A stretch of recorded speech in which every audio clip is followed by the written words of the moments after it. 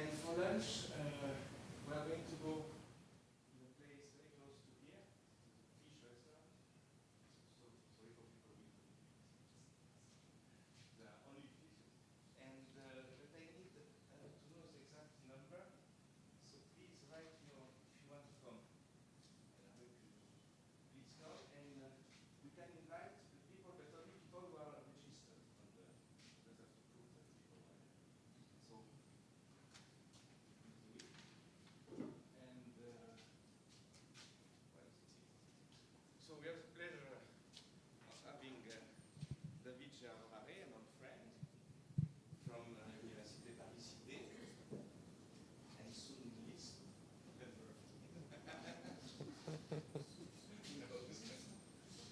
And he's going to take about some recent results in nonlinear theory. Okay, thank you, Thierry. Thank you very much, of course, to the organizers for this kind invitation. So, at the request of the organizers, or at least that's my understanding of the request, I will try to review some mathematical results on boundary layer instabilities. Okay, so there will be a lot of instabilities, but to be honest, not so many geophysical fluids. For instance, I will not talk about Ekman boundary layers for rotating flows. I will stick to the basics, and I will restrict to 2D flows, and I will just consider Navier-Stokes. Okay, so this is 2D Navier-Stokes in some two-dimensional domain that I call omega. So as you can see, this is incompressible flows, and nu is the inverse Reynolds number. And as you know, it's built upon the kinematic viscosity coefficient nu k, a typical velocity u, and a typical length scale. Okay, but as we will see, there are situations where there is no such thing as a typical length scale, and so in this kind of situation, obviously you can pick an arbitrary one, but this is not the end of the story. After that, the dynamics will sort of identify the right scale. Okay, but anyway, as you know, in most applications, including in geophysical applications, nu is very small. And so there is this natural question, what is doing u nu, the Navier-Stokes solution, when nu goes to 0?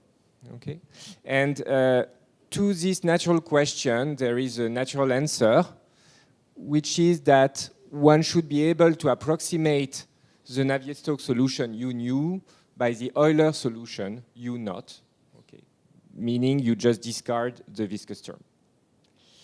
But life is not so simple, and this is not so true even for smooth solutions. So here I'm in 2D, right? So for smooth data, I have smooth solutions globally in time. But there is still an issue. So more precisely, if the domain omega has no boundaries, no problem. You can prove that smooth solutions of Navier-Stokes converge to smooth solutions of Euler, and more generally, in any functional space for which you have a good theory for Euler, you can prove convergence. Okay, but this is no longer true if you have a boundary, because there is a problem due to a mismatch of boundary conditions. Namely, if you work with Navier-Stokes, so with non-zero viscosity, then the usual boundary condition, and which is satisfied experimentally at least up to the down to the micrometer scale, this is the no-slip condition. Okay, so u nu should vanish at the boundary. But of course, when you turn to Euler, nu is 0. It's more hyperbolic nature, and so you have to relax the number of boundary conditions. You have no longer any Laplacian. And traditionally, what you will preserve is just non-penetration, so only assuming the normal component of u is 0 at the boundary. Okay, and so actually from this mismatch, you know instantaneously that there will not be any convergence of u nu to u naught in some strong topology. For instance, it cannot converge uniformly, because otherwise, of course, as u nu is 0 at the boundary, u naught, if it's the limit of u nu, would be 0 at the boundary, which is not true in general. Okay, so in any functional space on which the trace at the boundary is continuous, you cannot have convergence. Okay. And so another way to say it is that there is no possible uniform bound on the gradient of u nu with respect to nu, because otherwise, by compactness, you would have uniform convergence. Okay. And so this lack of uniform bound corresponds to a concentration near the boundary. Okay, streamlines will sort of concentrate near the boundary, and the dependence of u nu is no longer regular in u. Okay. And this region where the flow concentrates is called the boundary layer, okay, in the vicinity of the solid boundary. And the first one who analyzed this phenomenon and understood a lot of it is Ludwig Prandtl. So he gave a communication in 1904 in the International Congress of Mathematicians in Heidelberg. And he explained how viscosity cannot be neglected in this boundary layer region, even for small nu. You cannot take nu equals 0. And the very nice idea of Prandtl, which was very new at that time, was that u nu should obey some kind of multi-scale expansion. I mean, multi-scale expansions, as far as I know, were still not around in physics. I mean, WKB expansions, for example, appeared later. Okay, so this is a very important contribution to fluid mechanics and mechanics in general. And so he understood that classical regular expansions in powers of nu could not be true anymore over the whole domain. I mean, near the boundary, you should have some singular dependence with respect to nu. Okay.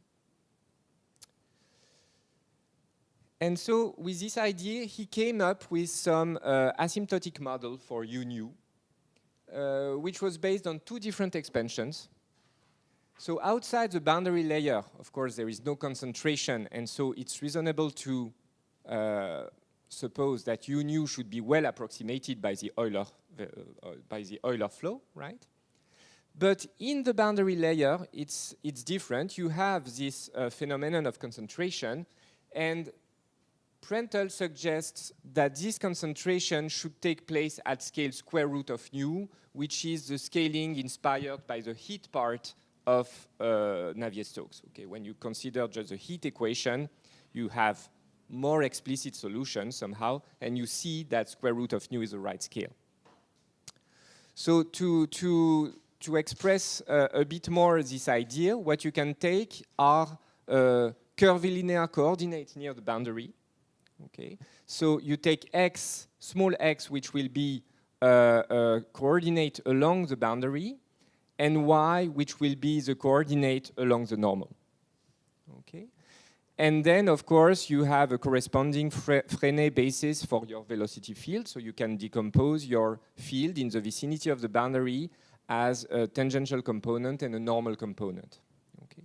And now, with these notations, the idea of Prandtl is that the Navier-Stokes solution written in this frame, u nu v nu, should behave like this. So asymptotically, it should be like profiles u and v, depending on the regular variables t and x, but as you see, depending on this y divided by square root of nu, which corresponds to this concentration at scale square root of nu. Okay, so you have now in these boundary layer profiles, this variable capital Y, which corresponds to y divided by square root of nu.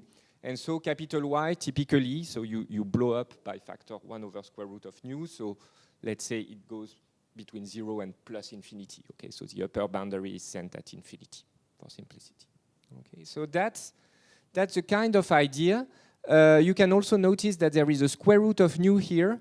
So the amplitude of the normal component is less than the one of the tangential component, and this is because of divergence-free conditions. If you want to preserve divergence-free conditions, you need this. Okay. And so what you can do, I mean, if you believe in this kind of asymptotics, is you can plug this into the Navier-Stokes equation, and you keep the leading order terms, and what you recover, or what Prandtl recovered, is this PDE, okay, which is formally satisfied by UV. Okay, and well, as you can see, this is a kind of degenerate Navier-Stokes equation. A striking feature is that there is no more an equation on V, the normal component. Okay, it's replaced by the hydrostatic approximation, dyp equals 0. And of course, you keep the divergence-free condition, and you have an evolution equation on the tangential component, small u.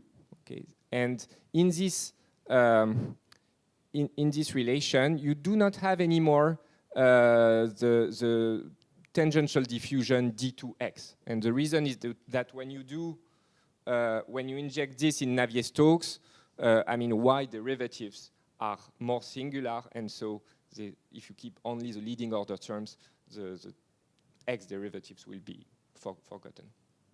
Okay, I hope everything is okay. So that's for the equations, and then you have to prescribe boundary conditions. So at the bottom, at the boundary, what you ask for is that this boundary layer should satisfy the no-slip condition, because it's the purpose of the boundary layer. And then at infinity, what Prandtl suggested is that it should match to the Euler flow. Okay, so you have a sort of continuity of the velocity. So the boundary layer profile at infinity, which means outside the boundary layer, should connect to the Euler flow at the bottom. So this is this capital U here, which is tangential component of the Euler flow taken at the boundary.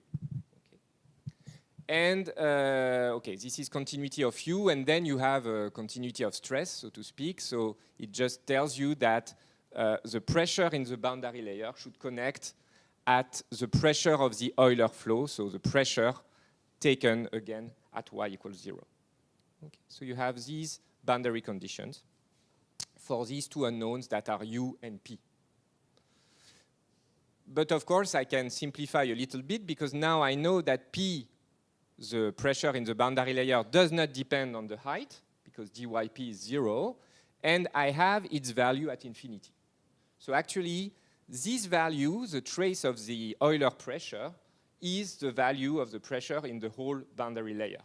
Okay, it depends only on x, and so you can plug it in the evolution equation for U. Yeah. From a mathematical point of view, what sense you give to this condition as U at plus infinity? It's a sort of, I mean, from the mathematical point of view.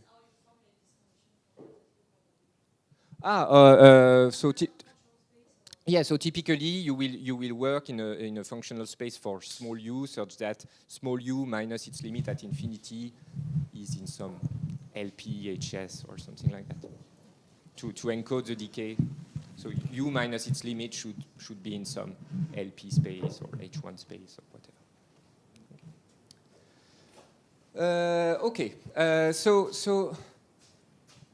So a first remark is that it's much, or at least it looks much simpler than Navier-Stokes, because, okay, you have now, I mean, V is recovered through the divergence-free condition now. Okay, there is no evolution equation on V. You just get it by integrating in Y the divergence-free condition. And so at the end of the day, what you have is an evolution equation on a single scalar quantity. Okay, and the pressure is known. Okay, so it looks very, very much better than Navier-Stokes. Okay. Also, another remark is that when you keep the leading order term that leads to this Prandtl model, you have no curvature terms in the operators. And the reason is that curvature terms are sort of lower order, because as you zoomed near the boundary, even if it's curved, it looks like flat. Okay. And so at leading order, you don't see any curvature term in these equations.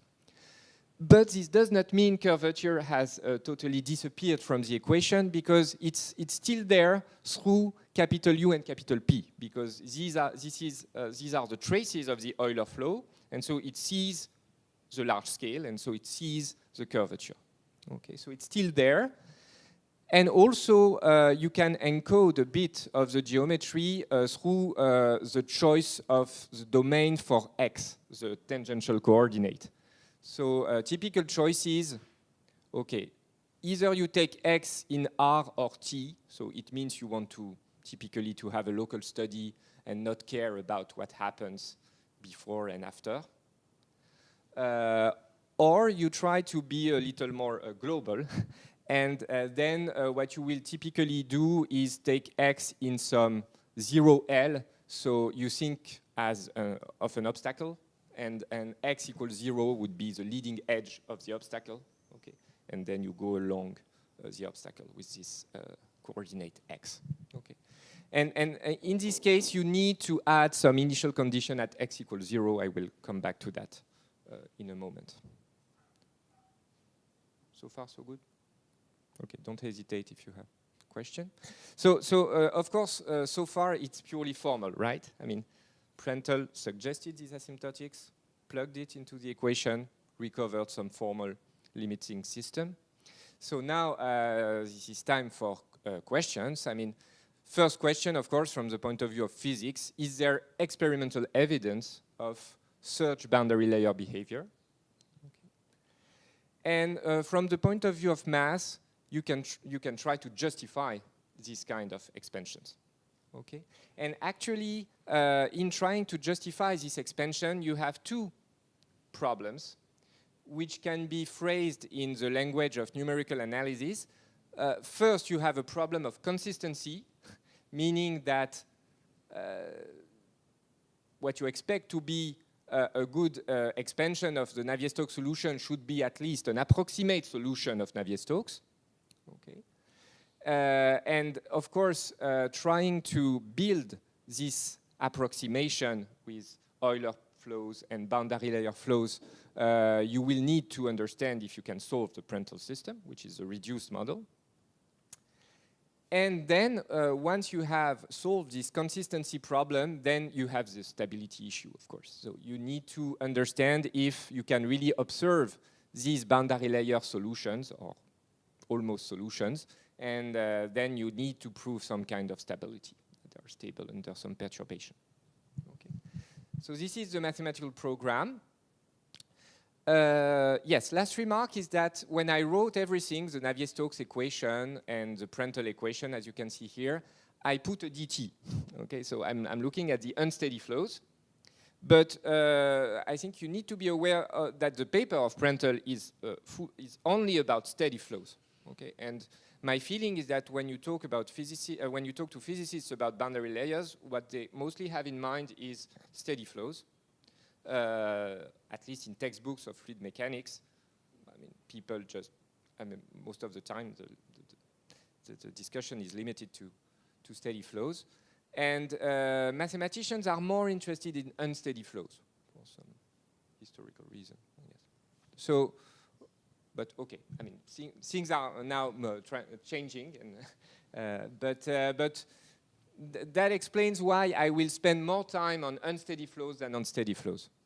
Okay, so I will be quicker on the review of steady boundary layers.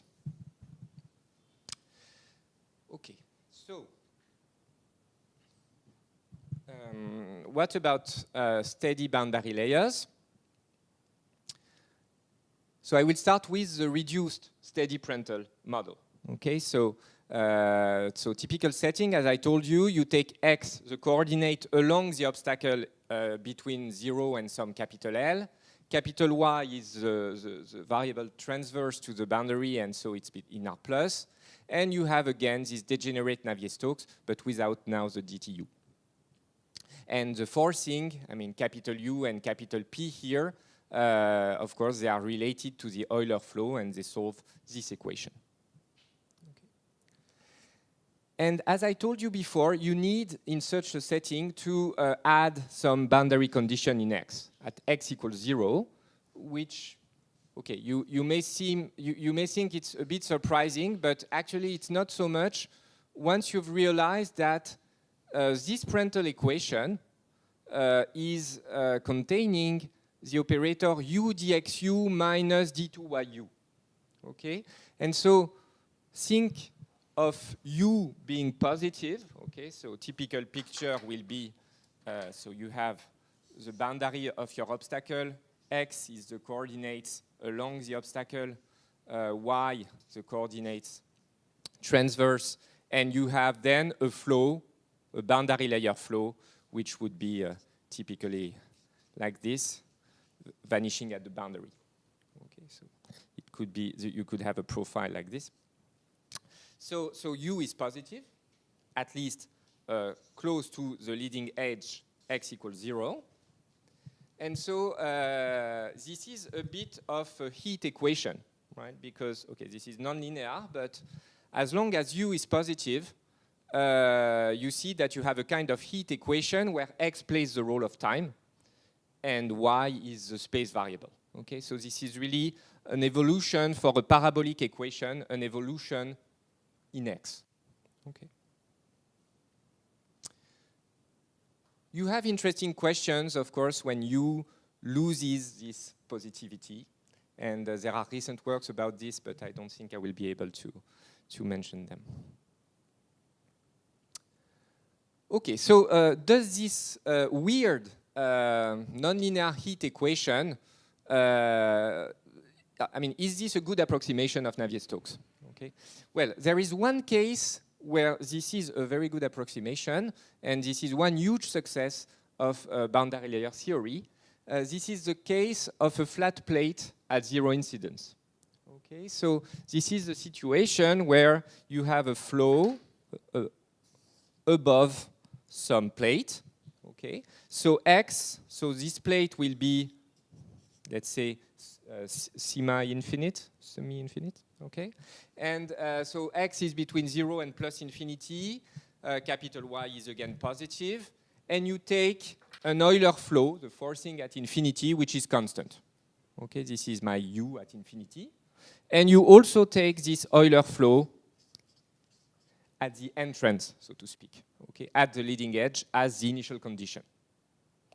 So this is a classical problem. So you want to understand the behavior of a viscous flow above a flat plate. And this is the kind of situations I was mentioning before. There is no typical length in this problem. Okay, there is no typical length. And actually, you have a rich, for the steady Prandtl equation, you have a rich two-parameter scale invariance. You can check that for any parameters lambda and sigma. If u is a solution, then this quantity will still be a solution. And so with the special choice that lambda is the square root of sigma, using one special scale invariance, you can construct a self-similar solution of this Prandtl model. So this self-similar solution is called the Blasius flow. Okay, Blasius was a student of Prandtl. And it depends on this self-similar variable capital Z, which scales like y divided by square root of x. Okay, so it means that you have a solution of steady Prandtl, which can be expressed as a profile f depending only on one variable, which is this capital Z. Okay, and this f solves this kind of integral differential equation. The integral of f here refers to the antiderivative of f. Okay, okay, this is the equation satisfied by the Blasius profile f. Okay, so for instance, you see that f of infinity equal 1. So if you look at u, which is given by the value, the Euler value at infinity capital U times f, you can check that when capital Y goes to infinity, this will converge to capital U. So you recover the right boundary condition far away. And also when x gets closer to the leading edge, when x goes to 0, this guy again goes to plus infinity. So you recover again capital U. So you recover this initial condition. Okay, so it matches all boundary conditions. That's a solution.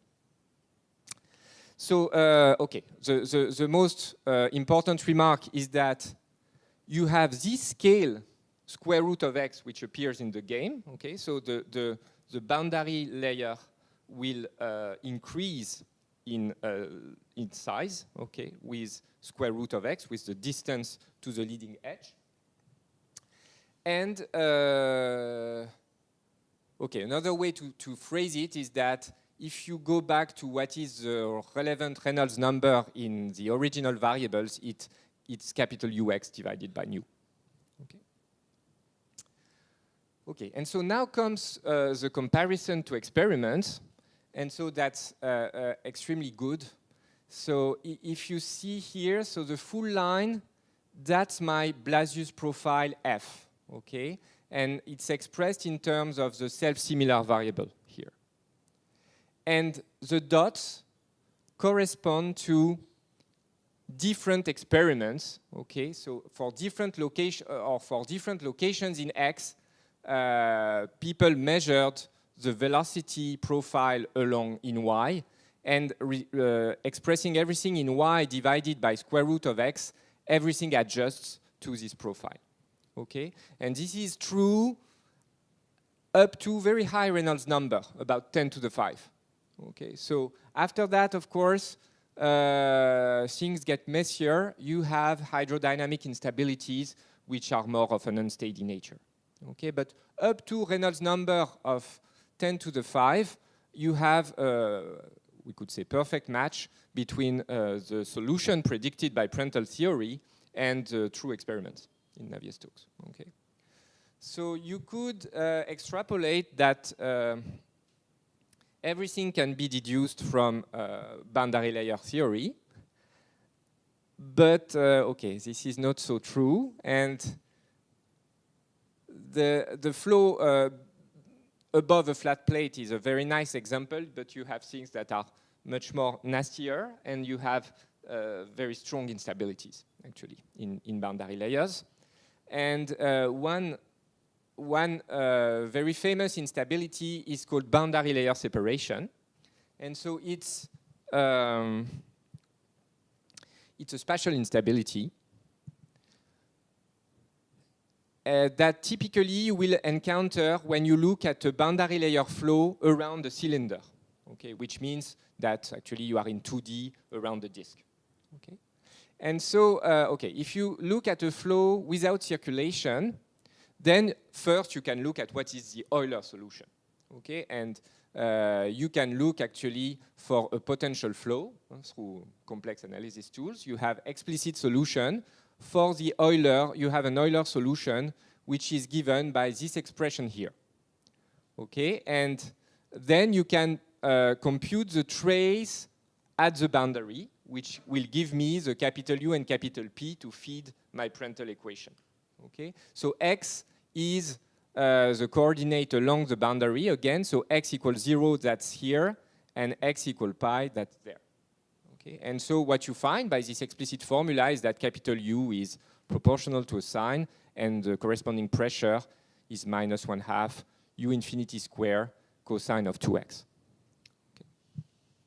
And so what you see from this expression is that capital U increases in the first half, so here, from between 0 and pi over 2, and then there is a decrease in velocity. And on the contrary, P prime is non-positive, sorry, in the first half, and is non-negative in the second half. So minus P prime, which is the force exerted by the pressure, will be against the flow in the second half. Okay? So, of course, in the Euler flow, this is okay because the speed of the flow increases. Okay, so it compensates for this adverse pressure gradient. But in the boundary layer, the amplitude of the velocity is less than capital U because you have friction. And so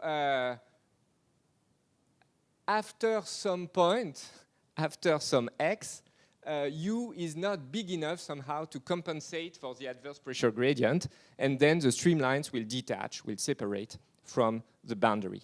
Okay, and this is this phenomenon of boundary layer separation, where then, okay, streamlines detach and you have a very nasty behavior with generation of many vortices. Okay, so this is a picture around the cylinder here, but this is more generic than that. You have also this kind of phenomenon around the tennis ball. Okay, so you have first half or so where streamlines are concentrating with a typical boundary layer behavior, and after that they detach, and here, of course, no hope for Prandtl theory to be valid anymore. Okay. So this is one big instability.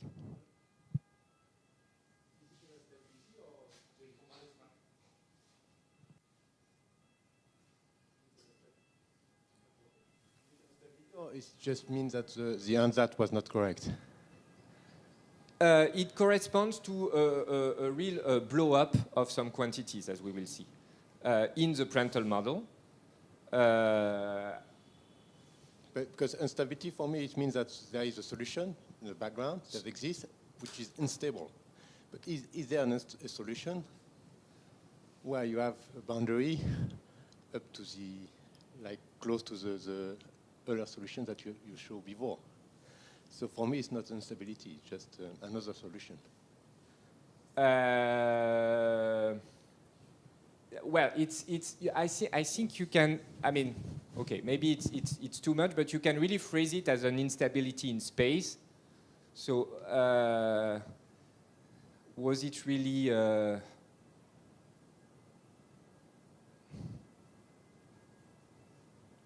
was it really proven? Just, I mean, just a question of terminology. You know.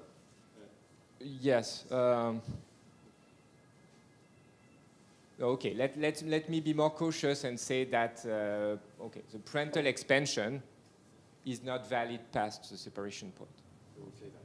Okay. But I think it's also instability because you don't expect the flow past the obstacle to be stable. No, but this is the consequence. I mean, the instability of the. I mean, for instance, no. So you have actually, so you have solutions of Prandtl equations. So for example, when the plate is not flat, okay, but is inclined, you have solutions of the Prandtl equation over the whole plane, okay, over the whole plate. And this is called Faulkner scan solutions, and this is a bit similar in spirit to these Blasius solutions I showed, okay. And these are solutions with reverse flows. And I would say that you can consider this as a solution of Navier-Stokes. Okay, there is a small remainder at the right-hand side. But then, I guess you can prepare your environment so that this is closed from this solution initially, and after later times, you will see this kind of picture. So that's what I would call an instability.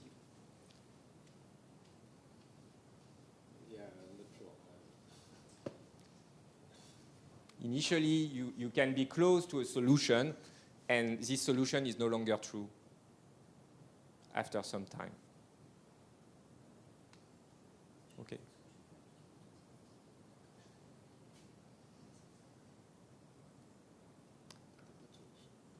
Okay, so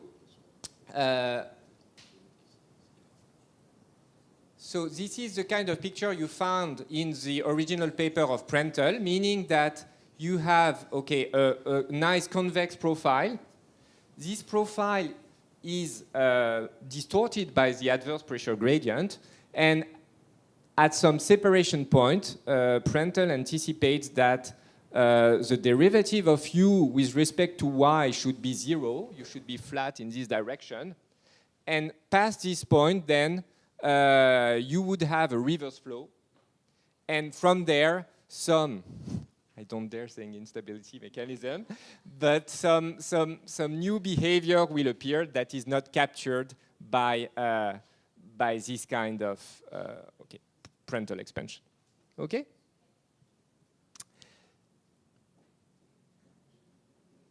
Okay, so the question is, can we recover mathematically this kind of dichotomy between favorable pressure gradient and adverse pressure gradient for which separation occurs? Okay. And okay, a few years ago, I would have said no, but I think this is fair to say now that roughly, the answer is yes. Okay, so for instance, there have been several works showing this dichotomy at the level of the steady Prandtl equation. So first, for the steady Prandtl equation, you have local well-posedness results, meaning local in X. Okay, so mathematicians are able to construct solutions to these PDEs, starting from data that satisfy typically that U at X equals 0 is positive everywhere, and dyu at X equals 0, Y equals 0 should be strictly positive. If you have this kind of assumption, then you can build a solution locally in X. Okay. And moreover, if on the initial condition at X equals 0, you impose that this is positive everywhere, then you have a blow-up criterion which sort of recovers, allows to recover the separation phenomenon, meaning that if you have a blow-up at some point, the separation point X star, then it's necessary that dyu at Y equals 0 should vanish. So we recover this behavior predicted by Prandtl at the separation point. Okay. On the contrary, if there is no adverse pressure gradient, one can show that X star is infinite. Okay, so all of this, okay, it has been improved over the recent years, but the spirit of all these results goes back to old works by Oleinik in the 60s. Okay. And now, in the case where there is an adverse pressure gradient, where you expect separation, there were explicit examples of blow-up constructed. So, for example, when in the case where P prime is equal to 1, Dalibard and Masmoudi constructed some blow-up profile. So you also have the way it blows up at X star, which is described pretty precisely. Okay.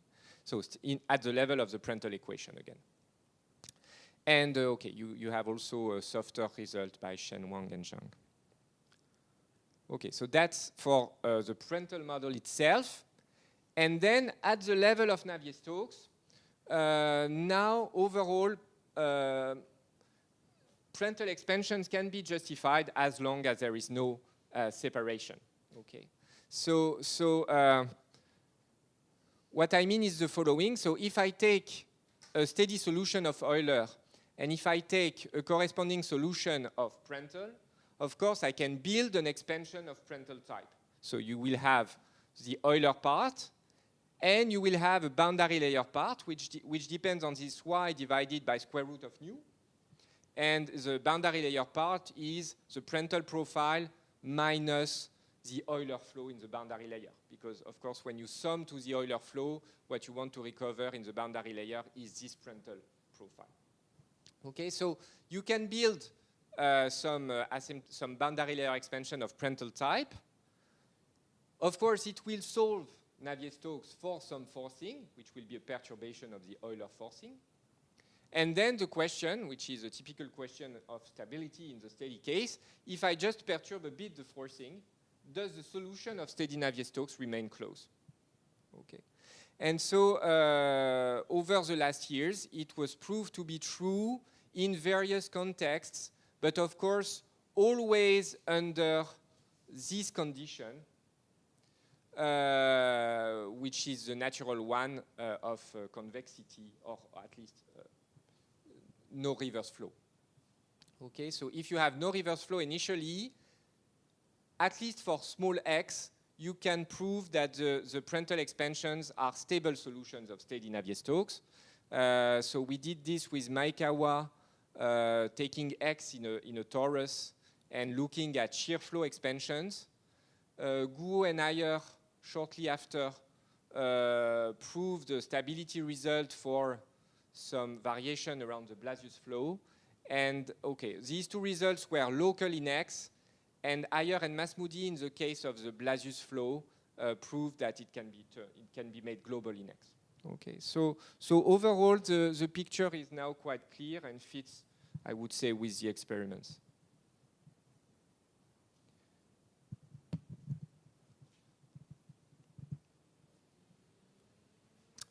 Okay, so that's all I wanted to say about the steady setting. And now I will move to unsteady boundary layer theory.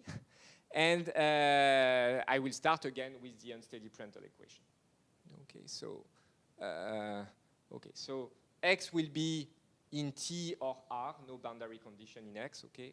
I want to make my life simple. And capital Y is again in R plus, and you recover this Prandtl equation. And of course, as a mathematician, first thing you want to do is to prove that this PDE system has, at least for some small time, solutions starting from smooth initial data. Okay. And to do so, what you need to do is to obtain some what is called a priori estimates. So you assume that you have a smooth solution and you show some control on U and on some derivatives of U. And if you manage to do that, you are not far from building solutions to the equation. Okay. So the question is, can we get control on the derivatives of the solutions of Prandtl starting from smooth data? Well, it's okay if you want to control derivatives with respect to y. Okay, derivatives with respect to y are okay because, for instance, you have a diffusion in y in the Prandtl system. So you feel that controlling y derivatives will be easier. And for instance, if you take what is called vorticity in the context of boundary layer, because it degenerates to dyu. So if you take dyu, well, it's like in Navier-Stokes. So in 2D, you have a transport advection diffusion equation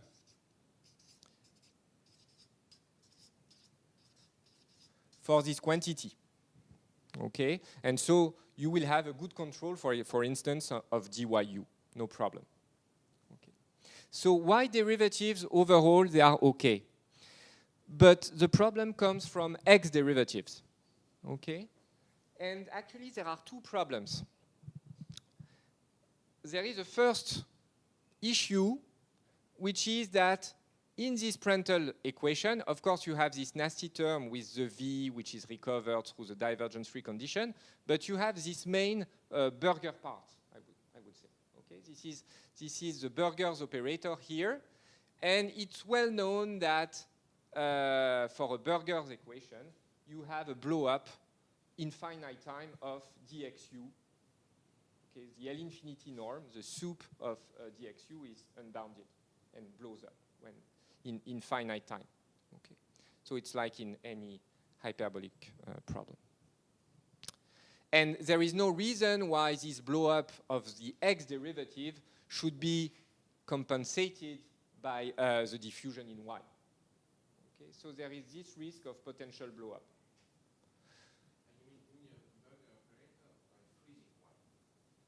I mean, in the equation, I have these Burger operators, and we know it can generate some blow-up in x, concentration in x. And we don't see intuitively why diffusion in y should stop this mechanism. Of course, this has to be proved, but you could fear some blow-up in finite time. But actually, there is an even bigger issue, which is that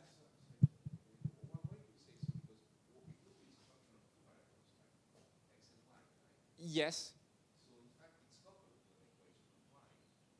No, I agree. I'm not proving anything, but you could fear this kind of behavior, and it turns out to be true.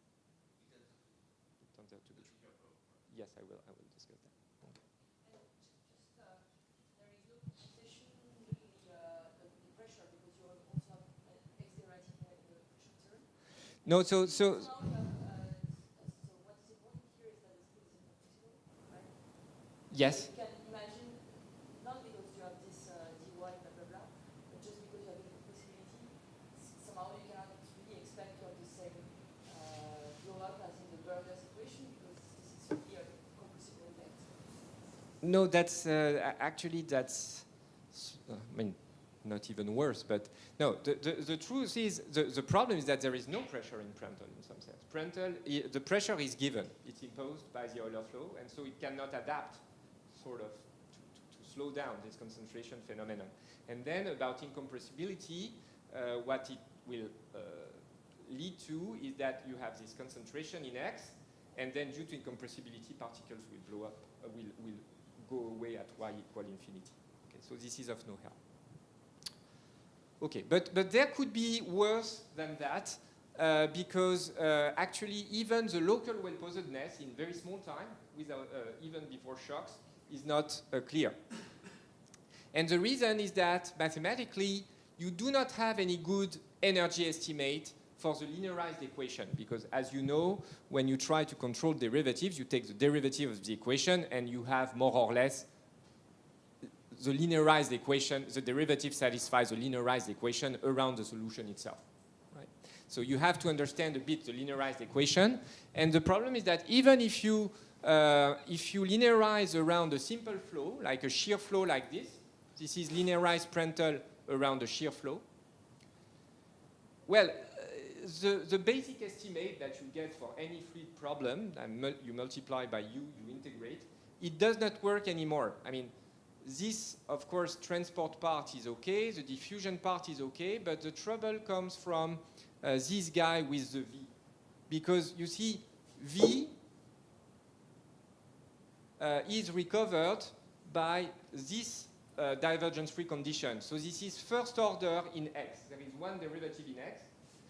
But the problem is that this is not skew symmetric. Okay? And so when you multiply by u and integrate, this does not go away.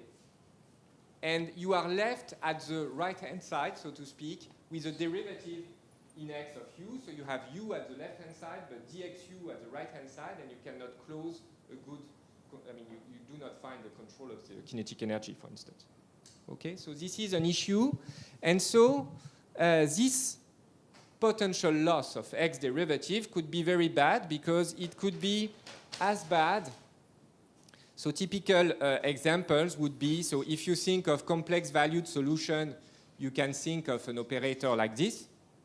Or if you think of a real valued solution, you could think of solutions to this kind of equation. So these are, you see, there is an X derivative, but due to this I here, there is no skew symmetry. Okay? And actually, this equation, maybe you remember from your complex analysis class, this is called the Cauchy-Riemann equation. And so any solution U of this should be analytic in X.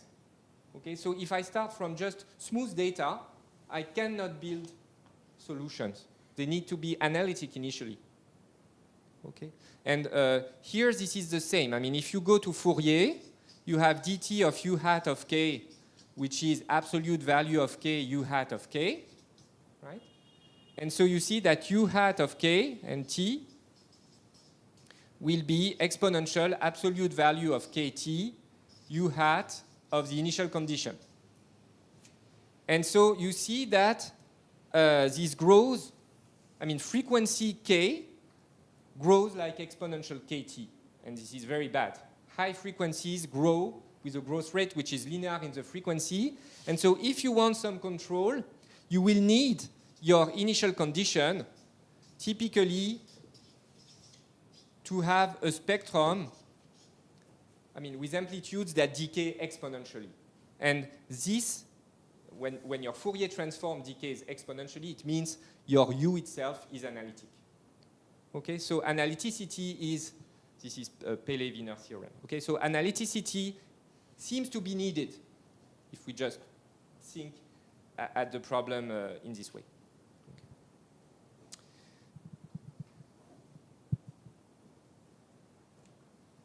Okay, so what are these two problems that we anticipate really in the game or not? Okay, I will just discuss blow up. So blow up, it indeed happens in the Prandtl system. And the first result in this direction was due to Weinheim E. and Björn Enquist in 2000. So they built up some blow-up in finite time in the special case where U is equal to P is equal to 0, no Euler forcing. So what they do is that they start from an initial data which is odd in X, and they show it's preserved by the evolution. And then they look at the equation satisfied by dxu at X equals 0. Here X is on R. Okay, so X is in R, and you have an initial condition which is odd in X, and the solution itself will remain odd in X, and you look at the X derivative. Okay, and what you see is that indeed this V satisfies a closed equation. So you have a diffusion in V, which is rather good, but you have this term, which is reminiscent of burgers, again, which is a V square, and you know that an ODE like dTV equal V square can blow up in finite time. And they show that this happens for this equation. Okay. And this result was extended to the case of U of the form kappa sine of X, which allows to include the important case of a flow around the cylinder. Okay, so this was done by Kukavica, Vikol, and Wang. They proved blow up for solutions of the steady Prandtl with this forcing, blow up in finite time. And after that, there were results about blow up in some simplified model. For initial conditions which are odd in X by Kolo, Gould, and Masmoudi. So you also have a description of the blow-up. And this is not at all like separation in the sense that the blow-up somehow, it's not happening near the boundary. It's happening actually away from the boundary because the blow-up is along the characteristics. And as we said, characteristics tend to, Y is sent at infinity due to incompressibility. Okay, there is compression. Particles are ejected far away, and the blow-up is along the characteristics. Okay, so this is a different blow-up mechanism than the separation one I was mentioning for steady flows. Okay, quickly before the break. Okay, so the problem is that this kind of blow-up was established mathematically, but in the numerics, this is not the kind of blow-up you see. But you see blow-up. Okay, and for example, if you look at the flow around a cylinder, there is a well-known paper by Van Dommelen and Chen in the 80s, which was revisited very nicely in 2009 by Gargano, Sammartino, and Schiaccia. Sorry for the pronunciation. Okay, you see numerically a blow-up. So you have this kind of patterns at some location in Y. You see that the solution has a compression in X through time. And for time like here in this simulation, 0.1, you see that you are forming a shock. Okay, so this is the kind of pattern you have. And again, contrary to the steady case, even if it's not the blow-up that was described mathematically, the solution, the blow-up does not appear near the boundary. So at the time of the blow-up, the solution is still smooth at the boundary, but you see, so these are the streamlines of the vorticity. They tend to get mad away from the boundary around Y equal 5 or something like that. Okay. While in this region near the boundary, this is still okay. Okay, so this is a different blow-up mechanisms. Okay, and should I move to the? Okay, I can now jump to. So for blow-up, that's the picture. At least the one I know, and now we can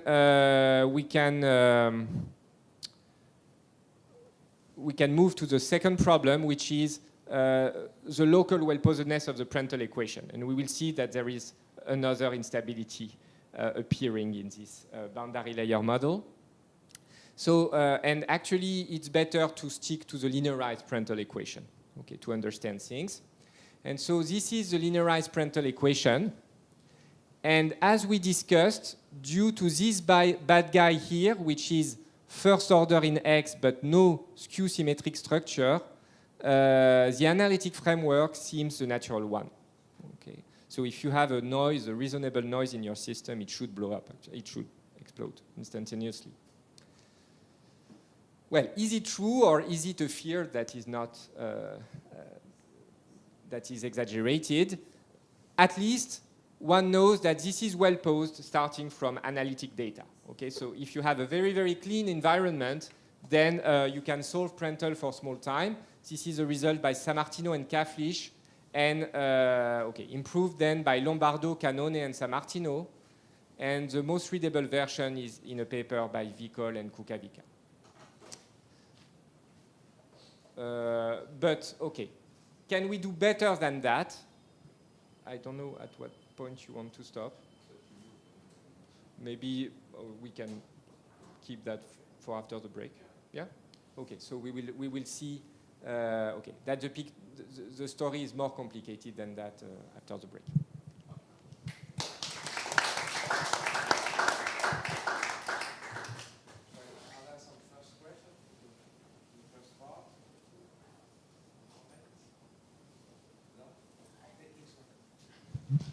I have plenty of questions, but I will refrain from asking all of them.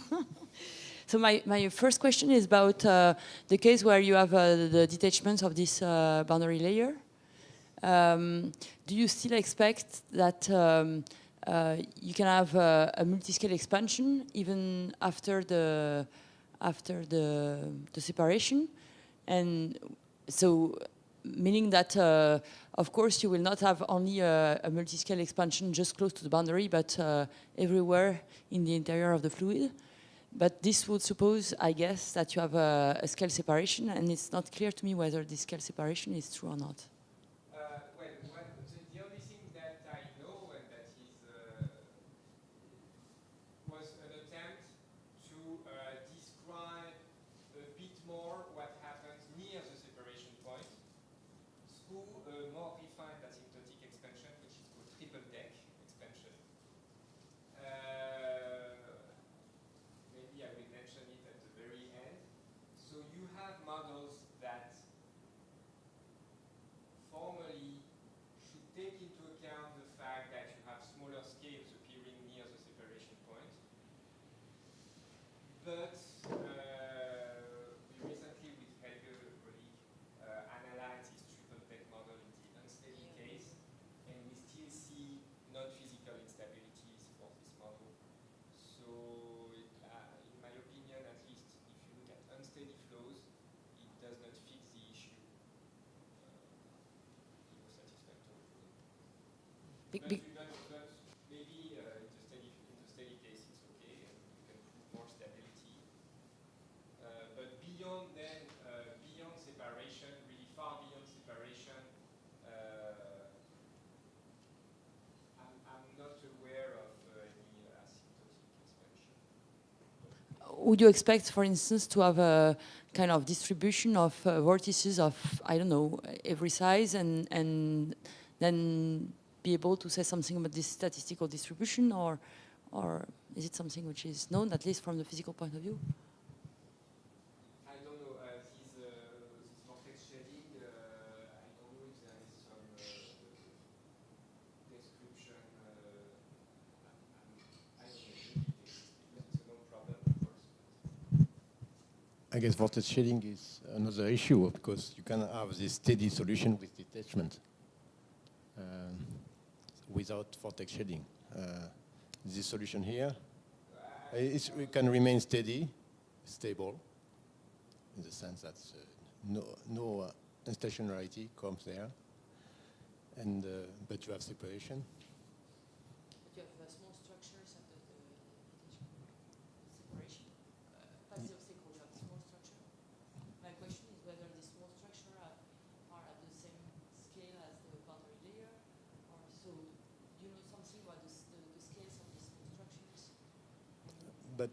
Yes, there is a vortex there. I think this is this vortex. I mean, you can describe it in an Euler solution, but you have a separatrix that starts from the detachment point that go to the where you have to include viscous effect there, and that remain there. Does it mean that you are able to have an ansatz, a guess of this ansatz? I guess you can. I don't know if it has been done for this configuration exactly, but for the clipper deck, I mean, it's complicated because there are many scales, and you have to modify the Euler flow to have a feedback on the Euler flow. So, but yeah. Several attempts, so the triple deck to have also what is called interactive boundary layer models, which are sort of refined models where we try to establish communication between the Euler flow and the phantom flow in a more interactive way. But it's not clear on talking to mathematical analysis that it's really better. And there are still some to be done, especially at the steady level on these defined models. I have a very nice question about this Berger stuff. And when you look at the operator like this, if you come from normal form culture, it would be natural to ask if you can rewrite the operator in normal form. The only operator as a function of the Berger equation. So it's all completely stupid to imagine. Well, actually, Berger's, it's really, Berger's, you can really, you take dtu plus u dxu. So you differentiate,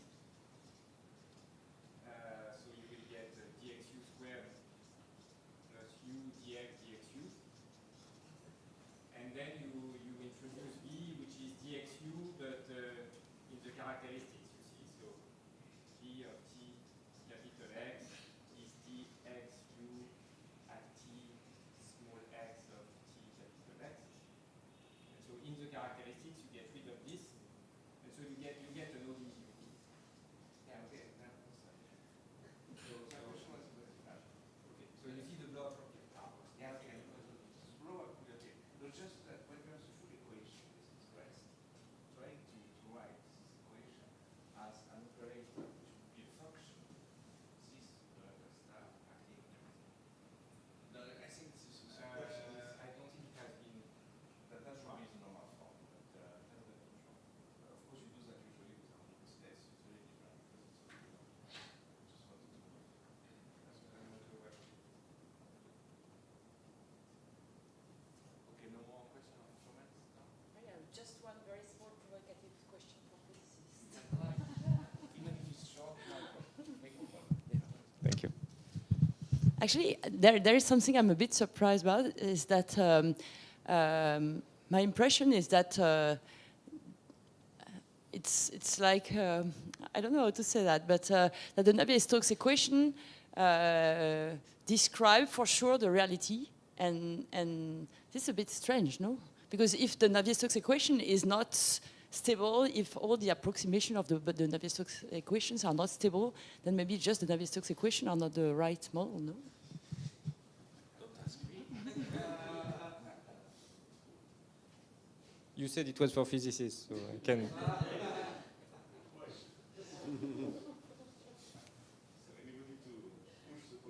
No, but this is pretty different because you have this reduced model, and this reduced model, you create instabilities which are unphysical. After that, I mean, you have true instabilities, and they are captured by Navier-Stokes. So, I mean, I don't think the failure of boundary layer theory discards the Navier-Stokes equation. Yeah, it just tells you that the boundary condition, I mean, the approach is not working, and that the ansatz was not correct for this case. Yeah, but is it clear? So, for instance, the problem is that since you have these very small structures everywhere, so I don't see it's no. very difficult to No, there is not. There is no very small structure there.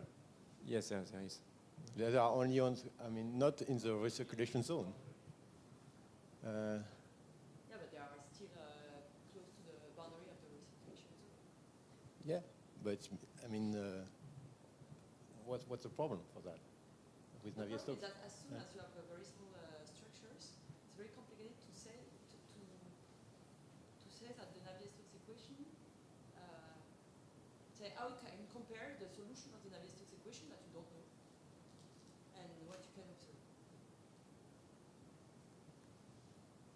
Oh, but the problem is when you want to stick with Euler, and that you have many solutions of Euler equation of this problem, and you have to know the one which is the closest to the Navier-Stokes solution that you observe.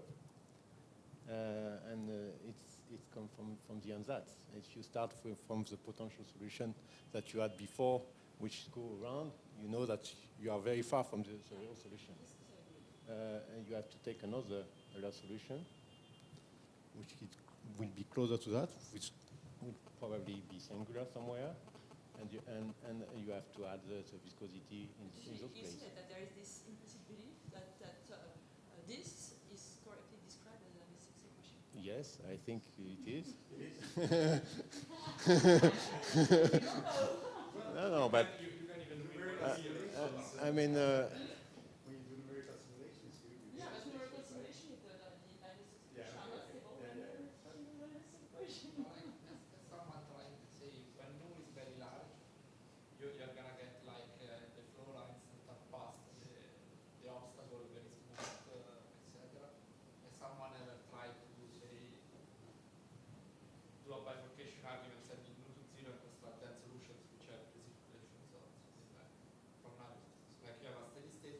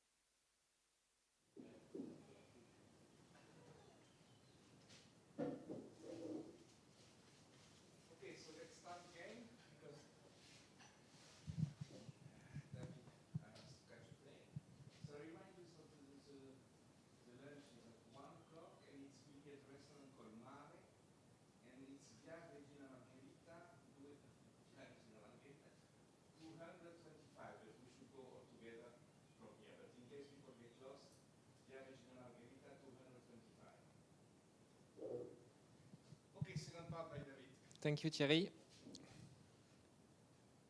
So,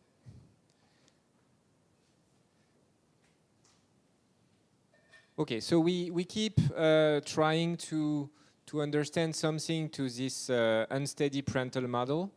And as I told you, things are unclear even at the linearized level. So due to this term which corresponds to the stretching in some sense.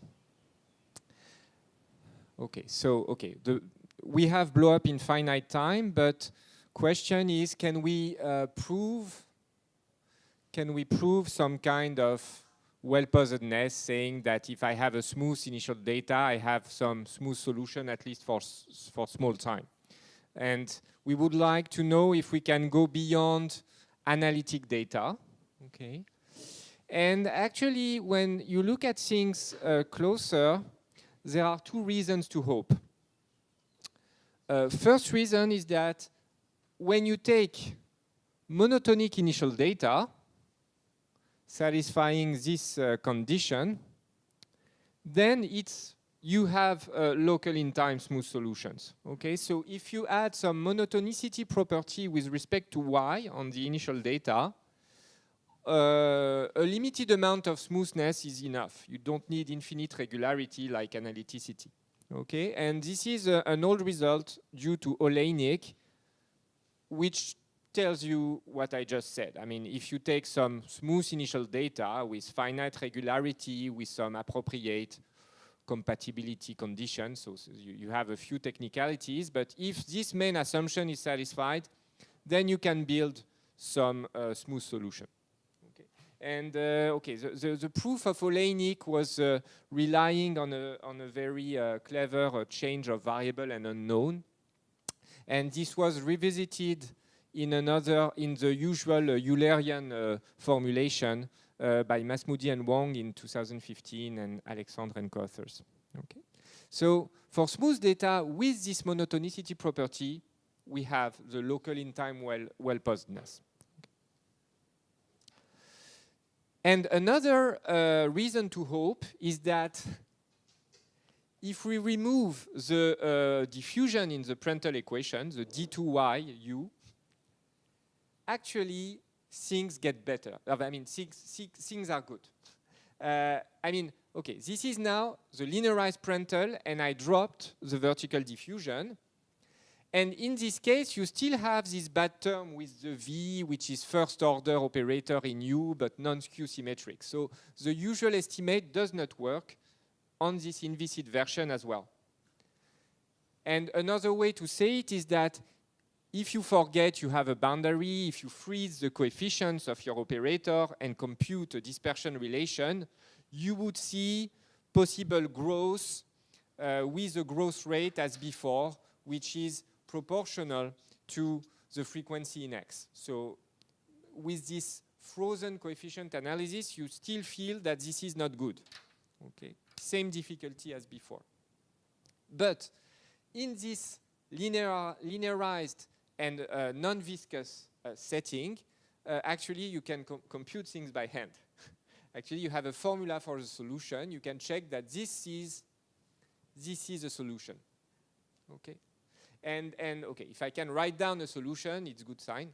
So you see that the right-hand side will make sense as soon as U0 has some limited regularity.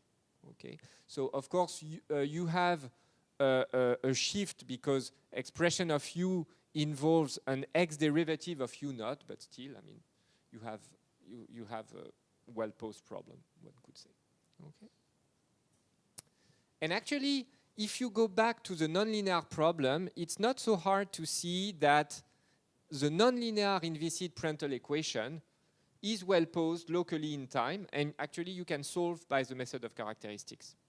Okay, so from this inviscid analysis, which was developed in a nice paper by Hong and Hunter, well, you feel that now hope is restored, and we can try to prove well-posedness of the parental system. Okay, locally in time still. But unfortunately, you know, it's like in the news, hope is not very trendy, and so you can actually show it's ill-posed. Okay, it's ill-posed. Okay, mathematicians working in PDEs like to use Sobolev spaces, but you can think of CK spaces. Okay, so there is an issue if you start from a CK data. Okay. For example, what we proved is this theorem, which says that, so this is for the linearized equation, but then you can prove something for the nonlinear system. We proved with Emmanuel Dormy that there exists some shear flow, which is very nice, which is very smooth, which is decaying at infinity. Actually, you can take it compactly supported. So there is a shear flow for which the linearized equation around the shear flow has no reasonable solution. So it has no solution in the sense of distribution in the energy space, so to speak. Okay, so no matter the time, you will always find some initial data such that this linearized parental equation has no solution. Okay, so this is ill-posed. Okay. Okay, so let me tell you how you prove this ill-posedness result. Okay, there are some abstract mathematical arguments which tell you that showing no solution amounts more or less for a linear equation to showing a lack of continuity between the initial data and the solution. And okay, to deny this continuity, the key point, and yeah, so you actually for this kind of linearized PDE, existence of a solution map is almost the same as continuity of the solution map. So you want in U naught with respect to the initial data. Okay. U naught up to U at time t. This map should be. Okay, and how do you deny this continuity? And this is the physical mechanism which makes the parental equation go wrong. You have actually very violent high-frequency instabilities. That's what we prove when the shear flow has a non-degenerate critical point.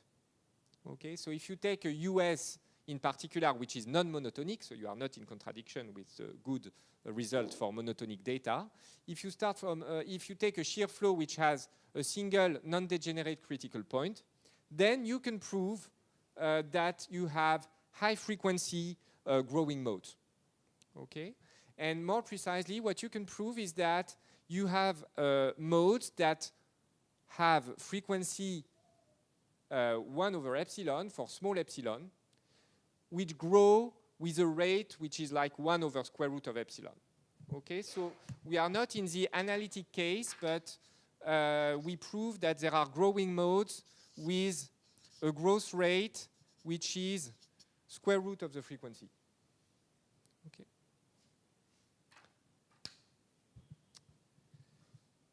And so, more precisely, this is the kind of growing mode we built. So you see here, okay, there is a profile in capital Y, and there is a phase with oscillation in x, exponential ix divided by epsilon. And what we prove is that you have solutions like this with an omega epsilon here, a phase in time, which is like a real constant divided by epsilon. So this corresponds to high frequency oscillations. But there is a correction in 1 over square root of epsilon, and this tau in front of the correction has a negative imaginary part. We are able to show that. And this negative imaginary part creates the growth. Okay, so that's, so the construction is a bit involved, but the understanding of this omega of epsilon is as follows. So as I told you, there is this real part here, and so it corresponds to high frequency oscillations, and it's due just to the hyperbolic part of the Prandtl equation. Okay, so you have oscillations, but nothing against well-posedness here. Okay. But what we managed to show is that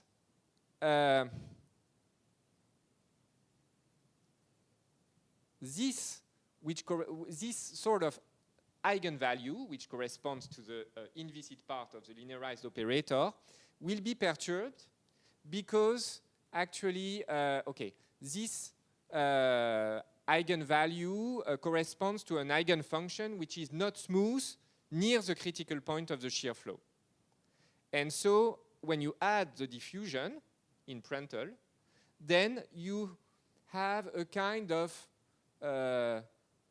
perturbation of the inviscid eigenfunction near the critical point. You have a kind of shear layer, so it sounds a bit like what Charlotte was telling yesterday. You have a boundary correction near the singularity of the and actually, so you have a sort of a shear layer is like a boundary layer in some sense near the critical point, and so it creates a singular perturbation of the eigenvalue, and so this explains why the next term is like 1 over square root of epsilon and not 1. Okay, and actually you can prove that, as I said, this is the mechanism behind this instability. So the perturbation, you have a singular perturbation near the critical point in some sense, and this creates a singular perturbation. This means that the eigenvalue will not be regular in the parameter epsilon.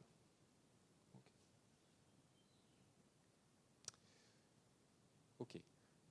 So actually, the idea for proving this phenomenon came from a paper that was given to me by my advisor, Emmanuel Grenier. So it's a paper by Desjardins, Grenier, Lyons, Masmoudi. And actually, so there is an analogy between the Prandtl system and the Navier-Stokes equation at low Mach number. So when you are trying to tackle the incompressible limit of compressible Navier-Stokes. What I mean is that when you do that, I mean, when you study this kind of problem, okay, incompressible limit, so you can linearize the compressible Navier-Stokes around the constant state, and with some proper rewriting of the equation, the linearized problem will be like dt of rho u. You will have the acoustic operator, something like this.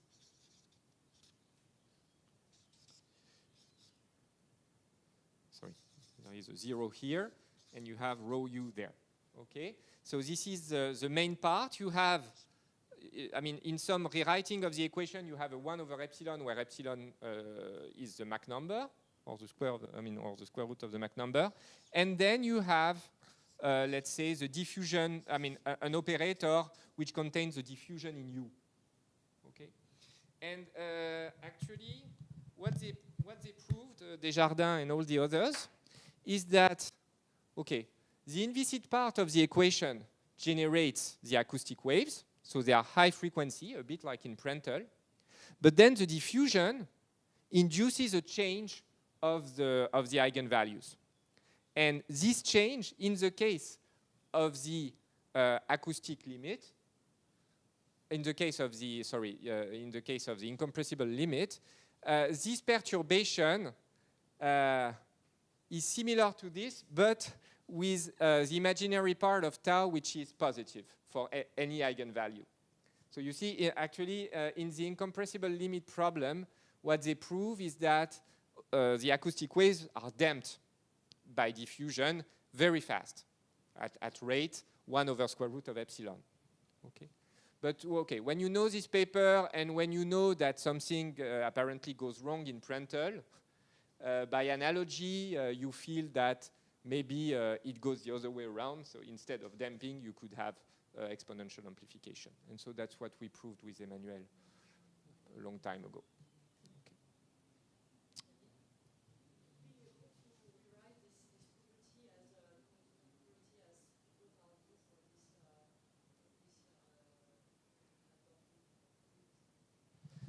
You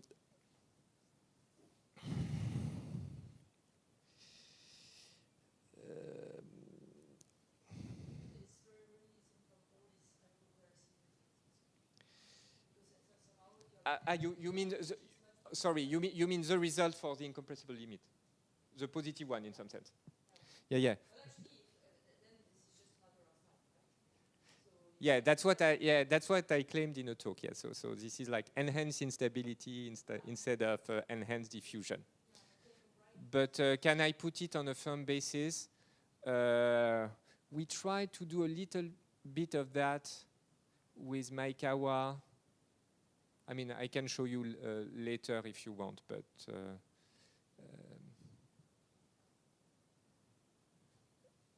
I don't think we are able to formalize it very far.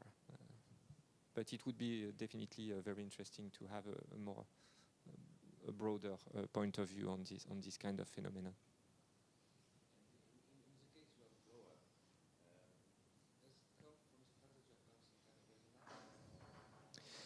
No, it's really unstable. I would say it's really an instability in the sense mentioned by Stephane. So you have a base flow, which is this shear flow. You linearize the equation, and then you have a growing mode, which grows like the square root of the frequency.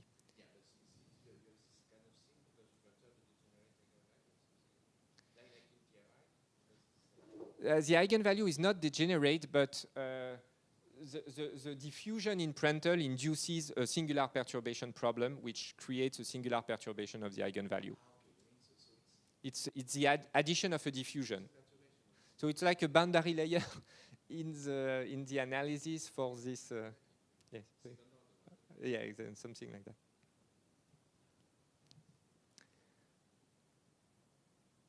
Okay, so okay, yeah, maybe just before moving to Navier-Stokes itself. Yeah, sure.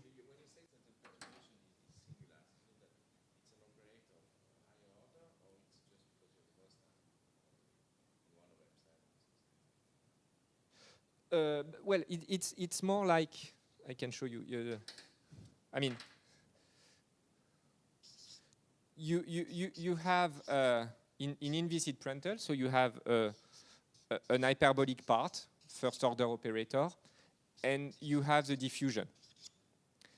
And so, okay, now if you look at high frequencies, okay, you denote by k. So let's say you have a wave vector k, and you say it's 1 over epsilon times some fixed, some unit wave vector. Well, what you see is that you have dt u hat equal 1 over epsilon L of k hat u minus d2 yu. So you see it's lower. I mean, okay, you can rescale the time, and you will have a small parameter in front of the diffusion. So it's again a singular perturbation. What is the perturbation? Laplacian? Yes, this guy. So you have a singular perturbation of something which is singular, as you said, itself, because you have the 1 over epsilon. Exactly. I mean, you can rescale time, and of course, and put the epsilon there. Okay, so you have the leading inviscid part, so it generates waves. So you have eigenmodes with real eigenvalues. And then you ask, okay, if I add this guy in the operator, what happens? And what we see here is that it perturbs. In quantum mechanics, you wouldn't consider that this is singular if you have something of higher order times a small constant, because we make all analysis compensates. Yes, but here the scale is different. It's like square root. I mean, I don't remember the scale, but it's still. Yeah. No, no. We are not in. Yeah, it's not like semi-classical analysis. The scaling is different.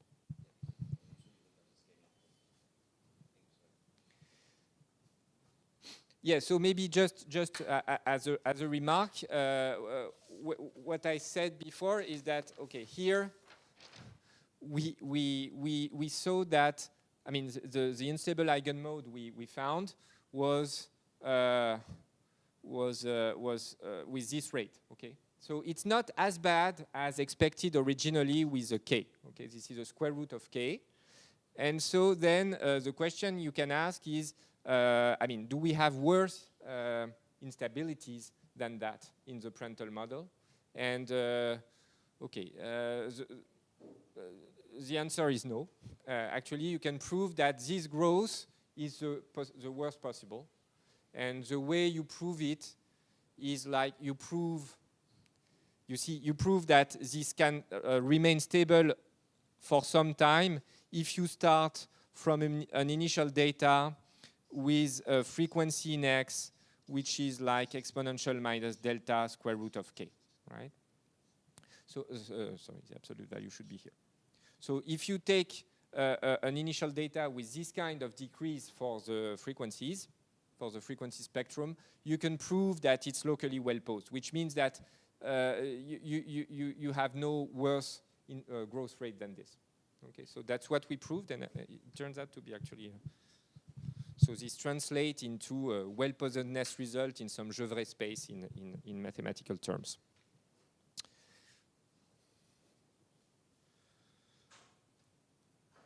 Okay, so that's for the Prandtl equation itself.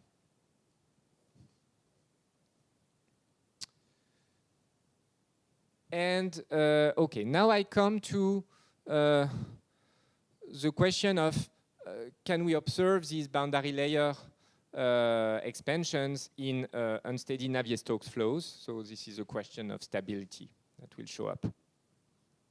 So I'm back to my 2D Navier-Stokes model. And we would like to justify somehow boundary layer theory, at least under some assumptions, because as we saw, there are instabilities that can ruin this. So we want to understand the connection between exact solutions you knew and approximate solutions of Prandtl type. Okay? So what I mean by approximate solutions of Prandtl type, that means they have the form I was evoking at the beginning of the talk. So away from the boundaries, they should, these approximations look like Euler. And in the boundary layer, it should be described by the Prandtl solution. Okay. So how do you build such approximation? Well, if you have an Euler solution and a Prandtl solution, then you can construct a global approximation over the whole domain by taking Prandtl plus a boundary layer corrector. And this boundary layer corrector, so if you write it like that, it's like a boundary layer perturbation of the Euler flow. So this boundary layer perturbation will be the Prandtl flow minus the Euler flow, or the leading part of the Euler flow in the boundary layer. Okay, so this is just translation of the boundary layer profiles. And so in this way, you really have an expansion which mimics the dynamics described by Prandtl. And it will give you a solution of Navier-Stokes up to some small error term that you can show to be of size square root of nu. Okay? And then actually you can a bit refine this approximation, so you can add correctors. So you can add large scale correctors, you can add boundary layer correctors in powers of square root of nu, so you can do some more elaborate asymptotic expansion. And if you do so, you will have an approximate solution with a better accuracy, in the sense that the remainder at the right-hand side will be square root of nu to the n for some arbitrary n. Okay. So of course, when you build these approximations, you have to solve Prandtl, right? So this can be done either for special data. You can always take some data which is okay, for which you know you have a solution, or if you want some general, you can invoke the general results I gave if your data are analytic, or if your data have Geovray regularities, then you can say, okay, I know there is a solution. Okay. But okay, that's sort of the first discussion here, the Prandtl system itself. Okay, so here I forget about this. I assume I have a solution of this form, and you see, we can really consider them as solution of Navier-Stokes. Yeah.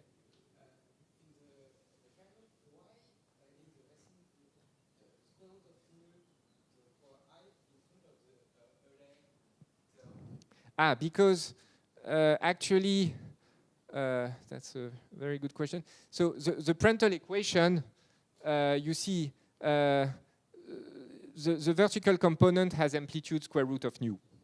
And so it will sort of feed the Euler flow at this scale. Okay, so the correction you need to, the large scale correction will be psi square root of nu. Because, yeah, typically, yes, this value, the value of this guy at infinity, so to speak, which should be the value of the Euler flow at the bottom, is non-zero, and so if you want non-penetration, you have to correct at this scale, with this amplitude. Okay, so it's forced by the boundary layer. So this is the right form, and you can prove you can really construct these kind of things. Okay, and so in this way you have a Navier-Stokes solution. Okay, you can always say it's not exactly a solution, but at least the remainder is very small. And now you have two questions which are related. So first question is the following. I give myself an approximate solution of Prandtl type, and I ask if I take a Navier-Stokes solution, an exact Navier-Stokes solution, which is close from this Prandtl solution, does it remain close on some time interval independent of nu? So I'm not talking here about large time result, but if I have a time which does not depend on the Reynolds number, it would be already something. Okay? And when I say close, I mean the difference will be typically a power of nu. Okay? It will go to 0 when nu goes to 0. Okay? So this is a stability question. I give myself the solution of Prandtl type. If I perturb it initially, if I take something which is close initially, does it remain close on a time that is independent of nu in some topology, okay, for some norm?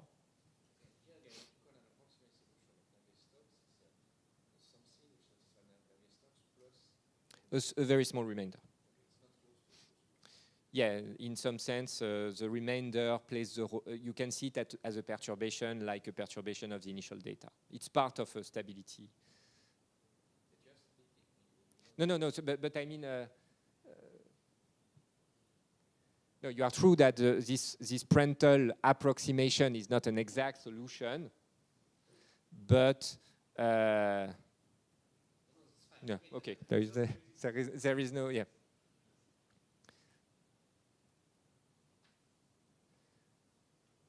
No, but my point is that often mathematicians don't like to have a perturbation in the source term.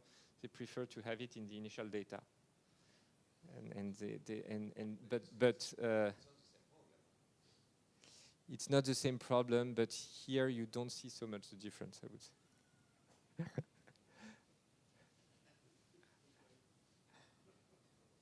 And then, okay, you have another question, which is the following. This time, I give myself a solution of Navier-Stokes, an exact solution of Navier-Stokes.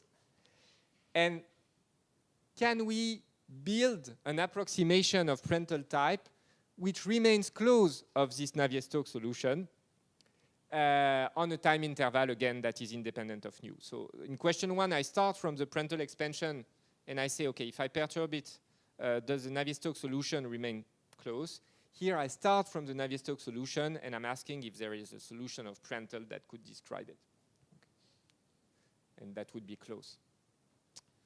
So this is slightly different, actually, because, okay, question one, you start from the, it's a real stability issue, okay?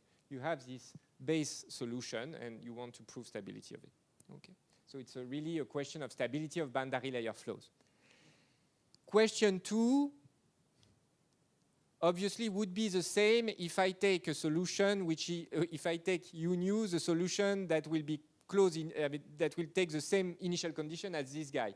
But here what I mean in this question is that I'm not imposing something on the initial data. So typically what we would like is to consider the solution of Navier-Stokes with a fixed initial condition, okay, independent of nu, right? So it's harder, right? Because here I put some constraint on the initial data to be of boundary layer type up to some small error. While here, at least in my mind, the question is, can we prove something like that for some fixed initial data? Okay, so it's a bit like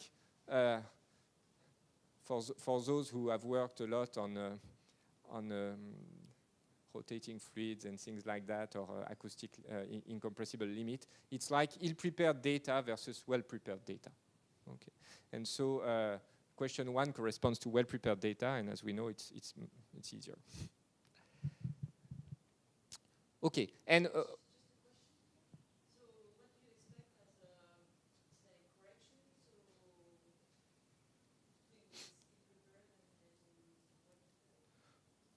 So what do you expect as a, say, correction? So that's part. I think that's part. It would be really worth, yeah, trying to understand this. It's boundary layer formation in some sense, the difference.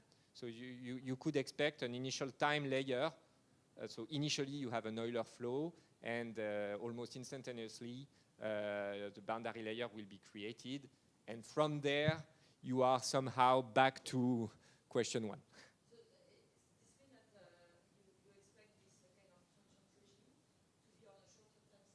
Yeah, exactly. Yes. But this is an open problem. I mean, nobody has really looked at it. At least for Stokes equation, that's what happens. You have an initial time layer. So typically, you know, you have a Stokes flow, and you over a flat plate, and you push the plate. You give an impulsion at initial time, and you have something that adapts. The boundary layer appears on a short time scale.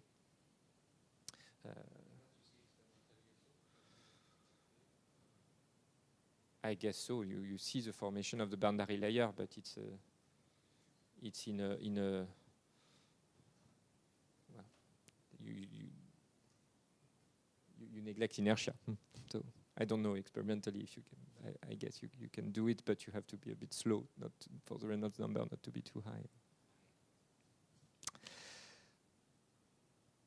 Okay, okay, and also I was a bit loose on the norms, because I say, okay, if I start close, do I remain close in some topology, in some norm? I did not specify the norm, but of course, if you want to describe a boundary layer phenomenon, you should choose a norm which somehow sees the boundary layer. Okay, so for instance, as the boundary layer has amplitude 1, you will see it in L infinity.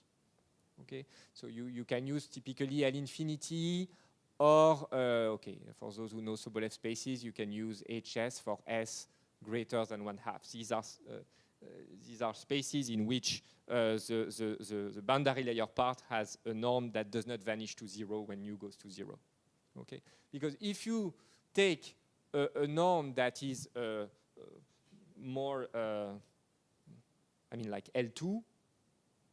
Not so refined, of course, you can forget the boundary layer part, and then the question is just a question between Navier-Stokes and Euler. Okay, so if you actually, and this is a third question, there is this question of the inviscid limit, which is, okay, if I give myself an Euler flow, and if I start with a solution of Navier-Stokes that is close to this Euler flow, does it remain so on some time interval independent of nu? Okay, this is the inviscid limit problem. There would be much to say about this inviscid limit problem, of course. I mean, and I'm talking here about smooth solutions only, because if you go to weak solutions, then this is even worse. But okay, just I would like to mention only one result. well known in the community, which is a result by Kato in '84, which tells you the following. So if you have a bounded open domain of Rd, so R2 or R3, if you take an Euler flow which is smooth enough, say C1, then for any solution of Navier-Stokes, so for those who know, these are called Leray solutions, for any Leray solution of Navier-Stokes that converges initially to the Euler flow in L2, convergence of Navier-Stokes to Euler in the energy space on a time 0t will be true if and only if this quantity, so I guess there should be an integral from 0 to t on top of it. There is a one integral missing, but if and only if the dissipation of entropy in a layer of size nu near the boundary goes to 0. Okay, so this is a very nice, necessary and sufficient condition, which tells you that Leray solutions of Navier-Stokes converge to Euler solutions if and only if the dissipation of entropy in a layer of size nu goes to 0 with nu. Okay, so convergence from Navier-Stokes to Euler holds if and only if there is no concentration at scale nu near the boundary. Yeah. Just to remember correctly, they call that like fake boundary layers. Why fake boundary layers? Because in the proof of this result, they build an approximation of Euler with a boundary layer correction with typical size nu. So not with a Prandtl correction. So they take an artificial corrector to prove the result.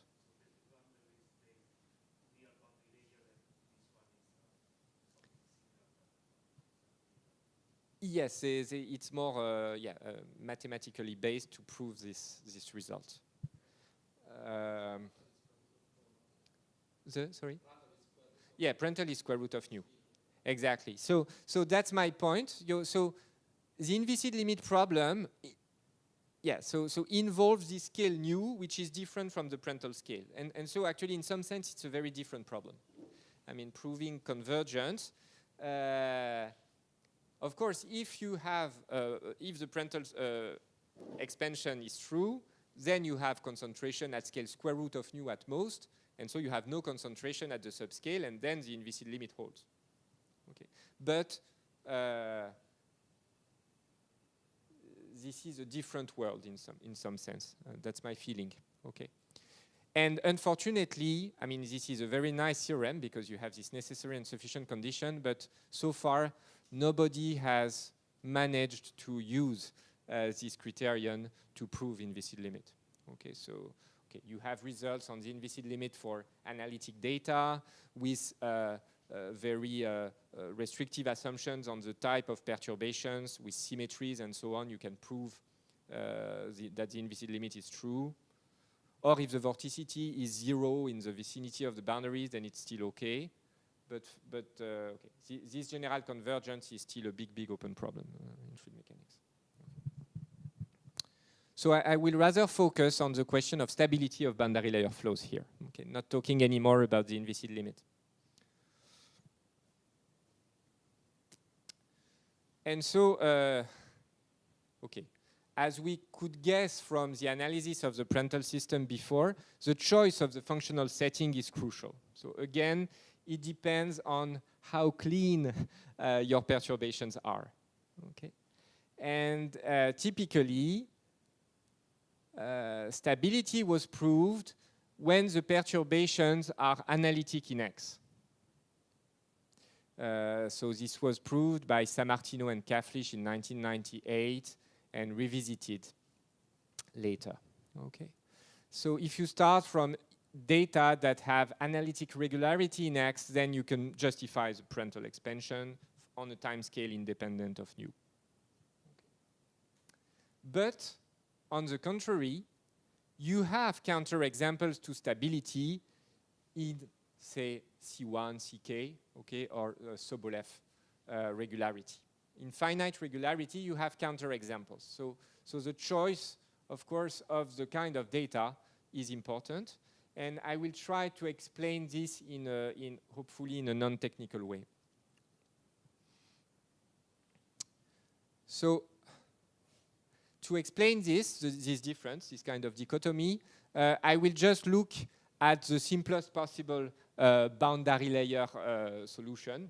So I will take a shear flow. Okay, so it's a horizontal velocity field depending on the height, and I introduce this typical scaling y divided by square root of nu, and I want to understand the stability of this kind of simple boundary layer flow. Okay, and I want to control to have a stability result again on some time t which does not depend on nu. So of course a naive first approach would be to write the difference u tilde between the true Navier-Stokes solution and the approximate one and try to get a control by an estimate. Okay, and so I can write the equation on this u tilde, I can multiply by u tilde as always and integrate. And so on the left-hand side, you will find the derivative of the kinetic energy, the entropy, and on the right-hand side, you have the contribution of the remainder, which comes from the fact that this is not an exact solution of Navier-Stokes. There is a perturbation here. And you have this term that comes from the stretching by the boundary layer flow. Okay. And of course, this is the bad guy in this game because this boundary layer flow depends on y over square root of nu. So this gradient has size 1 over square root of nu. And so, okay, if you do some kind of Grunwald argument, like in ODEs, what you find is that a basic estimate will give you a growth rate like t divided by square root, exponential t divided by square root of nu. So it means that no matter if, I mean, as long as r nu is just nu to the n, even for large n, you will lose control after a time which is nu 1/2. So you are far from 1. So this is not enough, this kind of bound. Okay, then you can refine a little bit, realizing that this is only the y derivative which is responsible for this 1 over square root of nu. So the bad term is this guy where you have only the y derivative and v tilde, the vertical velocity of the perturbation here. Okay. And so, okay, you can do some basic trick, divided by y, multiplying by y. You can use what is called Hardy inequality, okay? And at the end of the day, what you find is this control. So you have no longer any 1 over square root of nu, but you have the norm of dx of u tilde, okay? So this is again a loss of x derivative, like in Prandtl before. On the right-hand side, on the left-hand side, you have only u tilde, or derivatives, but with a nu in front, while here you have a derivative without nu. Okay. But as I suggested before, if you deal with the analytic regularity, you can handle this kind of loss. Okay, so this explains mathematically why you can prove some stability for analytic data. But can we do better? Can we go beyond analytic regularity?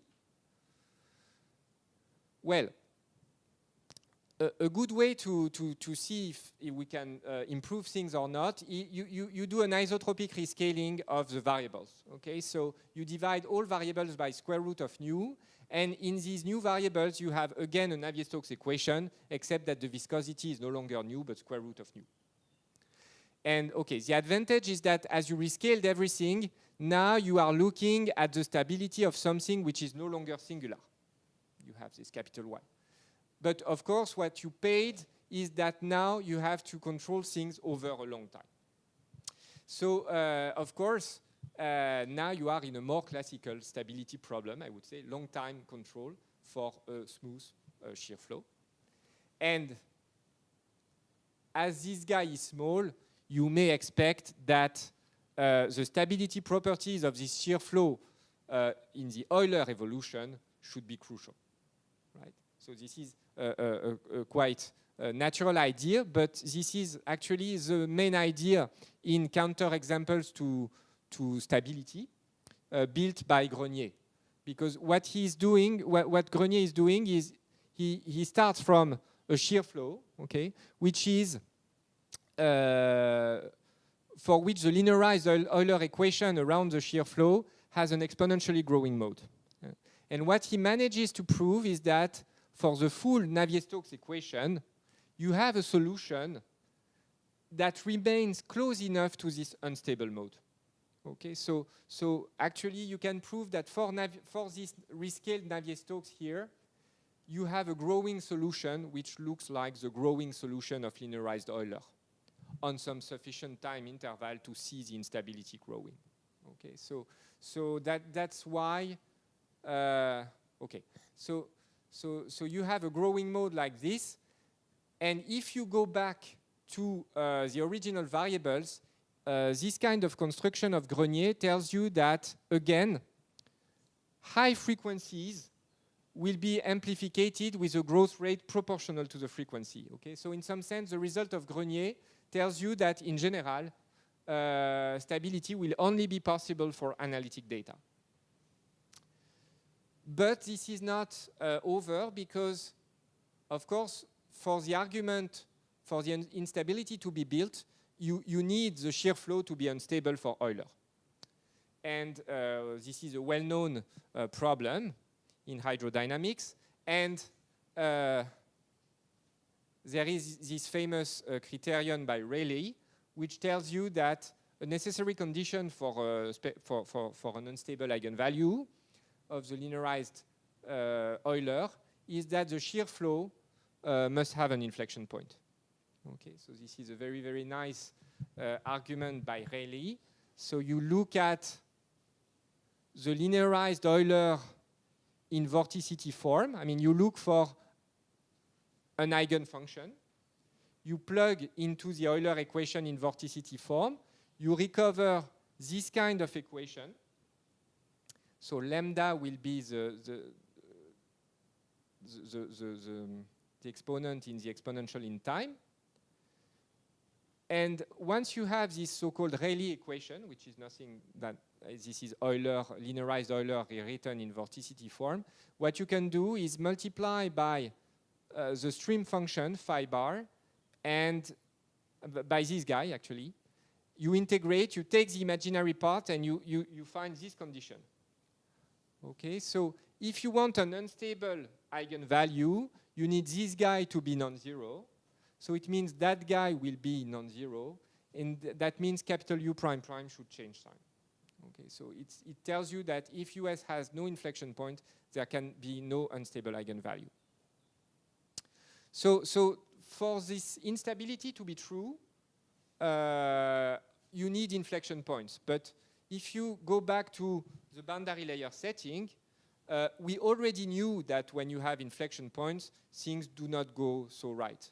I mean, we know, even at the level of the Prandtl equation, that, for instance, if you lose monotonicity, then you will have trouble. Okay, so it's not so... okay, this is already the bad situation, so to speak. Okay. So what is more delicate is to understand what happens when the boundary layer flow, the boundary layer profile, is nice. There we have a chance to prove maybe stability of Prandtl expansions. Okay, and so typically we would like to understand what happens for concave increasing capital U. So again, we can go to this rescaled Navier-Stokes and we look at the stability of a shear flow, this time in Navier-Stokes, a shear flow that is concave increasing. And of course, if it's concave increasing, this time, when I look at Euler, taking nu equals 0, I have no unstable eigenvalue. Okay, so this is the case where it's stable for Euler. And so, of course, if you add diffusion, natural feeling is that it should even be better, and you should have stability in the Navier-Stokes evolution. But the takeaway message is that actually diffusion in these boundary layer problems is destabilizing. Okay, so we saw that already at the level of the Prandtl model, and it's still true at the level of Navier-Stokes, which means that when you turn on the diffusion, your shear flow, which was stable for Euler, becomes spectrally unstable. Okay, and this goes back to old formal calculation, formal construction of eigenmodes by Tolmien and Schlichting, a very impressive piece of work, which was a few years ago, or not so, 10 years ago, time flies, which was put in a rigorous basis and in a more enjoyable version by Grenier, Guo, and Nguyen. Okay, and okay, the bottom line of this construction, or the conclusion of these kind of constructions, is that you can build growing modes with a growth rate that is like nu 1/4.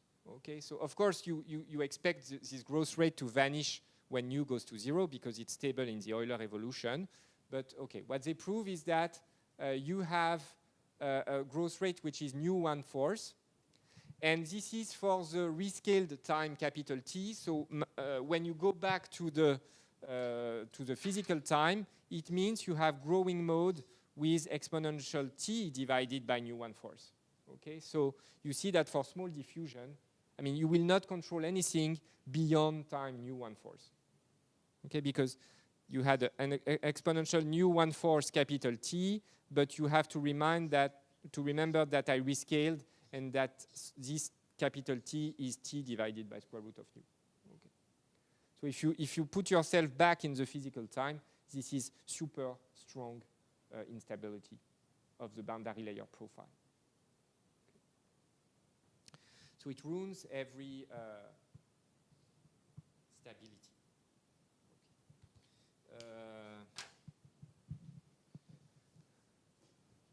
Okay. And if you put that, if you phrase this in terms of frequency, it tells you that high frequencies n. So yeah, because you also know about the frequency of these unstable modes, and when you put everything in the original variables, you see that you can construct unstable modes that have a large frequency n, which is like nu minus 3/8, and which are amplified at rate n2/3. Okay, so if you phrase things in terms of frequencies, okay, it tells you that you find perturbations with very high frequencies n that grow like exponential n to the 2/3 t. Okay, so when you do so this is just n would be the, so you see you have this alpha nu here, and this alpha nu is like nu 1/8. So this is, in these variables, a low frequency instability, okay, long wave instability. I mean, yes, but I rescaled everything, including space, because it's somewhere, yeah. When I rescaled everything. This was an isotropic rescaling, and so when I go back to the physical, to the original length scale and to the original x, then actually it becomes a short time, sorry, a high frequency instability. So it's long frequency in the rescaled regime, but high frequency, long wave, but short wave in the original variable. So like the frequency, you're talking about wave numbers, right? Yes.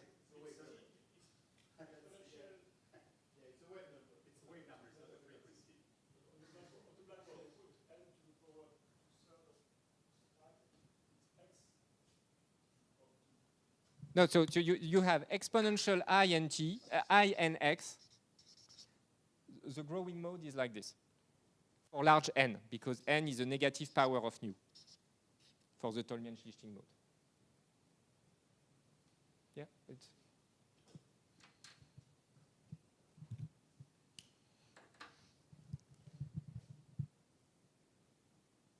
Okay, so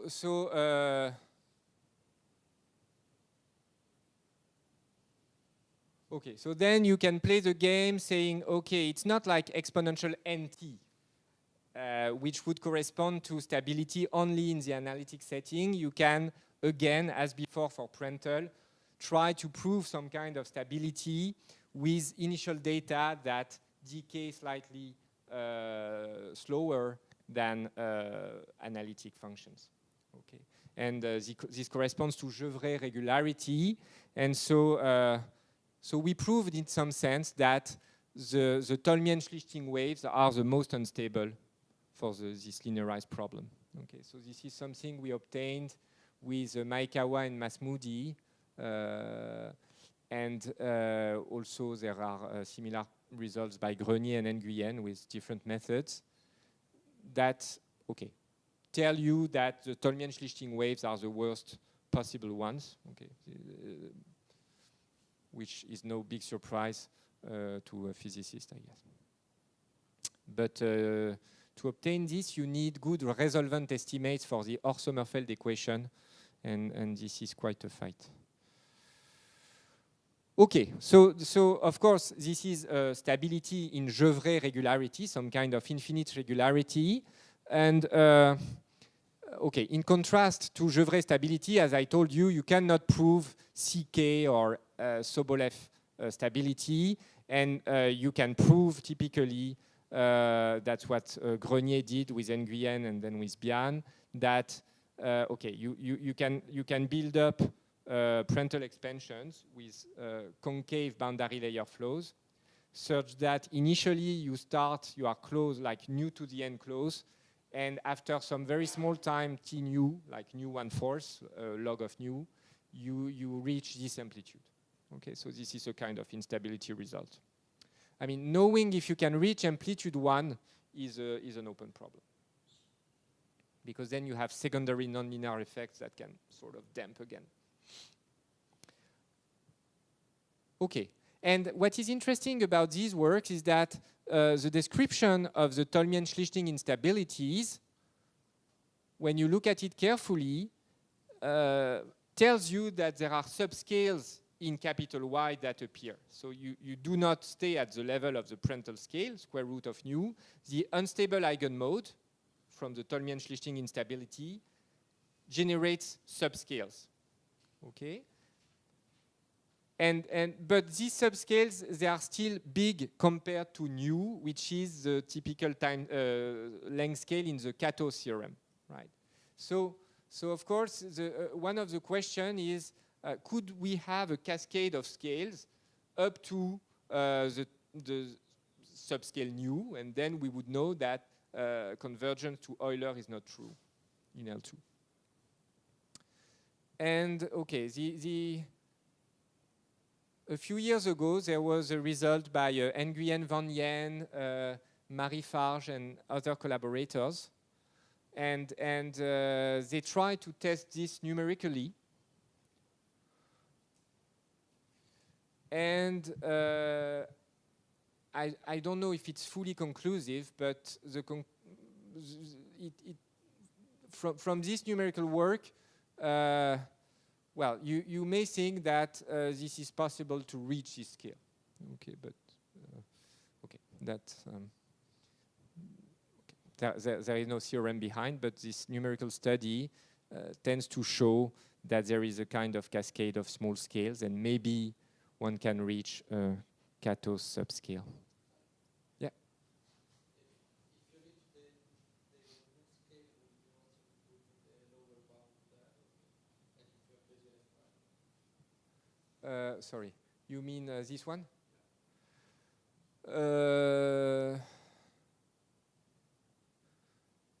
No idea, because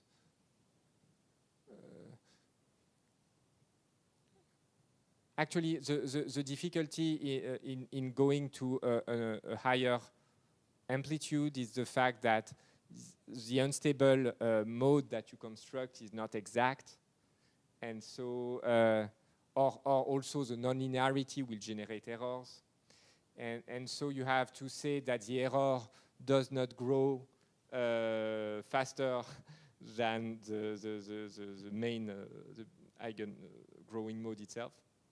And okay, you can control this only up to a certain amplitude. So there. Okay, maybe a few words to conclude. So of course here I focused a lot on Prandtl equations in the original framework of a half space. Once you have zoomed on the near the boundary, you can see this kind of boundary layer models in other frameworks. So you have so typically you have models where you have the same Prandtl equation, but the boundary conditions change. And actually, it can really change the whole analysis. Okay, so typically, you have something which is called viscous hydrostatic equation, where this time you will have a Prandtl model in a channel with no slip conditions at the walls of the channel. Okay, so this is different set of boundary conditions, same equation.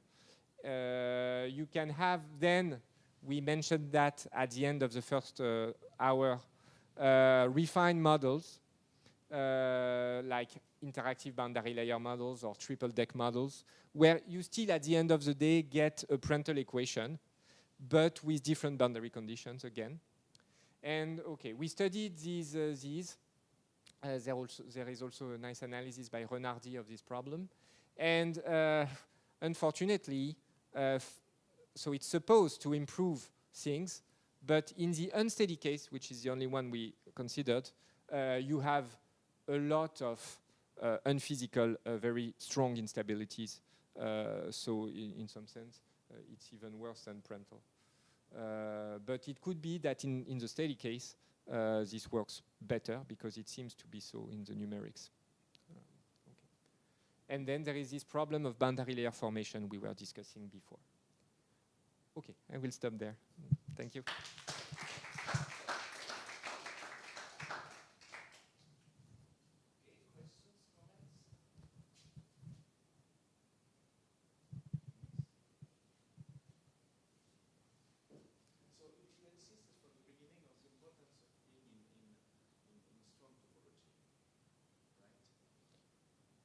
Well, in a topology that sees the boundary layer.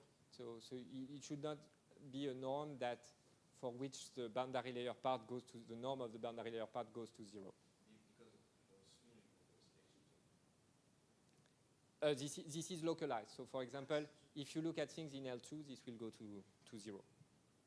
Or in LP with finite P, it will go to 0. So you have to use to say that the boundary layer is there, you have to use norms that are at least L infinity.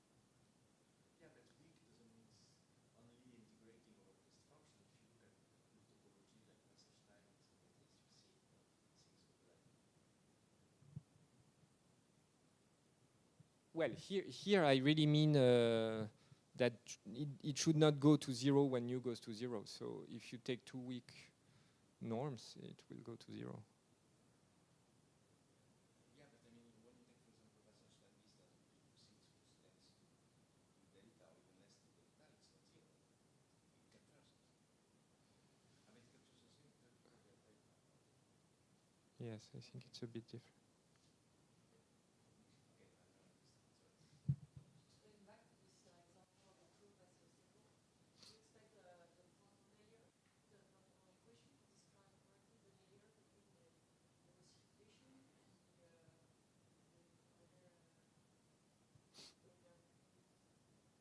No, I don't think.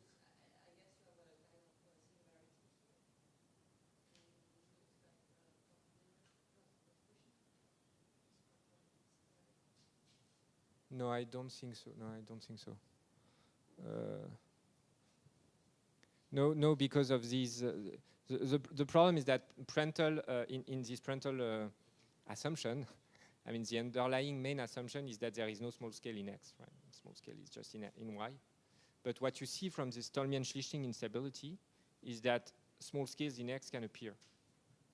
And from there, the Prandtl expansion is useless. So people try to fix it with triple deck expansions, which take into account these small scales in X. But then other instabilities appear, as far as I understand.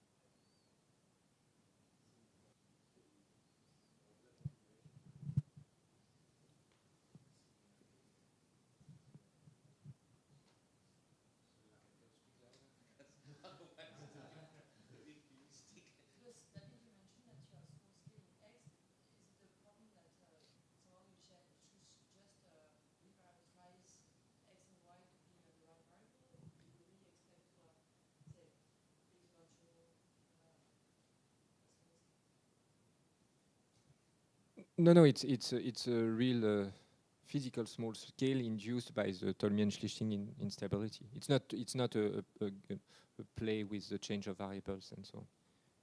But when you really go back to the original variables, you have small scale.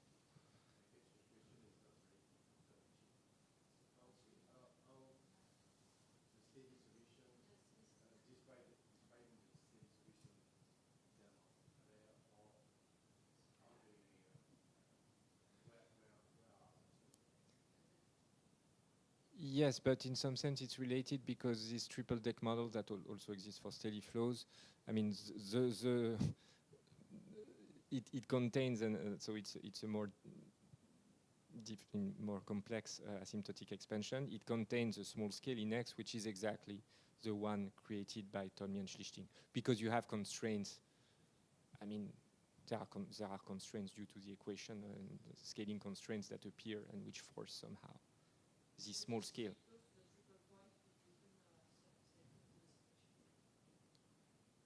Yes, so this is supposed to describe this triple deck approximation in the vicinity of the separation point. Yeah.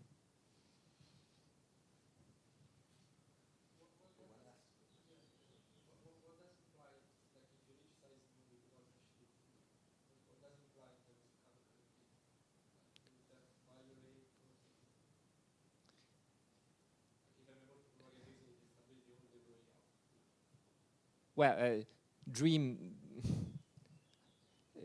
I mean, one option could be that okay, you would have through these instability mechanism development of subscale, so you would have a primary instability which would create a subscale, and then this primary instability would be sort of the base flow for a new instability with a smaller subscale, and you would have a cascade like this. Sorry, in Y, because here we are talking about there are small scales in both sides, and okay, at the end of the day, you could imagine that there is a solution of Navier-Stokes that concentrates at scale nu. But I mean, okay. Before proving that.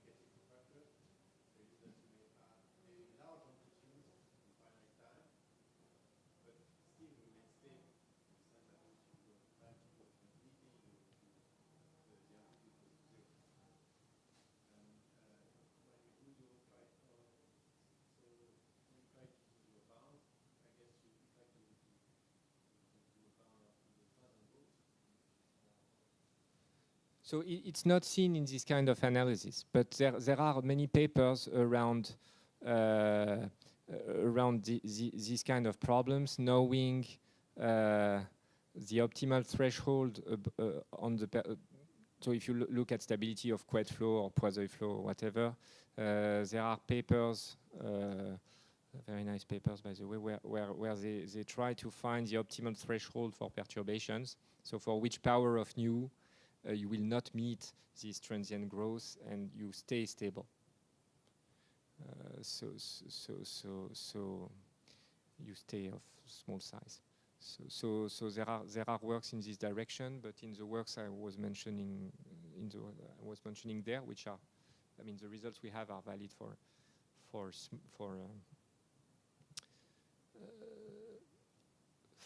general shear flows. It could be rephrased as this is a theorem like, okay, as long as, I mean, if the boundary layer profile is concave, and as long as the Tolmien-Schlichting instability has not developed, then Prandtl is okay. I mean, you could sort of rephrase it like this. So this phenomenon of transient growth, yeah, I would say they do not really, they do not appear in the analysis. We have we take small enough data so that the nonlinearity will not play a role, and the whole analysis is about the linearized equation and having resolvent bounds for the linearized Navier-Stokes operator. Okay, let's thank David again. And I propose we meet at 5 minutes in front of the because we don't go.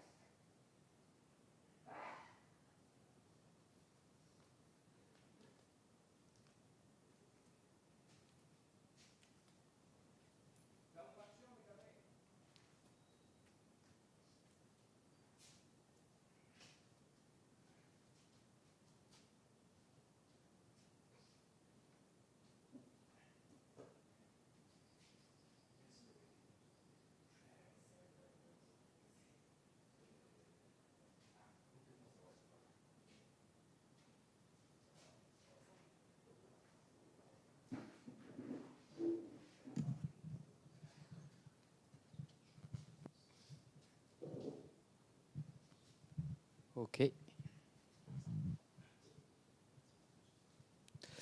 Okay, so we'll start the session of the afternoon, and we'll start with Stephane Le Dizes, who will from ENDE, and we'll discuss of critical slope singularities of gravito-inertial waves. Thank you. So thank you for the organizer to invited me to present this work. So it will be not on instabilities, but it will concern geophysical flows.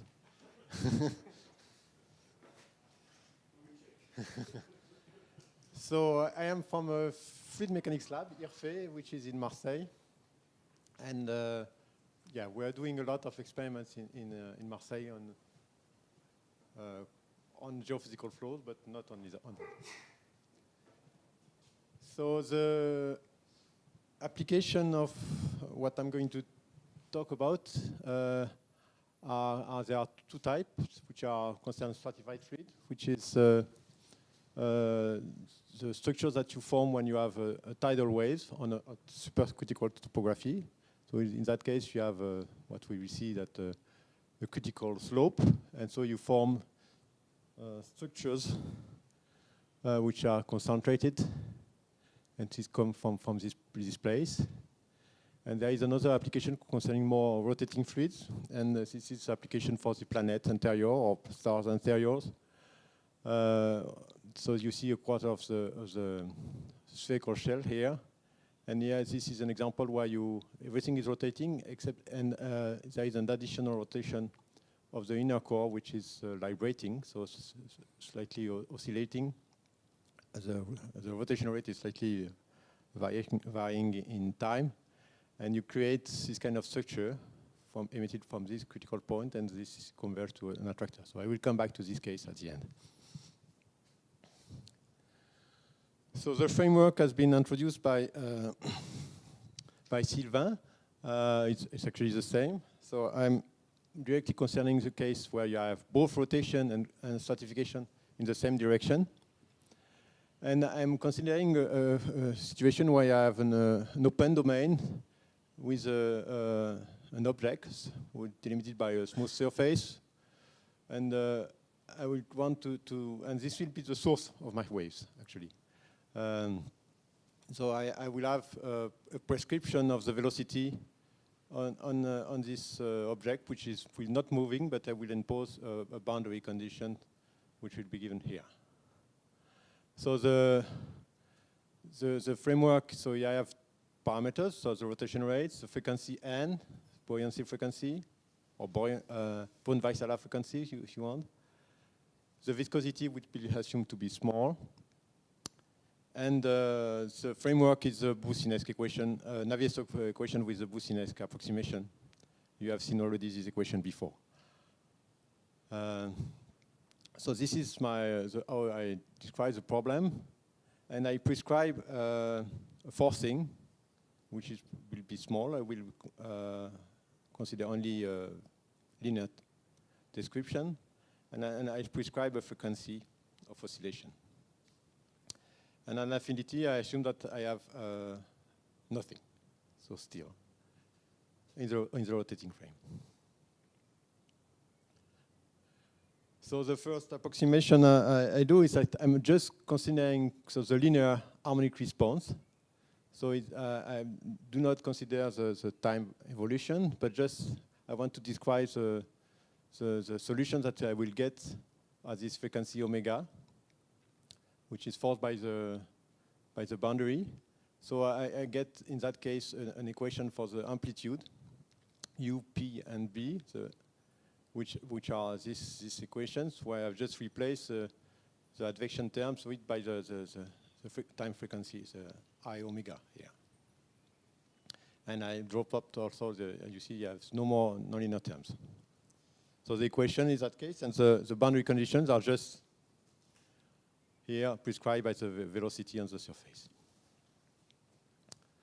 So there is a configuration where I want to be able to describe also the non-viscous configuration, and viscid configuration where I drop up the viscous term. So in that case, this was mentioned already this morning, the the adequate boundary conditions on the surface are concern the normal velocity. And the condition at infinity cannot be 0. In that case, you need to have condition of propagation outward. So I will do also another additional simplification for this talk. I assume that I will be 2D. So independent on this transverse perpendicular direction here.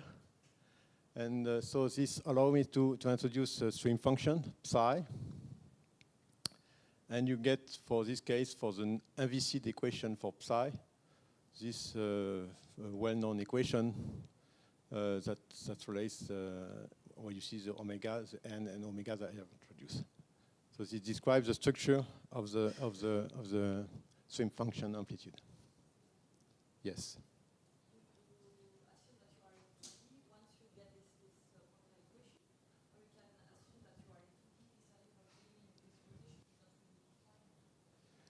Actually, I am 2D for psi, but I have a third component, which is independent, which is slave to this. And the same, I have also a B and a pressure that I deduce from psi. Yes. All the other components are slave to psi in that case. So what is the regime I am interested in is when this equation is hyperbolic. So when omega is between n and 2 omega, so one of these two situations. So this equation gives you characteristics with direction of propagations, which are given by this equation. That relates the angle of propagation to the frequency and the parameter of the fluid. So what have to be know is that you have 4 directions of propagations, which you have a localized source, which are theta minus theta, p minus theta, and p plus theta. So why do we get singularity in a generic way when you have a structure which is with a boundary which actually will be tangent to a direction of propagation? You clearly see it on this sketch. Here I have just a plot, I put source at equally distance each other, and you see that in a particular direction, which is tangent to the surface, you will have a concentration of accumulation of characteristics. So you expect to have something appearing along this line, which is go from the critical point. And this is what I call the criti-slope singularity. So my talk is actually to give you some information of what kind of a singularity that you get, show you that it's generic, and this is an inviscid singularity, and that if you smooth it by viscosity, you can have capture actually the structure of the solution close to this line.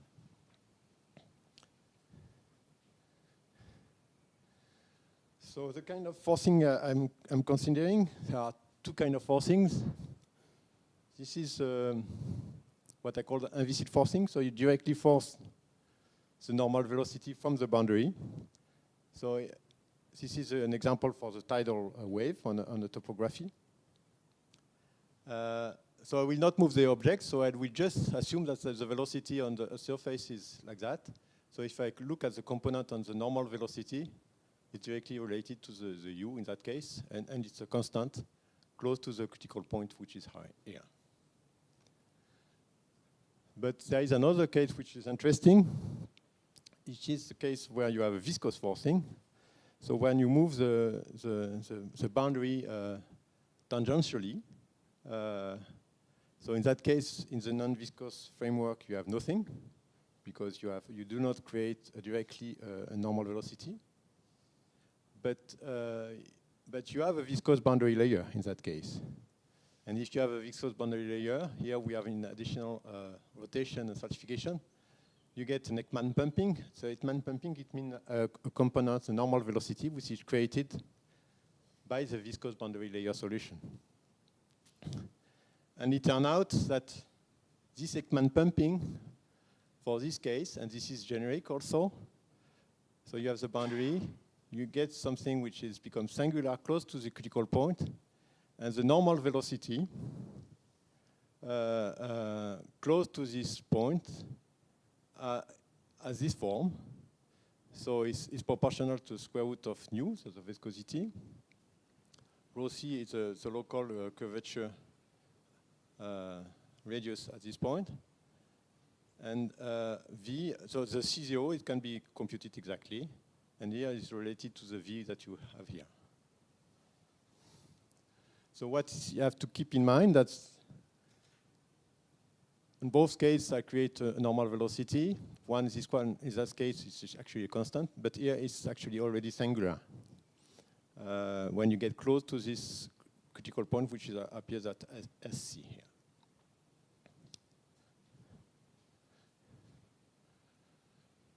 So how do you describe the singularity? The idea is to use first a good frame to describe it.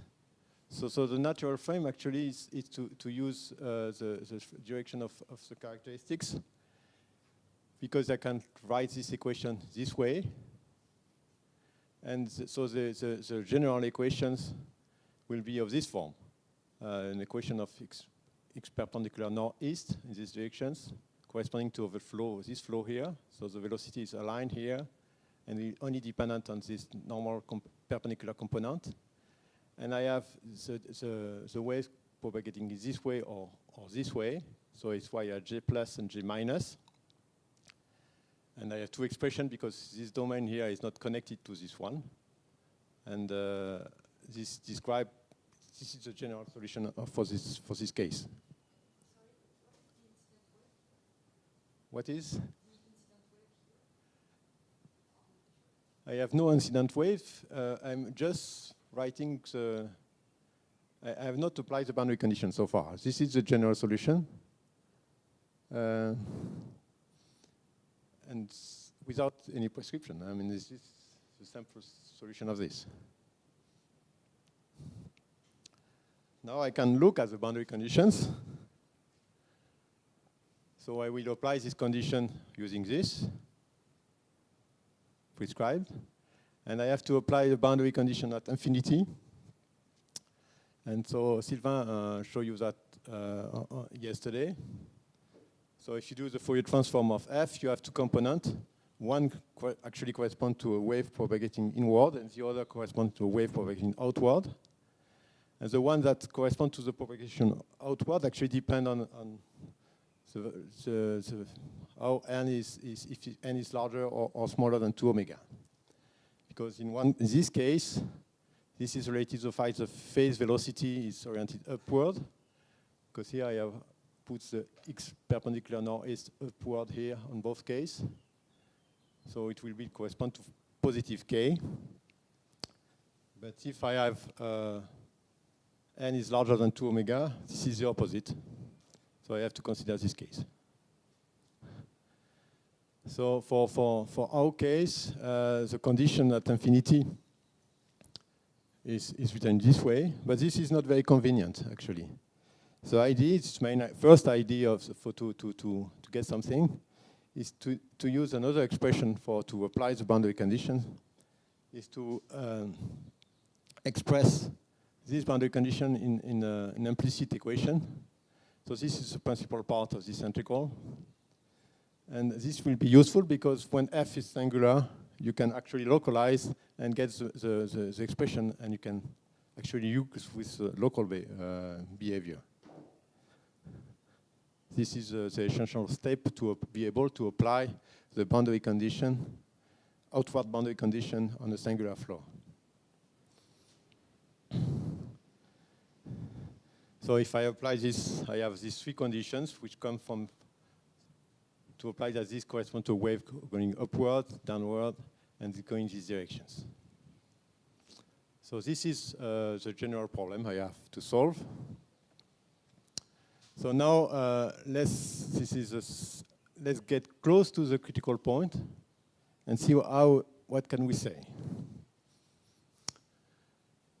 So if you apply the boundary condition close to the critical point, the idea is to look at the shape of this curve in these variables, x perpendicular northeast, x perpendicular northwest, and it turns out it has a simple expression which only depends on the angle and the local radius of curvature. And this expression, where use the expression on the normal velocity, is just an expression that relates these quantities. And you see what is interesting is that you have a square root of x perpendicular that appears here. For the other condition, at infinity, the idea is to see that if I have singular, actually, if you apply this condition, you can relate the condition on one side to the condition on the singularity on the other side. This is come from if you apply this condition here to this equation, you see that necessarily you have a relation between the coefficients C plus and C minus. So it means that if I know the singularity on one side, if I want to have a wave going outward, I know the form of the singularity on the other side of the singularity. So now with this, I can actually try to solve the problem and just show how it works. So this is my condition on the boundary. Assume that I have normal velocity close to the critical point, which is singular.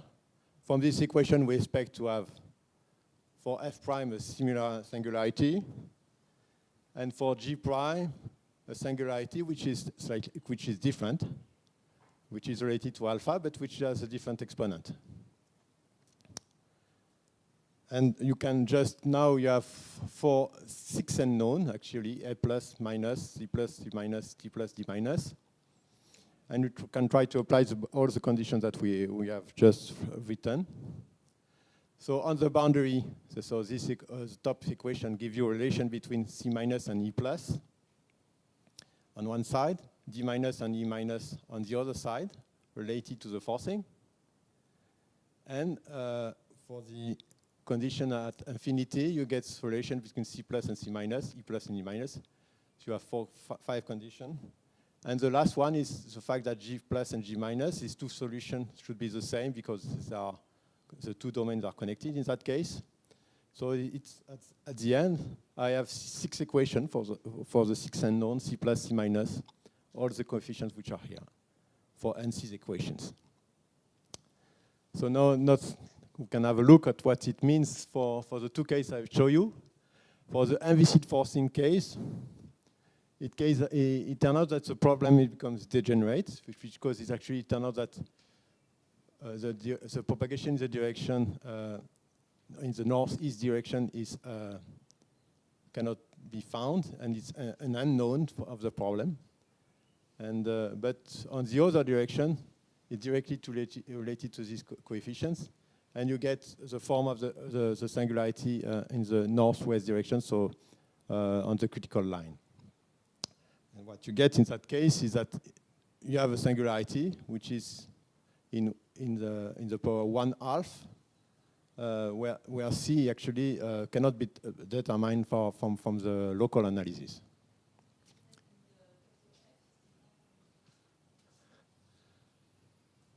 What?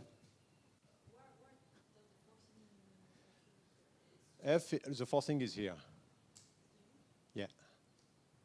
U cos theta was this. On the normal velocity on the boundary, it appears here.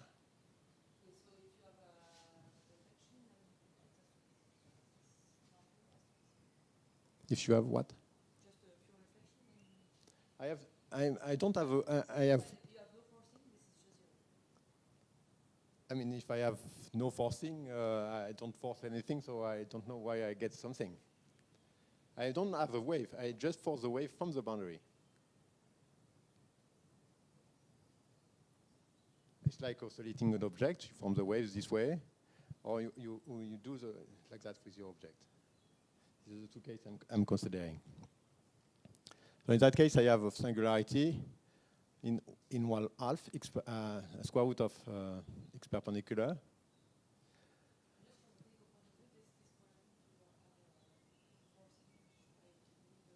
Yeah, it's just an unviscid forcing. It's anything, a tidal wave or something which is on an object. This is the other case is when you have forcing which is tangent to the boundary. So you need a viscous boundary and an Ekman pumping to force the flow. So this case, I show you that it was actually more singular. You have an amplitude which is small. But in that case, actually, I can, it's not non-degenerate, it's non-degenerate in that case, and I can solve the solution. So I get that A plus and E minus are actually 0. So it means I have no propagation of this order for in the northeast directions. So everything goes in the northwest directions. And I obtain, so in that case, the U gets a form of this, which is with a singularity which is stronger in 5/4, but with an amplitude with a scale with the square root of nu. But the difference with this case is that here the C is none. And it's perfectly, you can compute it exactly. It's just depend on local behavior close to the critical point. It's what? No.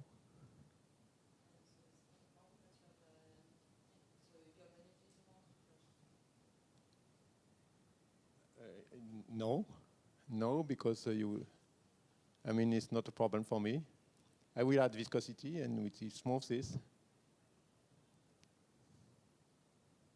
And at the end, I will get small amplitude also. You will see. So this is the main aspect. So here, everything is solved, actually.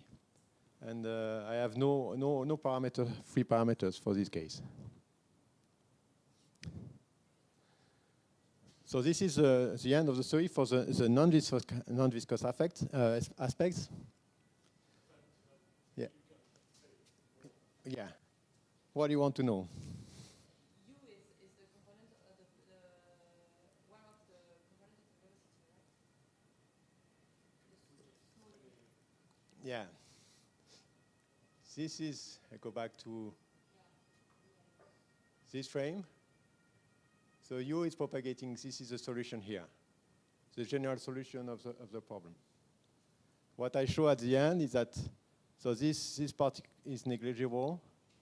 I have only propagation in this direction, parallel northwest, here and here. And I have a singularity in X perpendicular northwest at the power 512, yes. So we agree that U square is not integrable. And this, I don't, if U is a component of the velocity, this means that you have an infinite amount of I'm solving actually. This is, no, at the end I don't. Is U really the velocity, or is it maybe something else? No, this is the velocity.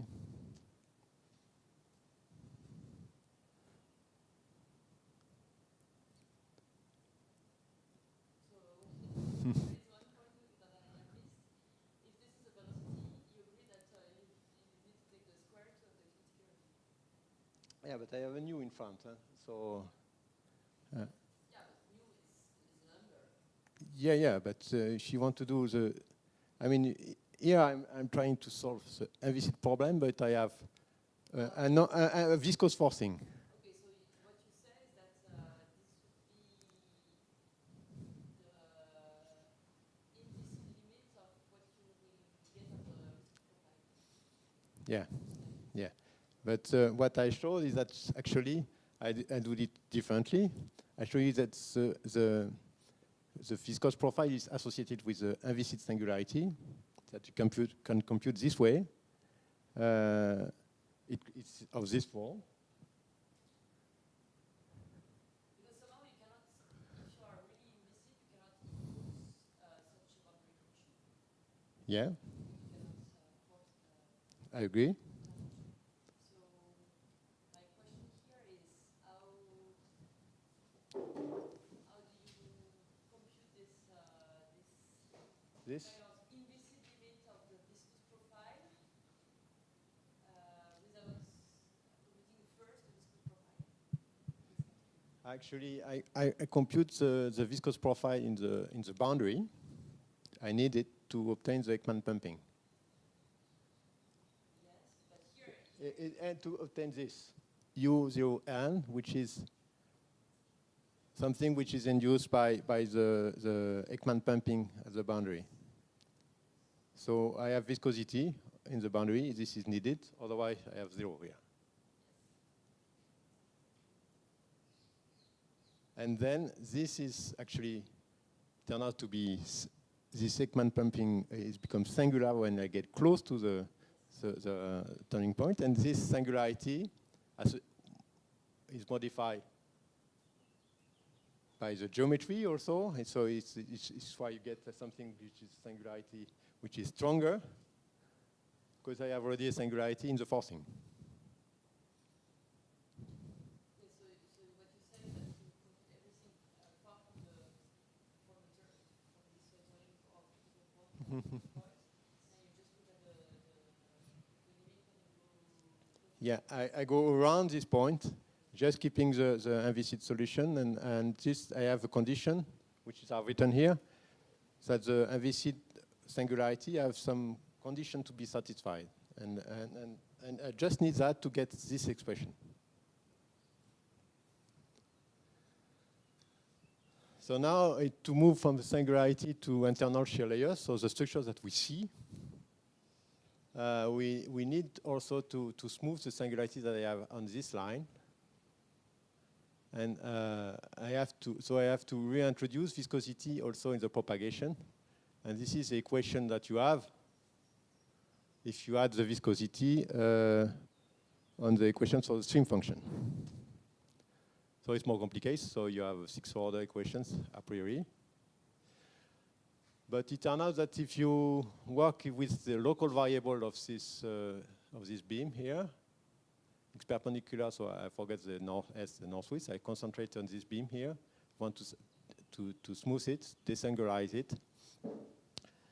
From this equation, assuming that I have strong gradient in this direction compared to this direction, I get an equation where the dominant terms are the 4th order terms, not the 6th order terms.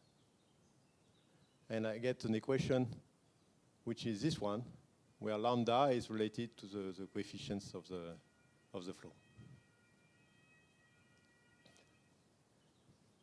So this equation written in terms of U parallel is just this equation. And this equation, we can solve it. Just you can do a Fourier transform in X perpendicular and solve it. And it actually possesses, you want to find a solution that will match a behavior which is decreasing like X perpendicular M when you go away from the beam. And this is actually people that have done that for more than 50 years ago. Moore and Safman in the rotating case, and Thomas and Stevenson for the stratified case. You can form a self-similar solution. I mean, it's kind of Prandtl solution for the ear, where you have a similarity variable, X perpendicular. You have the nu at the power 1/3 that appear for the scales of this beam. And you see that the X parallel appears in this. So the beam gets, the width of the beam become more important that you propagate along the beam.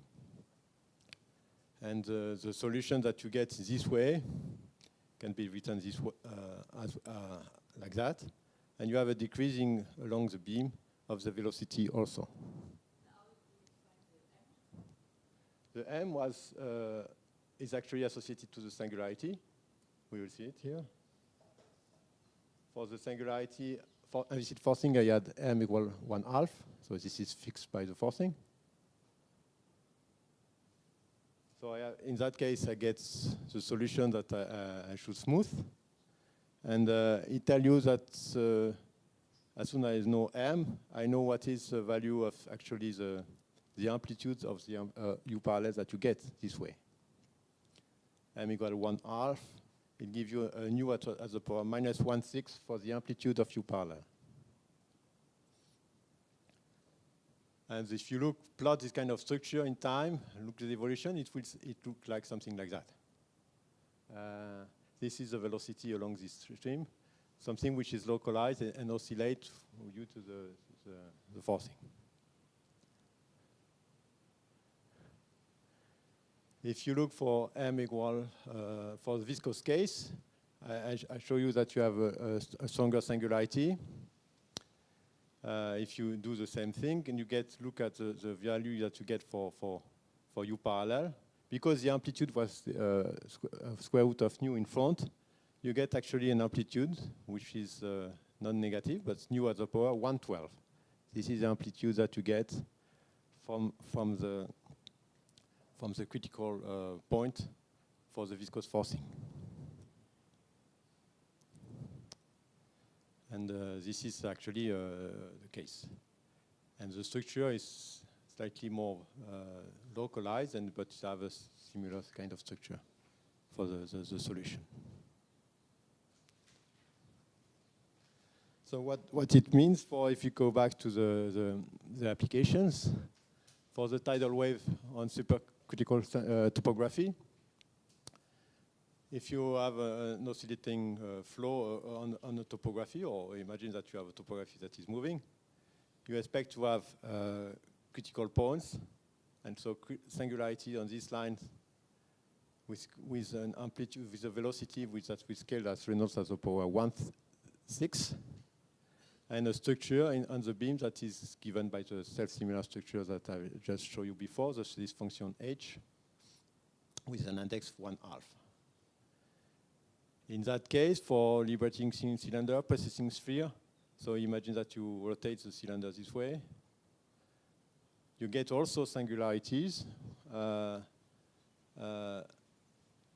the amplitude will be at the power 1/12, minus 1/12. So it goes to 0, but it's much stronger that you have around, which is more at the Reynolds at the power minus 1/2. And the structure of the wave on these beams is associated with a special function with m equal 5/4.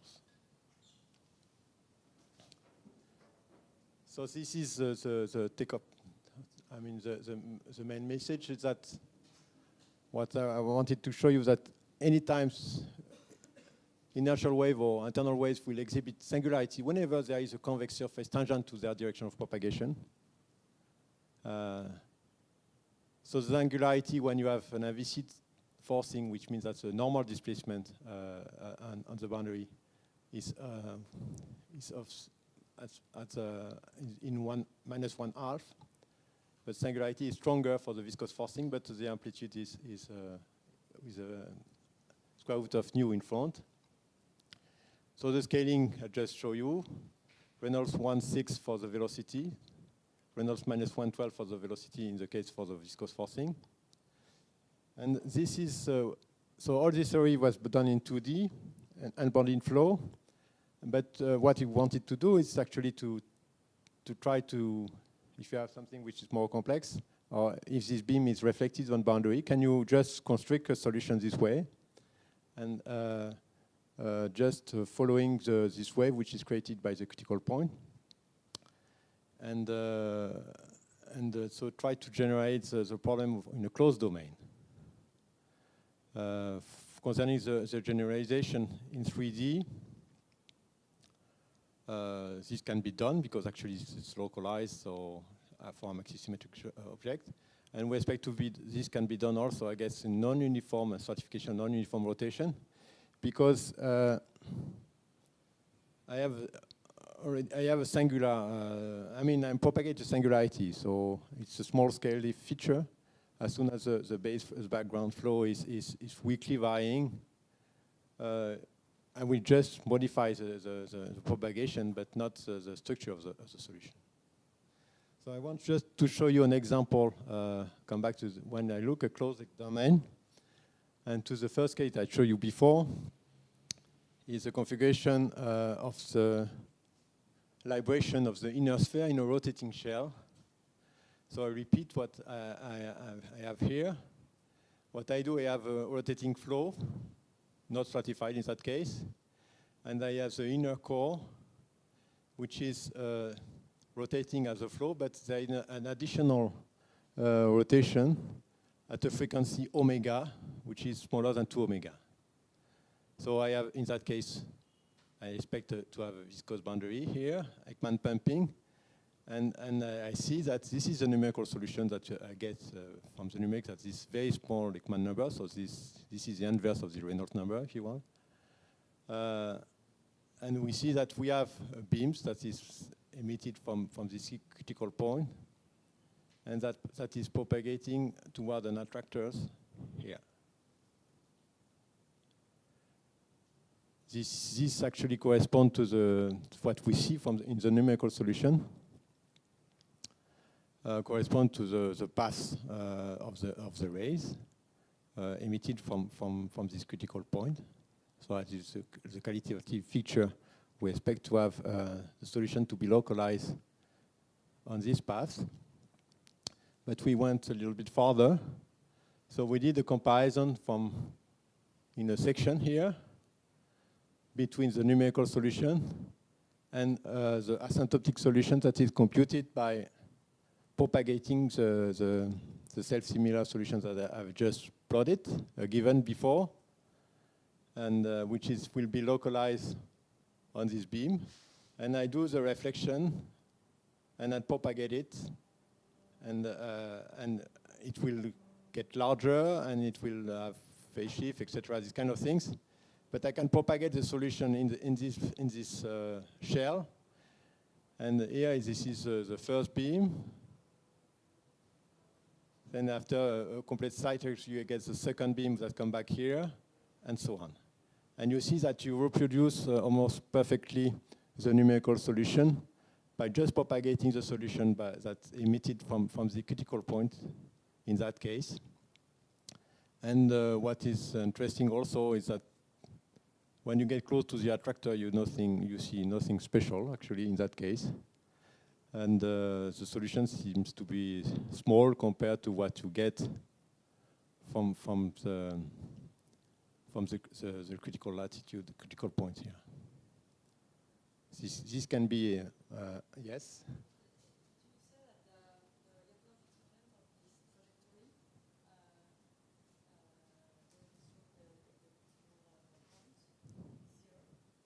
No. Okay, yes. The contraction is strong. So what is special about this case? No.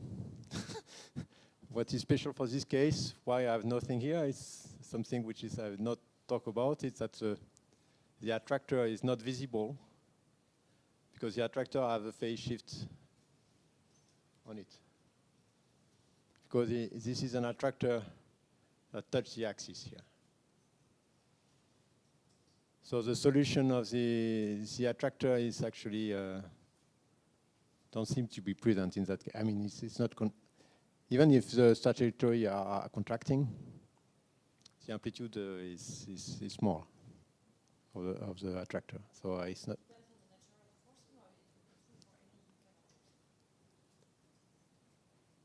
The form here is not dependent on the forcing. This is just trajectory for the frequency. You agree? Yes. Agree. But the property that you don't see the attractor dependent on the nature of the forcing, or does it depend only on the No, it's dependent on the forcing. This is a viscous forcing. So the critical point singularity is stronger than the singularity that you get from the attractor. So x at the power -5 fourths. And here you have x at the power -1 for the attractor. This is the first point, which explains that even if you add an attractor, it will have a smaller amplitude at the Reynolds -1/6 in that case. And whether I have a Reynolds at the power 1/12 for the amplitude of the critical point beam. But there is another factor which is explain why I don't see anything yet. I mean, we have discussed already that this kind of attractor, because you have a phase shift on it, is not present in the solution. Actually, you don't see it because there are constellations somewhere. Okay, but is it the fact that you don't see it, is it due to the space shift, or is it due to the fact that the singularity of the critical point has a different... No, it's due to the phase shift, because I have not the plot here, but I will show you it if you want. We have compared the solution on the other side, because you have another attractor here, the green one, which corresponds to the beam that goes to the other direction. It goes to the critical point, but it does not touch the axis. So in that one, there is no phase shift, and we see a difference. We see that there is something here, and it deviates from the propagation of the critical beams towards the attractor.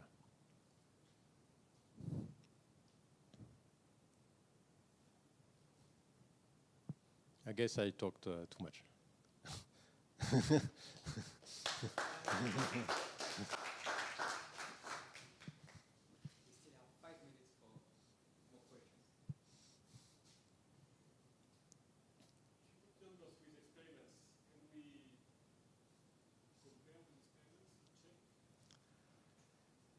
You see the Ekman number here. So it's good for the astrophysics application. I mean, we went to that value because we have to compare Ekman 112 compared to Ekman 16. So to see the difference, you have to really need to very small Ekman to see really there. But I mean, the asymptotic solution is there. I mean, is it the higher order term will be important or not? I mean, they have to do the test each time. But the structure is there. And the scaling, I think, should be there also. But yeah, for the application for the ocean, where the Reynolds number is much smaller, the fact that you have a scaling in Reynolds 1/3, 1/6, and you cannot see the difference. But what may be important is when you will also compute the zonal flow generated by this kind of structure. You will see that you have also the Reynolds number that appears also, and it gives you some information where the viscous effect, I mean the mean flow is generated. You have a structure which is localized with a particular scaling, so you expect stronger mean flow corrections that are generated in particular places. Okay, so we'll thank Stephane.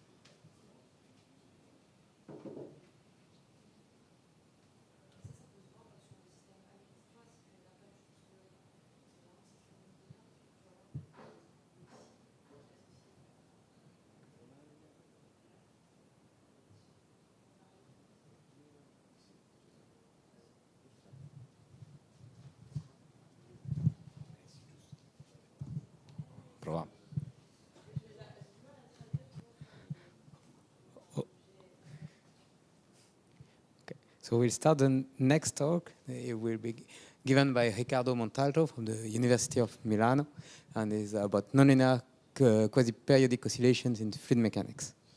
Okay, so thank you very much to the organizers, Thierry, Laure, and Thierry for inviting me in this wonderful place. So, okay, so what I shall describe now is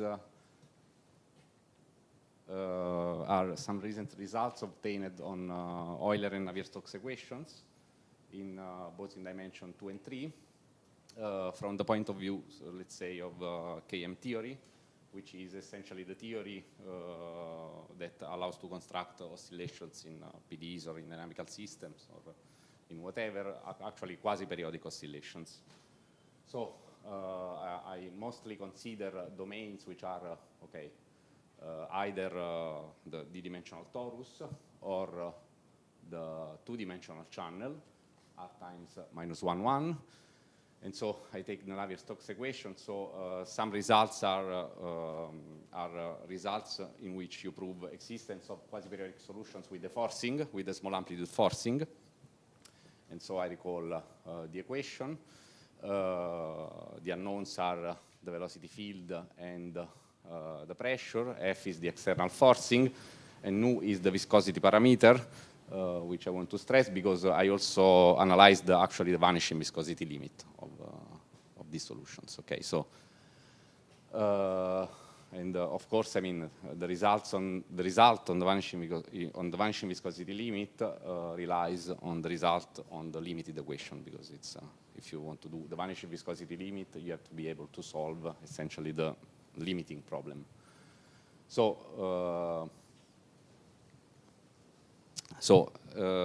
As I said, so the physical phenomenon, the physical phenomena that I want to analyze are the formation of periodic pattern. Here there is the house of Thierry. Actually, this is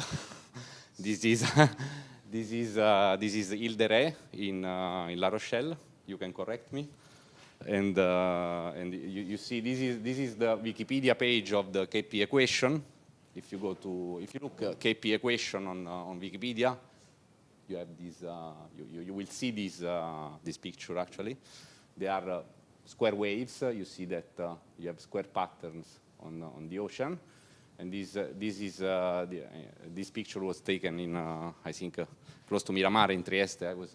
Max sent me this picture, and actually this is another phenomenon that I want to describe later. So the transition between from a laminar flow to a turbulent flow. So and the connections with actually the implicit damping. Okay, so this is essentially a result of existence of traveling waves near the wet flow that I want to describe later. So the classical theory of Euler equation, I just go a bit fast on this.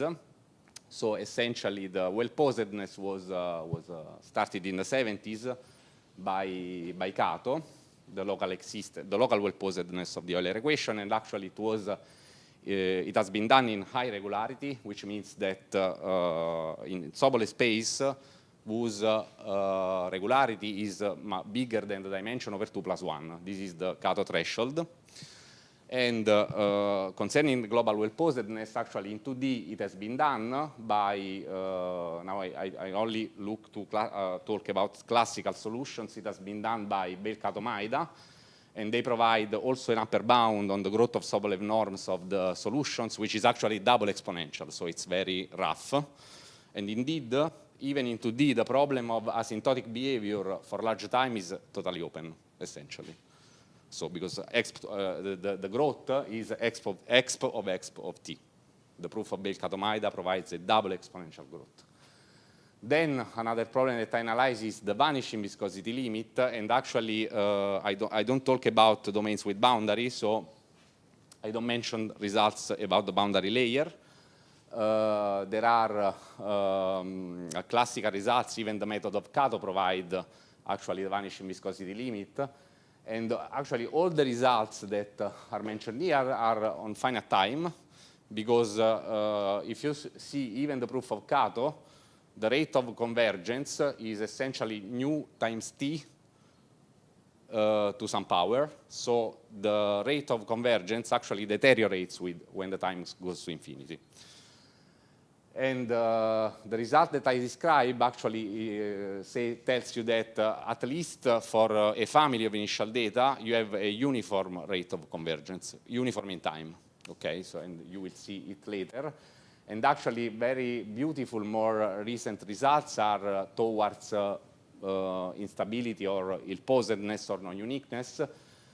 For instance, the double exponential bound, at least on the disk, it has been proven to be optimal by Kieser and Schwerak in 2014. So they constructed a velocity field for which you have really a double exponential growth, but this problem is actually totally open on manifolds without boundaries. So on the torus, it's totally open. And also the Kato threshold, which is d over 2 plus 1, it has been proven even to be optimal in this paper, a wonderful paper by Bourgain, because he proves actually that the equation in this regularity threshold is ill-posed, meaning that, okay, closed data goes in far solution, so it's really ill-posedness.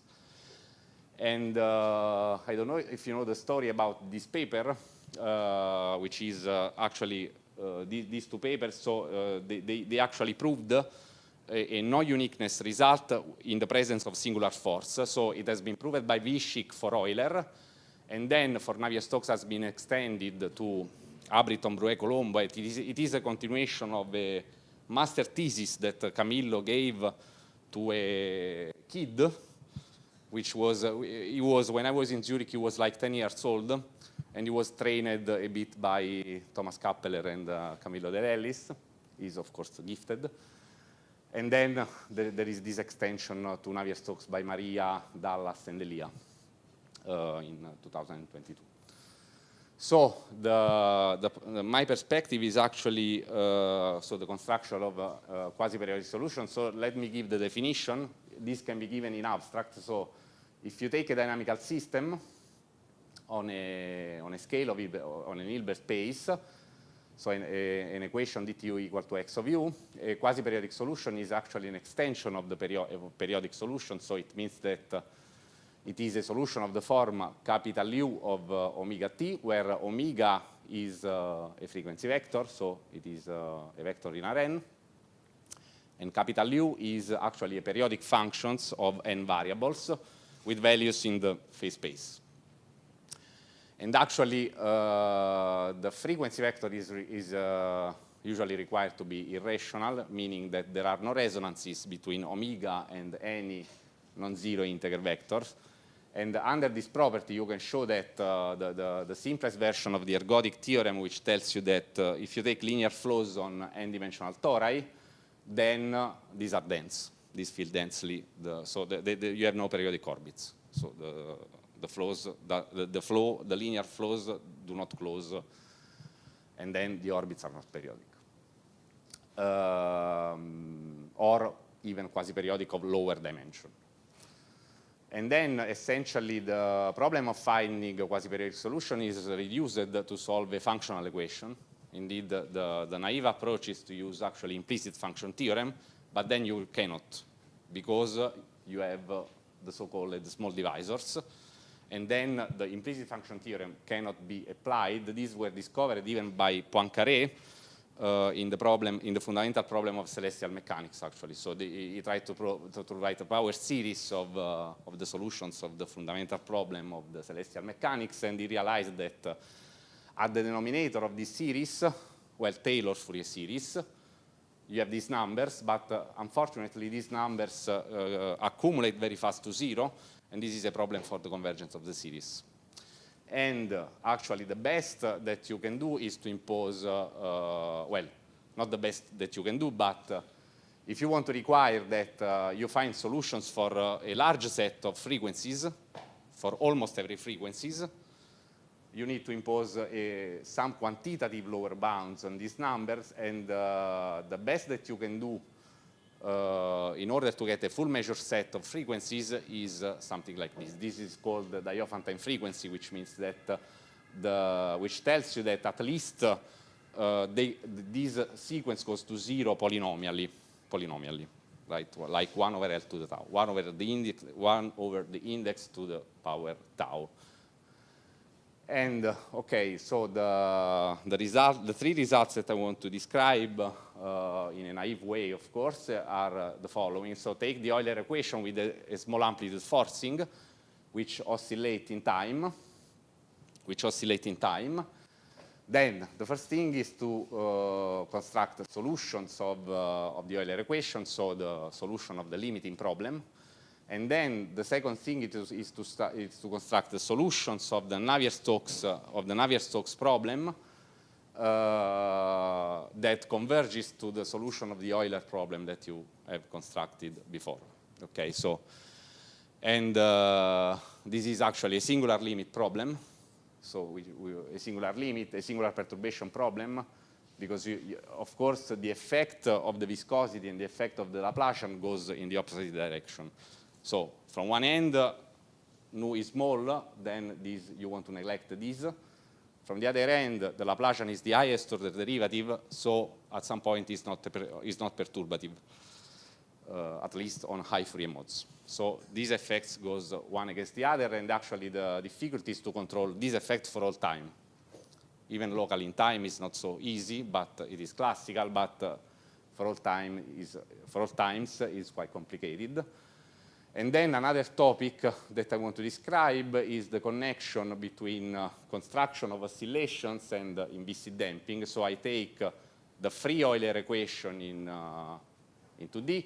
Of course, I have to mention that actually usually the cases in which you have an external force are a bit easier because they provide an external parameter, and the external parameter is actually used to impose no-resonance conditions. Whereas in cases in which you don't have external forces, you have to extract the parameters from the equation, which usually is harder. So in this case, so in the case of the Euler equation in the channel, I construct actually quasi-periodic traveling waves which bifurcate from the Couette flow. Okay, so they are even not the most general that one can construct. So they are traveling waves, which are of course quasi-periodic, but in which you have that the wave number is collinear with the velocity. Okay, here you have omega in front of x. In front of t, you have omega c. So the wave number is collinear with the velocity. Okay. And let me just comment 1 second this 5/2. Okay, which of course Roberta and Michele know very well. So this 5/2 is actually optimal. So it has been proved that if you have a traveling wave in which the regularity in y is higher than 5/2, then automatically it is a shear flow. Okay, so it is a rigidity argument. It is a rigidity argument, and it is optimal. The methods actually, so the general difficulties for equations, of course, in fluid mechanics is, of course, that they have, I think, in any approach, in any field, is that they have derivatives in nonlinearity. They typically are quasi-linear, which means that the highest order derivative is in the nonlinearity. And it is linear in the highest order derivative. Then, of course, you have the presence of singular perturbation problems that I explained before. And then another thing is that usually you have PDEs in higher space dimension, and this is typically a problem because you have stronger resonance phenomena. You can think to the Laplacian, for instance. If you take the Laplacian in 1 dimension, you have double resonances. If you take the Laplacian in higher dimension, the dimension of the eigenspace degenerate to infinity. Okay, and this is a problem for implementing perturbation theory. Usually in perturbation theory, you have differences of the eigenvalues of the unperturbed Hamiltonian. And if you have resonances, of course, this is difficult. Okay. And the techniques actually are there is a huge variety of techniques. So you have harmonic analysis and pseudo-differential operator theory. Then, of course, you have small divisors, so you cannot use standard functional analysis. You have to develop perturbation theory for linear operators which are perturbations of usually diagonal operator with small divisors, so the inverses are not compact, and you cannot use functional analysis. And the techniques are, okay, for constructive nonlinear waves, you usually use Nash-Moser iterations, which are, of course, modification of the implicit function theorems where, in cases where you have small divisors. And then the main techniques, especially in fluids, is to develop quasi-linear normal form methods, which are methods essentially, if you think to linearize the equations in which they are methods that they allow to construct asymptotics of the eigenvalues with essentially at least at any order of accuracy that are necessary to study the linearized problem. And just a little bit of the literature or at least on Euler and Navier-Stokes equations. Recently, it has been developed even for vortex patches. I mean, vortex patches are solutions of the Euler equations in which you take a characteristic function of a smooth domain as initial datum, and then you let it evolve by the Euler flow. And recently, these are in 2D, and recently a lot of work has been done. A lot of works have been done on this topic, and then.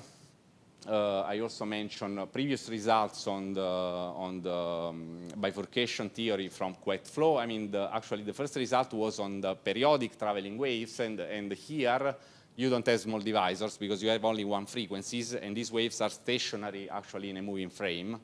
So essentially you are reduced to solve almost an ODE.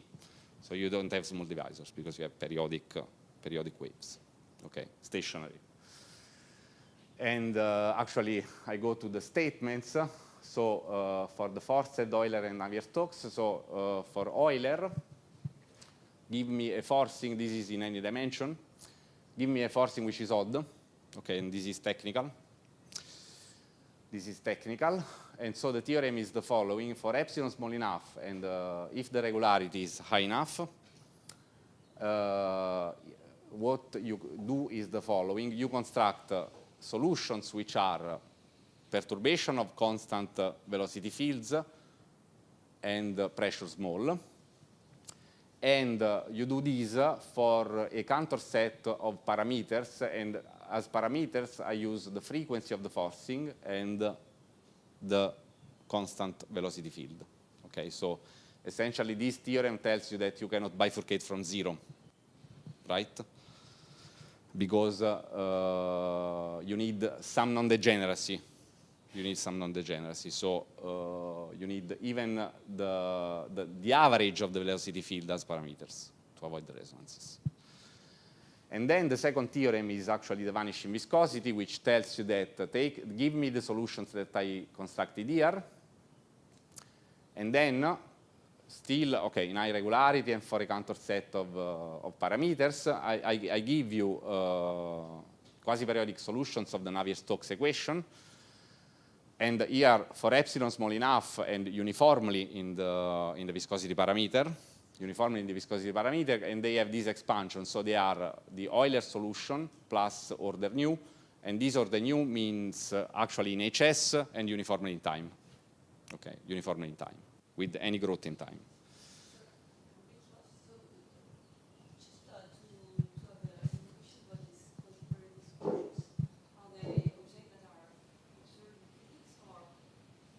Well, if you take a periodic forcing and you force the system, I think I don't know if they do experiments, but I guess yes.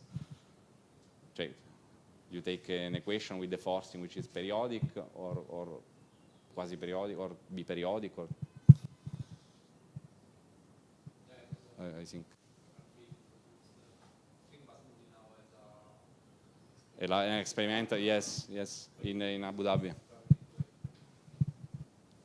Yes, for Couette, yes.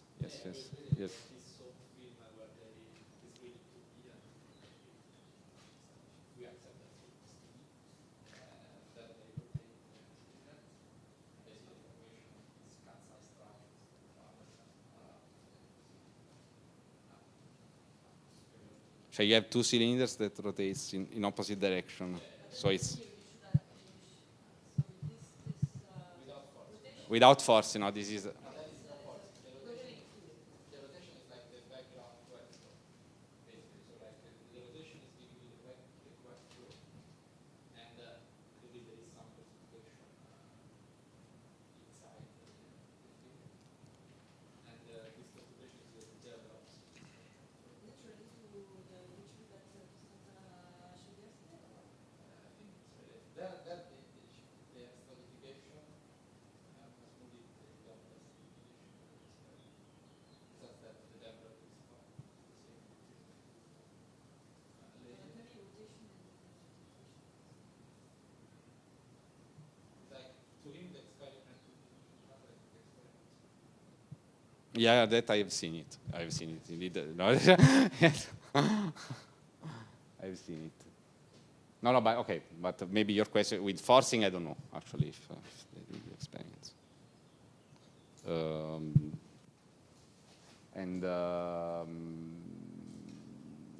And actually, okay. So any question on this? Okay. And actually, now I go to indeed to the bifurcation of the wet flow.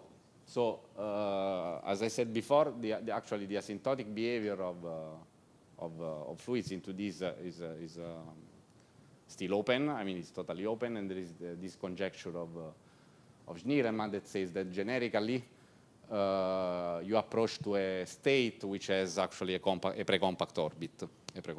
So, for instance, a steady state, a recurrent solution, or recurrent solutions like indeed periodic or quasi-periodic solutions. And actually, this, of course, is quite far away from being solved, but actually, at least around the wet flow, which is one of the simplest shear flows, the dynamics, it has been recently quite well investigated, and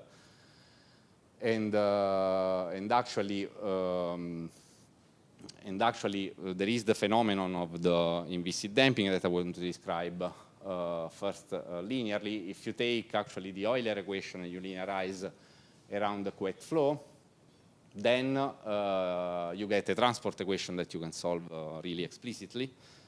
And what you observe is that the second component of the velocity field converges to 0, and so you go back to a shear flow.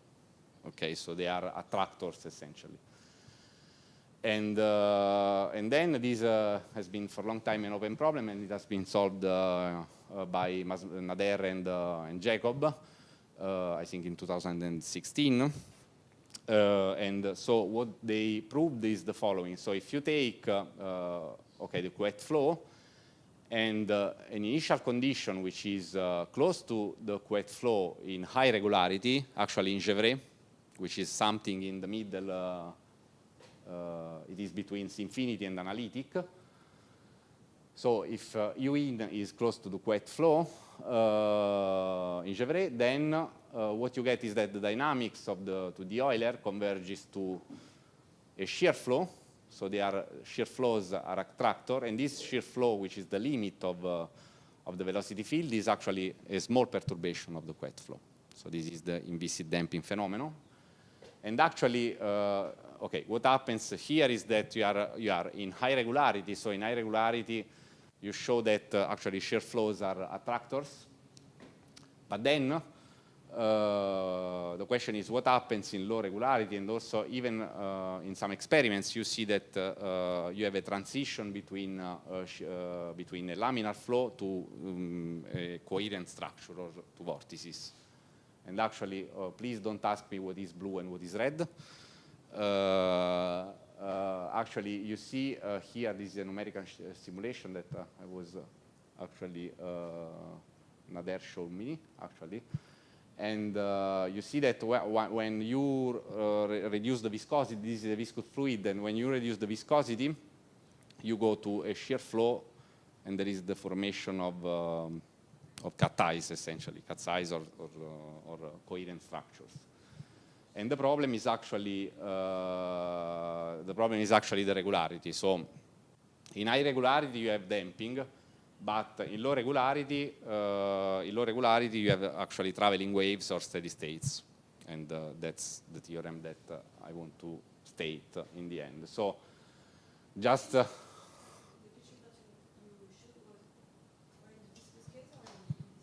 no, in the viscous. I said when you reduce the viscosity, you see that here high viscosity, here low viscosity. This is almost inviscid, and you see then when it is almost inviscid, you have the formation of coherent structure. I think in MIT there was an experiment where you can do the opposite, starting from Starting from. and going to something which is then Really? Wow.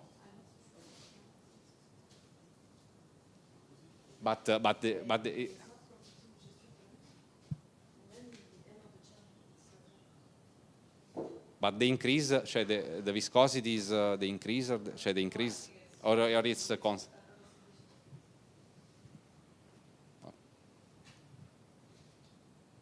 Nice. And okay, so there are of course some extensions of the results of Masmoudi and Bedrosian. So also Roberto and Michele worked on these, and in particular there are extensions to stratified fluids and compressible fluids. They have been done by Michele and collaborators and Roberto and collaborators. So let me just go to the statements, and then I conclude of the theorem which I constructed traveling waves close to the wet flow. So actually, this is a consequence of constructed space quasi-periodic steady states. So what I really do is to construct space quasi-periodic steady solutions of the 2D Euler equation, so which means that you look for steady states, so independent of time, of the form capital U of omega xy, where capital U is actually periodic in X, periodic in case, let's say K0 is the number of frequencies, and then you have periodicity in any variable x1, xk0, and so okay, as a consequence of constructing these steady states, you have that you can produce the traveling waves that I showed you at the beginning. And actually, how do we approach the problem? So the steady states of the Euler equations, actually, it is convenient to write to look for them in the stream function formulation. So you write first of all the stationary Euler equation, and then the stream function is defined as it is defined by this relation. It is the velocity field is the orthogonal gradient of the stream function, and the vorticity is the Laplacian of the stream function. So the equation for the steady states, if you write it in the stream function formulation, is actually the Poisson brackets between psi and the vorticity. Okay, so you actually solve psi, Laplacian of psi, Poisson brackets equal to 0. And actually, how do you produce the solutions of this equation? Well, essentially, if you solve an elliptic problem for psi, then automatically the Poisson bracket between, if you solve Laplacian of psi equal to f of psi, since the Poisson bracket between a function and the function of this function is 0, then you automatically produce steady solutions of the Euler equation. So in the end, what you do is to solve a Laplace equation for the stream function. Okay, and actually, okay, it is an elliptic problem, but it is a strange elliptic problem, because actually you have two unknowns. The unknowns are the stream function, but even the nonlinearity is unknown. So you want to determine psi and f in such a way to produce steady states close to the wet flow. Okay? Okay. So it's like an inverse problem. And that's what I explain here. So f is actually the nonlinearity which has to be found in order to produce a steady state which is close to Couette flow. The stream function of the Couette flow you can compute easily, and it is 1/2 y square. And the theorem that we prove provides actually a family of space quasi-periodic solutions and it provides a nonlinearity for which you can construct space quasi-periodic solutions which are close to the Couette flow and which are actually steady states of the Euler equation.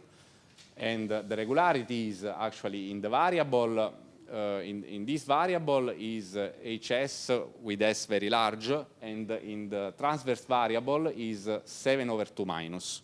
Okay, so you can go till 7/2, which is actually the optimal threshold for existence of traveling waves. And with this I conclude in the following sense, because Lin and Zheng indeed proved this rigidity result. They proved that if you have a traveling wave, which is more regular,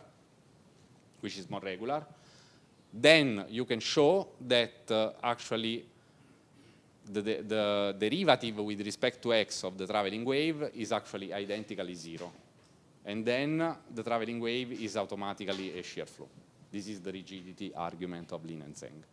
And I think I can also conclude.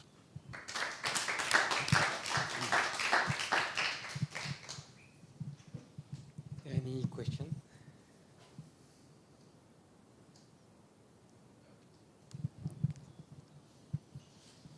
I haven't understood, like, are you in the torus or in the full R? In the channel? So you are, maybe I write here.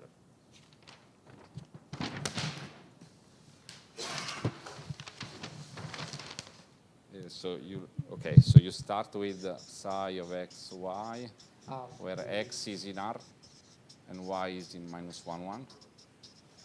Okay, then you look for capital psi of,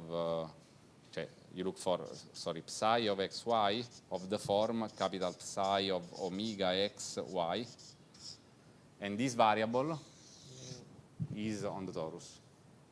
So that's it's really the definition of quasi-periodic function, right? Because it's u of omega t. Here x is like time, and psi is, this is like psi of omega 1x, omega 2x, omega k0 x, y, and all these variables are periodic. So you are on the k0 dimensional torus.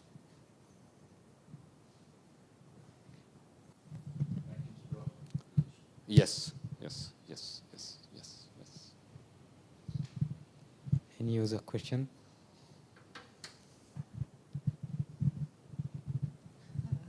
If omega is related to nu in the viscous problem, like if you make the periodicity depend on nu, like should it be easier or more difficult? No, harder. I think harder.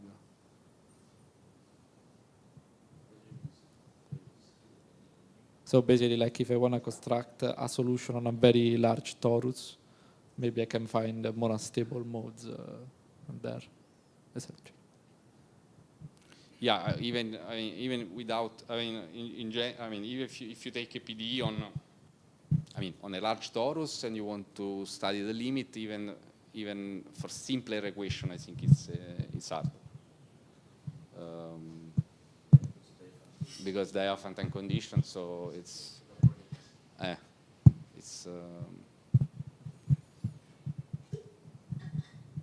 Other questions? So if not, we'll thank. I propose a break of between 5 and 10 minutes. What? We have 10 minutes.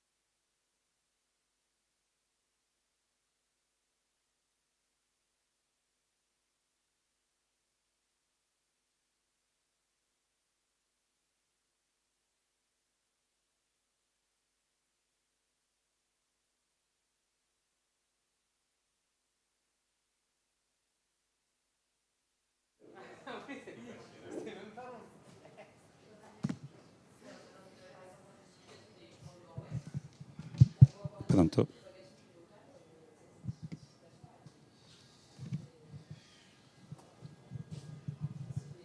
Okay.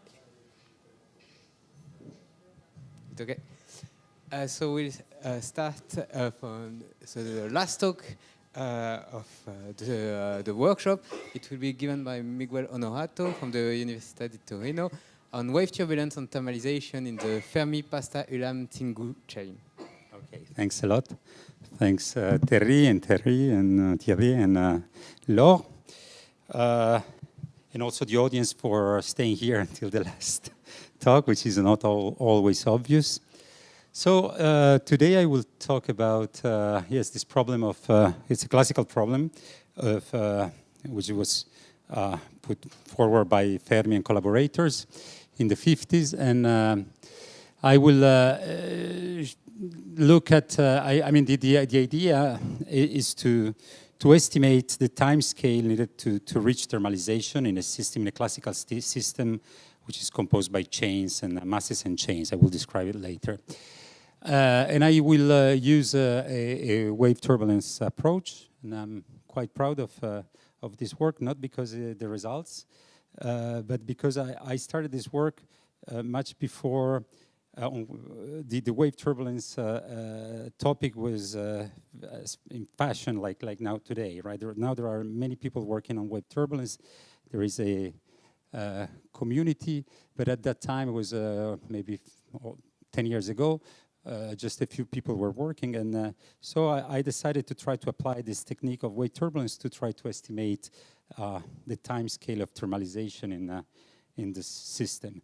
So I have a number of collaborators, and Yuri Lvov, Giovanni De Matteis, Davide Permanchi, Bella Bustamante. Some of them are were students of mine, and some other collaborators. But let's go to the problem. So this is, some of you, I'm sure that, I mean, most of you know what I'm talking about, but for those of you who don't, so this is an old story in the sense that it started in the 50s, right? And these guys, Fermi-Pasta-Ulam, and now we know that thanks to Thierry, we know that also Tsingou Menzel contributed, Mary Tsingou Menzel contributed to this work. So they were working on a computer, on a Maniac 1, and they were doing numerical computation of what they thought it was a very simple model system. And the system was actually just a system made of masses and equal masses connected by springs. Okay, so the most classical system that you may imagine. But of course, what Fermi included is the fact that he did not just include the standard Hooke law in the interaction between the masses, but also include, say, quadratic terms, cubic terms, and so on. Okay, and what was the idea of all this? I mean, Fermi had the idea that if you do numerical computations, if you start with some initial data, okay, some generic initial data in the numerical computation, he would expect that the system would relax, okay, to some state, which is characterized by equipartition of energy among the degrees of freedom of the system, okay? So a little bit more into the details of the system. This is the Hamiltonian. So P are momenta, and Q are the displacement with respect to the equilibrium position. Kappa is the stiffness of the spring, and M is the mass, but I will set them equal to 0. And then you have anharmonic potential here, which is cubic, and then is quartic, and so on. Okay. As I mentioned, this is what Fermi and collaborators were expecting. So equipartition of harmonic energy in Fourier space for large times. So the idea is that if you consider Fourier amplitudes, so you assume, for example, periodic boundary conditions in the system, and you go into the Fourier space, so you consider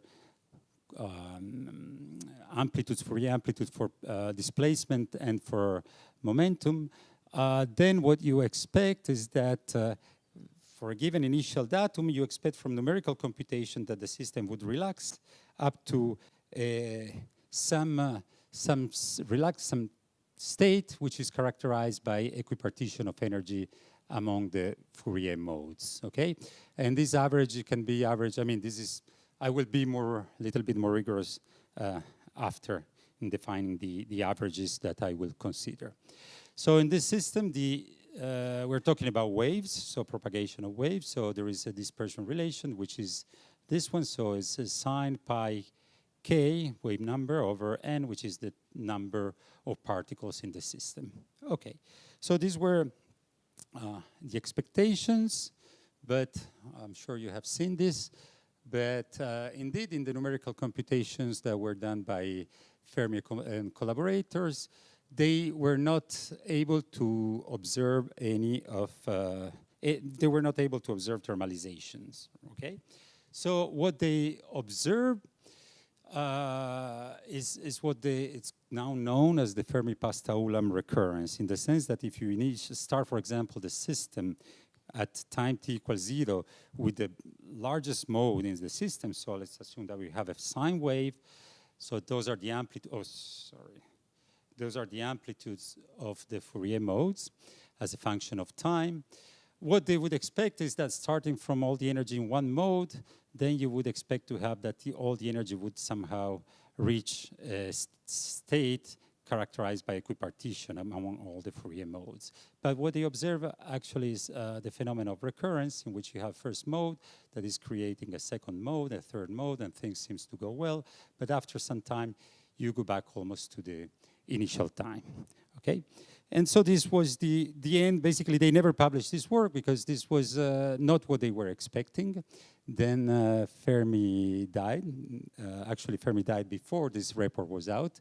He died in 54 or 53, I don't remember, 54. And so they didn't go over. At that time, the numerical computation available, of course, they were very small compared to what we have now. And we're doing numerical computation with 64 masses in the system, which of course is not a big number in terms of statistics, but this is what they were doing. Okay, so basically there was, after this work, I mean, I'm not going to make all the story about this work, but actually Fermi, when he was referring to this work, he understood there was something interesting. Indeed, he used to call this a little discovery. And indeed, he was right, because after this work, there has been a lot of, it has triggered a lot of other work in the soliton theory because of the work by Zabusky and Kraskell and integrability of KdV, so theory of integrable PDs, Hamiltonian chaos, and so on. So it's quite a big, I mean, there is a huge amount of literature. People inside the room also contributed, like Thierry. So I'm not going to go through the literature, but there are nice reviews. And here I have a number of ones. The latest one is the one by Galavotti, who organized a conference in Rome. I don't know, 2008 probably. Yes, at least the book is in 2008. And yeah, so I mean, if you're interested, there is plenty of literature on the subject. However, when I start looking at this problem, I realized that there are still open questions. Because at the end of the story, a lot of work which was done was, the idea of those work was to try to explain why the system does not thermalize, why the system have recurrence. And this was explained in terms of solitons or closed, for the fact that those systems are close to integrable system and so on. But actually, numerical simulations, which more recent numerical simulations show that the system actually thermalizes. So if you redo exactly the numerical simulation which was done by Fermi with exactly the same initial condition, and you wait long enough, the system thermalizes and reaches a state which is actually characterized by equipartition of energy among the degrees of freedom.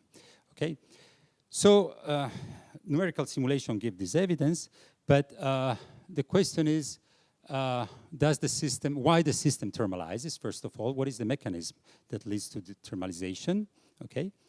And what is the thermalization time scale in the, let's say, large box limit, Okay, Fermi did simulations with 64 particles, but of course, in statistical mechanics, you usually want to take the number of particles going to infinite. So you can ask what is the time scale of thermalization in the large box limit, and but also what is also interesting, what if you have a finite number of particles, right? If you have a finite number of particles, do you still see thermalization or not?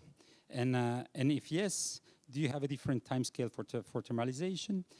So I tried to answer to these questions using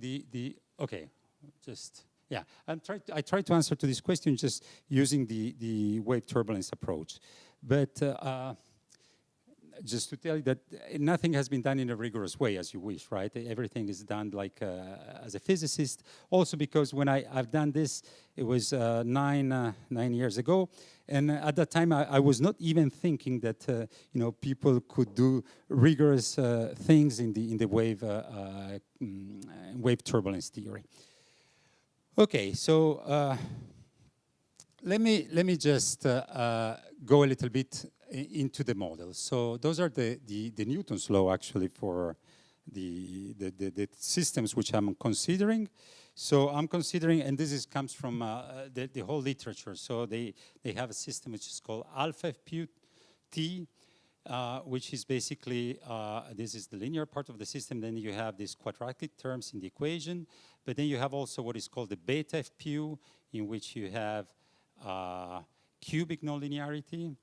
And then I also considered, a little bit the total lattice, which is, what is interesting about the total lattice is that this is an integrable system, while these alpha and beta are not. So this is really an integrable system. And if you expand for small alpha, actually you get that this system is tangent to the alpha FPU up to this order. So you get exactly this term if you expand for small alpha here. Yes?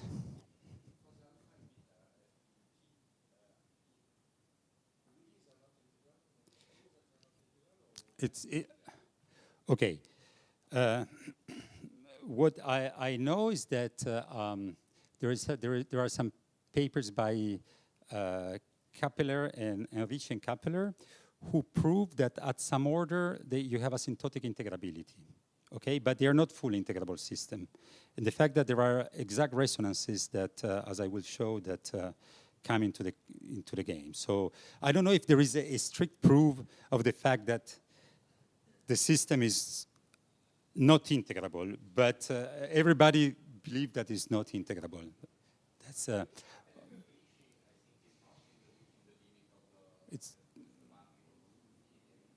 no, it's for small n. Yes, yeah, small n. Yeah. For small alpha, small beta. Oh, actually, yeah, for small alpha and small beta. While the total lattice it is, right? Total lattice, you have a Lax pair for that, so it's really an integrable system. Okay, so, well, I will work in a framework in which I will consider alpha order epsilon and beta order epsilon squared. Just simply, this is I did it wrong here. So this is wrong. So alpha is going to be order epsilon and beta is order epsilon square, okay? So just because this is a quadratic term and this is a cubic term, so that's a natural way of thinking about an expansion. And what I will do, starting from all these three models, I will try to derive the so-called wave kinetic equation, which is the output of the wave turbulence theory. So just let me say a few things.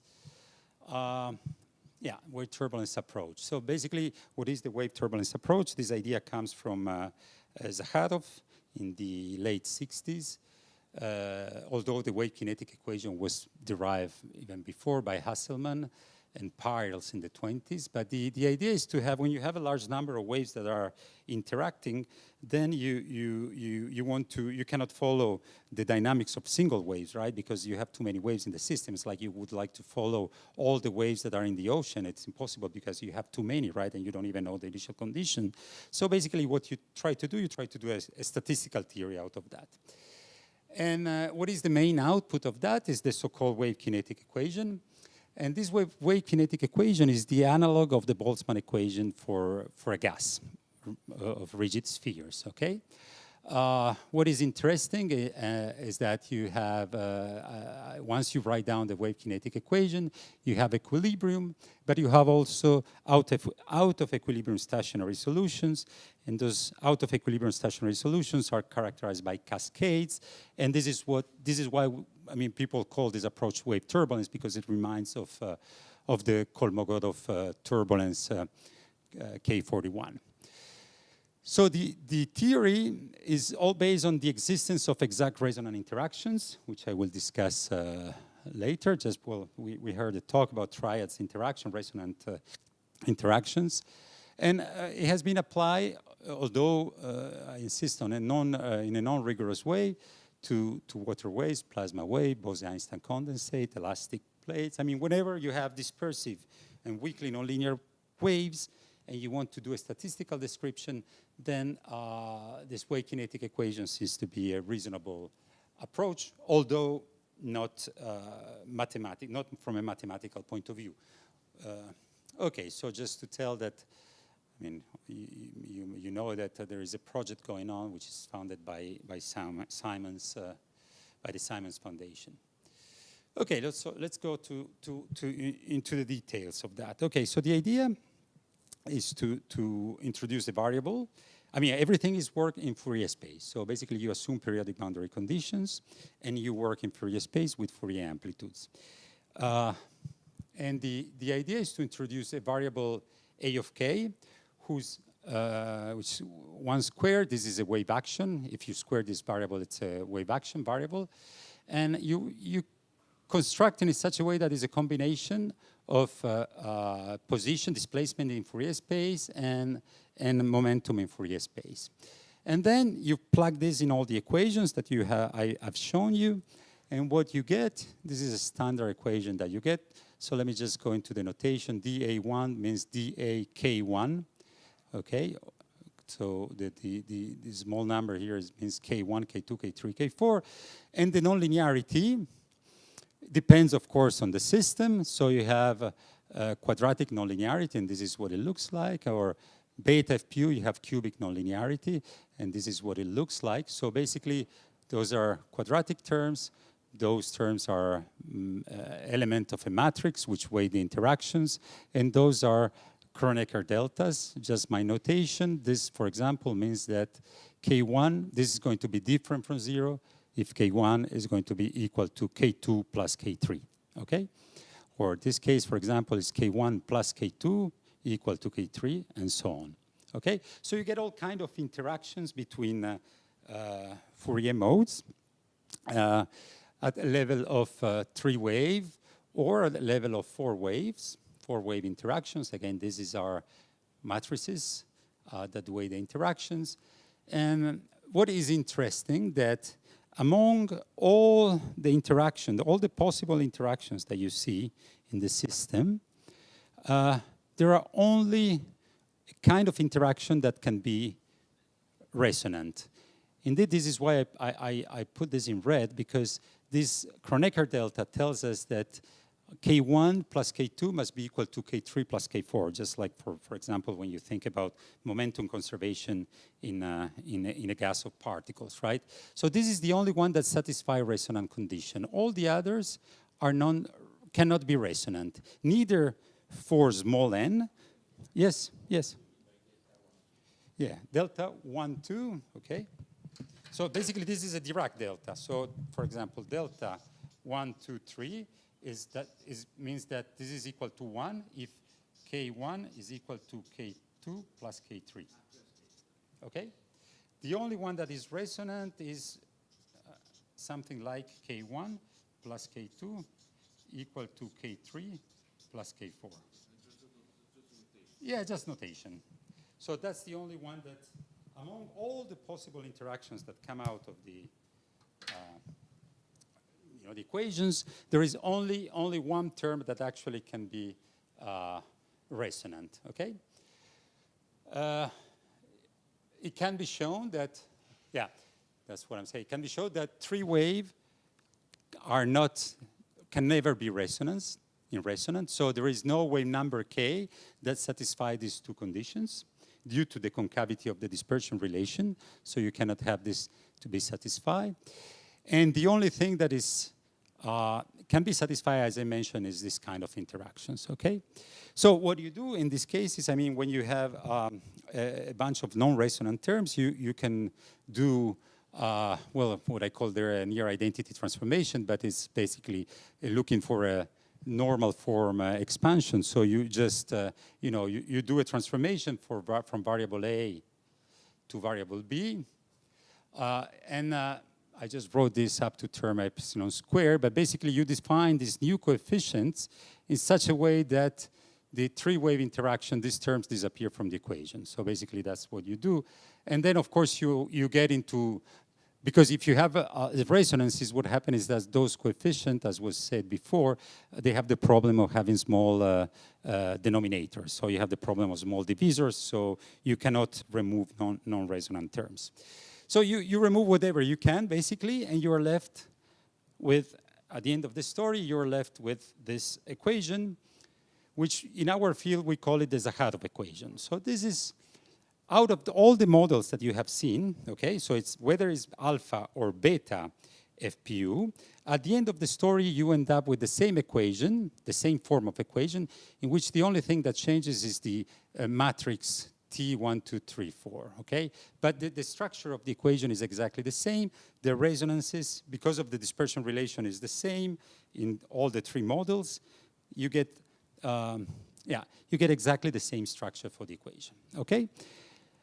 And out of this, so this is the starting point for constructing the wave turbulence theory, okay? So what is, and I'll give you this slide in which it's basically a recipe on how to construct the wave kinetic equation. So, I wrote here formal derivation. So basically the idea is that you expand the solution in power of epsilon, okay?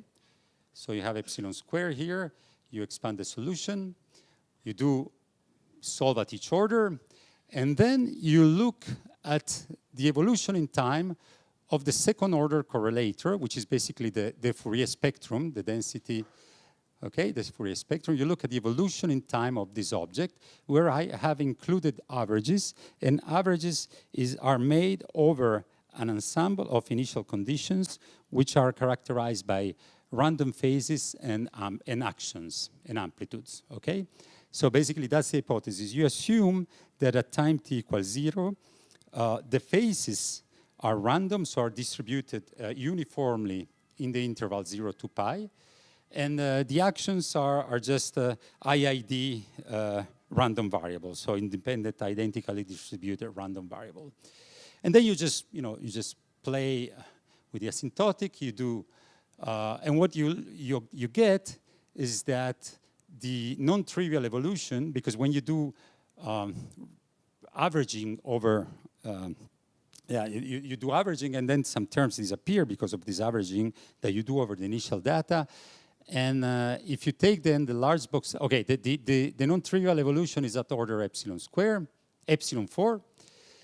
And then you take the large box limit, so you take n goes to infinite. You go into a continuum, so you define an action spectral density function, okay, in this way. Sums becomes integral. You take the limit of small epsilon, and then you have to assume that the phases, you have made the assumption that at time t equals 0, the phases are random and amplitudes are random, but then you have to also say that this randomness will persist in time. So this is the same problem as in the Boltzmann, standard Boltzmann equation. Okay. Yes, you take, so you have an ensemble. Yeah, expectation value over an ensemble, which is characterized by Fourier phases which are random. Okay? Yeah. How is this related? The B to the Q. Yeah. So I wrote here. So you can invert this, because if you write AK minus A minus K bar, then you can invert this. Okay, you can write QK as a function of AK. And QK is Fourier. Yeah, sorry, I just, yeah. Okay.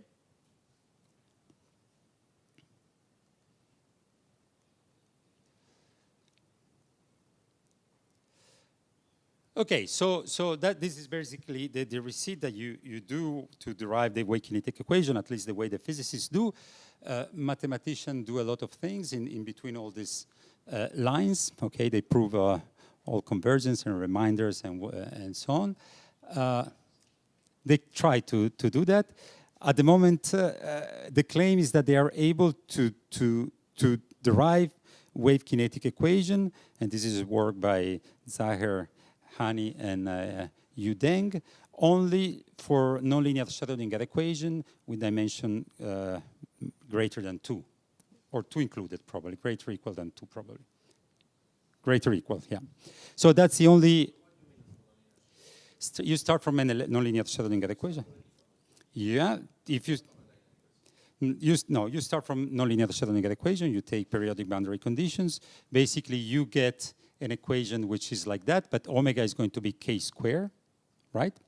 This is going to be a constant. So this is basically, this is NLS equation if you want, if you take t constant and if you take omega equal to k squared.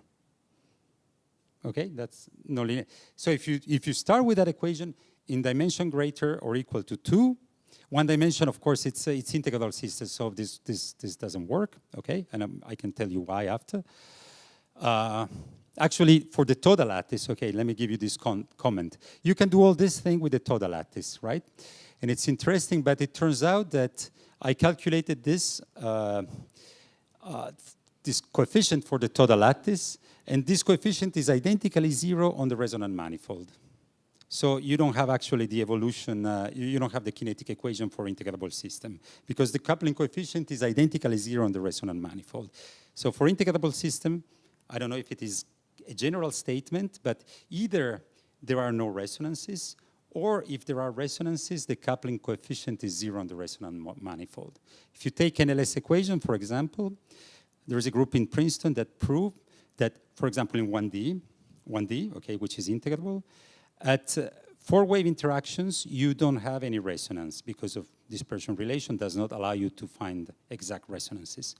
But if you do normal form expansion, so you go to 6-wave interactions, then you get resonances, but the coupling coefficient that you get is identically 0 on the resonant manifold. So basically you don't have a, there is no, and if I'm not wrong, they probably proved that this holds at all orders, right? So, yeah. Yeah. In continuous, yeah, but no, it's not the continuous limit which I'm talking about. There are 2 ways of doing a continuous limit. Okay, so there is one way in which you take your box and you have n particles, right? And what you can do, you have 2 different ways of taking the large box limit. One is to have the same size L and put a lot of particles in between. Okay, so basically the distance between particles go to 0. And this corresponds to basically an expansion for low wave numbers. So you are changing the dispersion relation in this way. You're taking the dispersion relation at low wave numbers. Basically, you see you have the dispersion relation here is sine, right? If you expand that, you get k minus k cube, which is KdV dispersion relation. K cube, right? But I'm not doing that. Now I'm doing something different. So I'm keeping the distance between particles constant, and I'm taking the box going to infinite. what happened is that in this way, the Fourier space becomes continuous, okay? But you keep the same dispersion relation, so you are not changing the dispersion relation of the system. So there are two limits which are n goes to infinite, but they are completely different and you get completely different physics. They don't see each other. Yeah, they don't see each other. Okay. So at the end of the story, if you do believe to all this machinery, you end up with a kinetic equation, which is very similar to the Boltzmann equation. I don't know, how much time do I have? Because I'm 5 more minutes, okay. Okay, so the interesting thing that you get, okay, this is the collision integral that you have, and in the collision integral you have two delta function, one over wave number and the other over frequency, okay. So this is different from zero only if you have exact resonances. This comes out from the theory, right? It's not that you impose that, but it just comes down from the theory. And the interesting thing, which was my observation in all this, actually this was already, for the FPU was already derived, this kinetic equation is not in a rigorous way by Spohn, okay? But the other observation is that the time scale for, let's say, equipartition, the typical time scale is 1 over epsilon to the power of 4. So it's a very long time for small epsilon, okay? So you need a really large time to get equipartition. Okay, so just a few things about this. You have two conserved quantities. You don't conserve momentum in this equation because okay. I can tell you if you want then why. And you have an H theorem. So, and you have, at equilibrium, you have a Rayleigh-Jeans distribution. So you can look to find that there is an equilibrium solution which is Rayleigh-Jeans, which if you set mu to 0 is actually equipartition of energy among the degrees of freedom of the system, okay? But the thermalization time scale is 1 over epsilon to the power of 4. Okay, so that's the estimation, and then you want to verify if that works or not, right, numerically. But just before doing that, I would like to say a few words that I think are interesting, because the question is also what happened. This is in the large box limit, but let's assume that you want to stay at finite n, right? You can do a simulation with 64 particles, right? So you look actually for resonances in a discrete set, because in the other case, we went from k discrete to k continuous, because we took this large box limit, so k was continuous at the end of the story. But then let's assume that you want to have it discrete, right?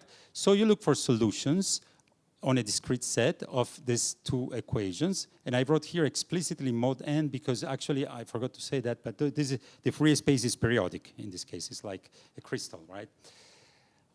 You have trivial solutions, which are all wave numbers are the same or in pair, but those don't really give a contribution. Actually, they give a frequency shift. And there are also non-trivial solutions.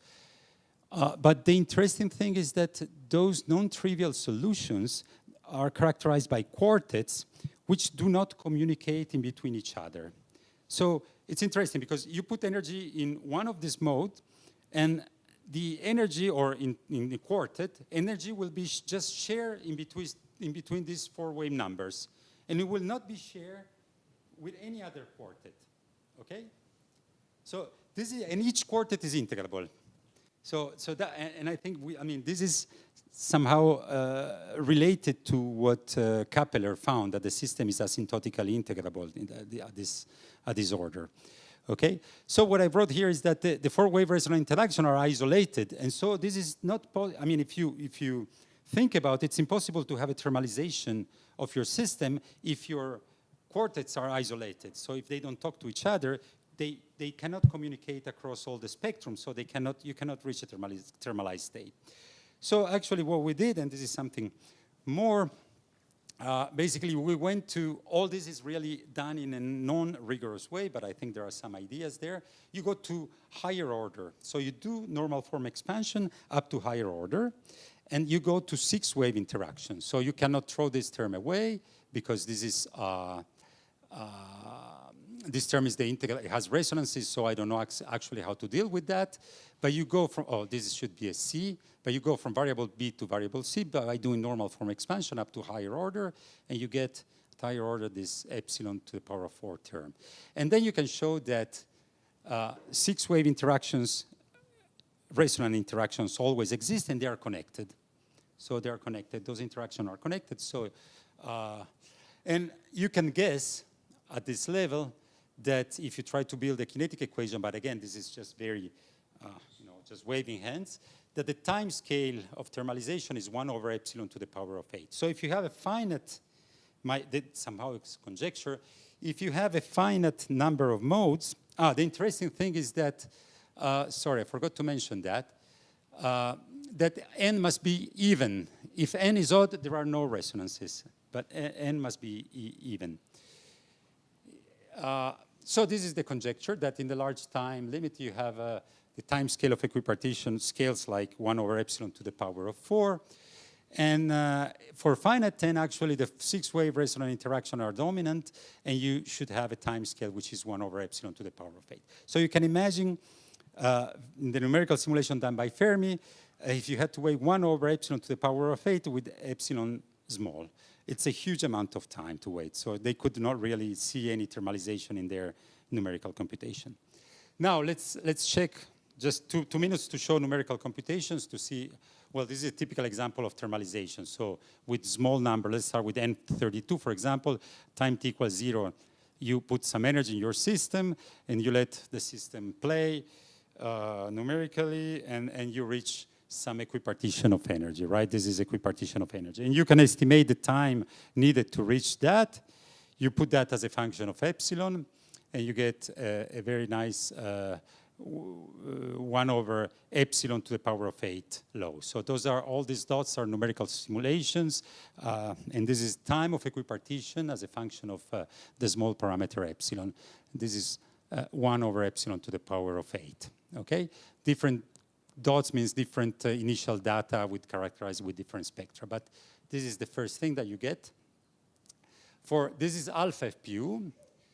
For beta FPU, you get very similar results, okay? So you get, again, this line, which is, this epsilon to the minus 4 actually correspond to epsilon to the minus 8 in this presentation. But you get, again, a very nice slope. Then you have something else at higher. When epsilon becomes large, things don't work anymore, okay? Because you break down, I mean, all the theory is based on the fact that you have a small parameter, and when that becomes large, then things don't work. Obviously, it's a subtle thing in numerical computation between the number of particles and epsilon, so it's something that you have to control, and at that time I was not thinking about that, but now I have more ideas. And this is the case in which you have alpha, this is the large box N. It's not so large because it's 1,024 masses, but this is what we expect. So 1 over epsilon to the power of 4 and 1 over epsilon to the power of 4 for alpha FPU and beta FPU, okay? For total lattice, there is no thermalization. So I ran numerical computation with total lattice, and there is no equipartition of energy for the total lattice. The spectrum just, and this is not only my result, it's a result of also by Benettin, Pono, that they show that the total lattice somehow relaxed to an exponential curve, not to equipartition of energy. Yeah, because if you start for low, yeah, but it seems to be a quite general feature of integrable system. So also in LS equation, if you run numerical computation, you get exponential growth, exponential decay of the spectrum. And I'm not sure there is, I mean, probably is known for KdV. Probably is known for KdV, yeah, that you get a wave packet at the beginning and it's bounded somehow. You can show that. Okay. We did all this with beta FPU, alpha FPU, but also I used Klein-Gordon equation. So nonlinear Klein-Gordon equation is another equation for which you can apply all the machinery. And those are just the final result of all the data in which you have the time scale of equipartition as a function of epsilon for small number of particles, okay, 31, 32 particles, and this is the 1 over epsilon to the power of 4, or actually it's 2, but just because I defined differently epsilon in previous work, but in any case, and this is the prediction that we have for large number of particles. So you see, from small number of particles to large number of particles, the time scale of equipartition decreases. From small number to large number, the time scale of equipartition decreases.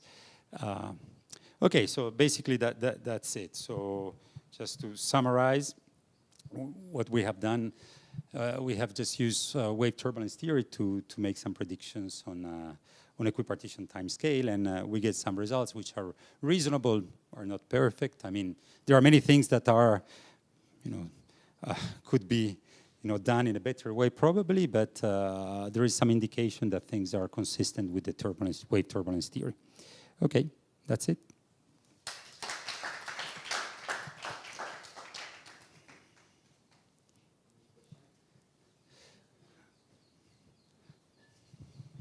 But just to understand if I understood correctly, so basically if I start with your wave kinetic equation, should I expect that at infinite time I go to a Rayleigh-Jeans equilibrium? So like is the analog of Boltzmann going to a global Maxwellian? Yeah, yeah, but I did not run simulation. I mean, I also did, but I didn't present them here.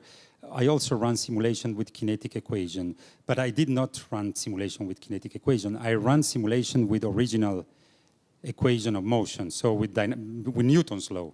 So I did molecular dynamics basically, right? So yeah, it's like following particles, like in a Boltzmann framework. That's what I did. I did not make any simulation. At least I didn't show any simulation with kinetic equation. Which, of course, if you do simulation with kinetic equation, you get the right time scale because it's obvious. But yeah, it relaxes to the. There is an H theorem, just like for Boltzmann, and so it relaxes to the Rayleigh-Jeans distribution. But like for the wave kinetic equation from LLS, you don't have this, for example. Yeah, the point is that. The point is that. The nice thing about this discrete system is that your Fourier space is periodic. Okay, so actually your domain is from 0 to 2 pi. And whatever comes back is called unclap scattering, so it comes back, right? So you don't have any problem of divergence if you go to high wave numbers. I mean, the Rayleigh-Jeans distribution cannot hold for high wave numbers in an infinite domain case, right? It cannot work. That's why Planck, went from Rayleigh-Jeans distribution to Planck distribution.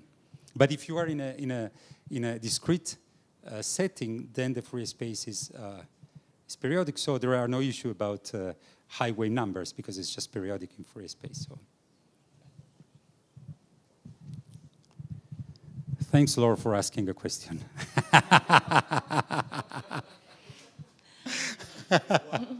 One question. So I have a first small question. Were you able to derive a kinetic equation for this second order dynamics? Yes, a higher order dynamics, yes, like 6-wave interaction, right? Yeah, exactly. Yeah. So you have a kinetic equation. Well, the point is that you cannot take, it's not really a kinetic equation, it gives you just the idea of the time scale, but it cannot be a kinetic equation in the sense that, to me, if I start with this, if the idea is to look at small number of particles, I cannot take the limit of large box, right? Okay. So I remain somehow discrete in Fourier space, and I don't go to, but you see, that's where I am at the moment, but I'm not sure. If I take, you see, because if I take the limit of large box, then I should go back to the 4-wave interactions, right? So. Yeah, and the fact is that even for this 4-wave interaction, the problem with the fact that n is finite is not only the problem that you have almost no resonance here. Even though you have some resonance, you really need to go to the limit when n goes to infinity to have this kind of averaging in respect to time. And that's why you get only, say, one time derivative in the kinetic equation. If everything is discrete, so there is a paper by, I think, Erwan Faou, Pierre Germain, and then you get an equation which is for the two respect to time. You have second derivative in time, okay? Exactly. Okay, you can get a second derivative in time, but you can be, I mean, okay, if you, Okay, but yes, possibly you get. And then you see if you have something like a second derivative in time and the same collision kernel. I don't know. I don't know if you then get the same collision kernel. Okay, Yeah. so it's not clear to me how you get the second. No, what I order. say is that even though you look at the four-wave interaction, Yeah. so you have a first problem, which is the fact that you have essentially no resonance. No. Okay. In the discrete In case. the discrete case, yeah. You have just those isolated resonances, Yeah, right? so- Basically, yes, you can. But if you take the continuous case, you have a whole resonant manifold. Okay, so the kinetic equation here, the four-wave kinetic equation, is really defined in terms of resonances because you have a whole resonant manifold, which is, I mean, in the limit of large n, you recover all these quasi-resonances Yeah. that are in the system, then become exact resonance in the large box. So limit. that's exactly my point. So what you see in the kinetic equation are not the exact resonances, but the quasi-resonance. No, in the kinetic equation, you see. Yeah, they become they exact in exact the limits. resonances. Yeah, They- but yeah. They become exact once you take the limit of the kinetic equation. They become exact. Yeah. But before taking the large box limit, they are not exact. They are not exact. And this Yes. is really important, actually. I know. Because even though you have some exact resonances, they would disappear in the limit. I know this is very important, especially for you mathematicians, in order to make the derivation. It's fundamental, actually, to avoid resonances in all this business, right? Yeah, but not only for say technical purpose, also because if you don't have this, say the fact that you have this quasi-resonance is responsible for the fact that you have some kind of, say, averaging respect to time, Yeah. and somehow you kill one derivative in time. Yeah. If you just sit on the exact resonances, so that's exactly what is done in this paper by Germain Okay. and Faou. I don't know this paper, by the way. I Yeah, should, then you get almost the same, say, kinetic, say, an equation which looks like almost the same, except that instead of the exact resonance manifold, say, except Yeah. that the manifold is not a manifold but a discrete set of points of the exact resonances because everything is finite. But also you get a second derivative respect to time. Okay, so I have to check that and see what is the time scale that you get. At the Yeah, end of the and so this is really important because you see that if you have an equation which is dtt n equal, say, the Boltzmann kernel applied to n, then you see that you don't have any H theorem. It's more like a No, wave I know. equations instead of a knit equation. Yeah, okay. But in the large time, I believe that, because you probably, you don't have delta functions there, or you do have delta functions? It's a Kronecker symbol, not really a delta function. Yeah, it's, of course, because it's a sum, so it's Yeah. not really but you still have a delta over omegas, over frequency, or not? Or you have this sine? Yeah. No, but not sine. This is sine delta omega t over delta omega. This is cardinal sine. Do they? Okay. I have to look at that. Okay. Now I wanted to come back to Toda and these two ways Yeah. of taking the limit and the thermodynamic limit or the continuum limit, so to speak. In one case, you get the wave turbulence, as you said, and on Yeah. the other side, you get KdV. But of course, if you start by your system, you can renormalize space, and so there is a link between the two limits, right? So let me ask you a question. That's not my question. No, I'm just thinking. I'm not asking. No, talking. So I'm just wondering if there is a way of recovering from the wave turbulence equation KdV by some kind of asymptotism. Because the fact that you get KdV is quite involved. It's not obvious at all. You have to make solitons and then consider. I know, yeah. So it's very indirect. So it would be nice to recover KdV inside the wave turbulence equation. Okay, so basically, if you in this case, if you take, as I mentioned, the limit of KdV out of this system you get that when you do the long wave expansion. So you have sine of k. You expand for small k, and you get k minus k cubed, right? And that's dispersion relation for KdV, right? So long wave means continuity of high frequency. Yeah, exactly. So that's the way I would get it, right, from here. If I do that, what happens is that my resonant manifold becomes instantaneously empty, okay? Because there are no 4-wave resonances in the KdV equation. There are no 3-wave resonances, but there are 5-wave resonances in the KdV equation. But I have a paper with Zakhadov, in which we prove, actually he proved, that the coupling coefficient that you get is 0 on the resonant manifold. Yeah? So, yeah, it's, you start from fifth, and then you get at all orders. But that's not what we prove. We didn't prove that it's 0 at all orders. But it's, of course, it's, yeah.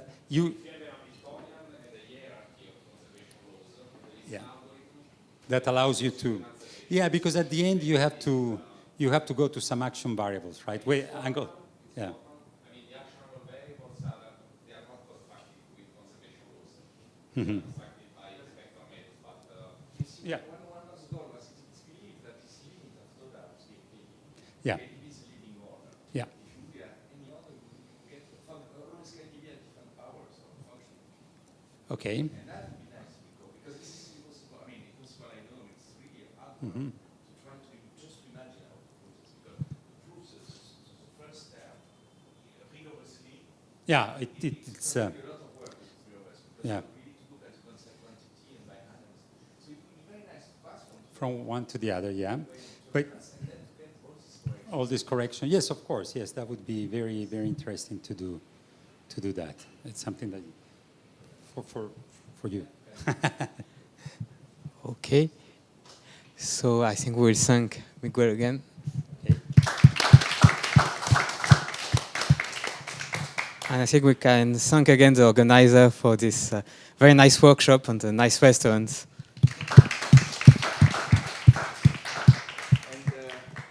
On behalf of Thierry and Laura, I would like to thank all the speakers. It was not an easy conference, because a lot of different cultures, it was absolutely fun, it was very, very, very, very nice.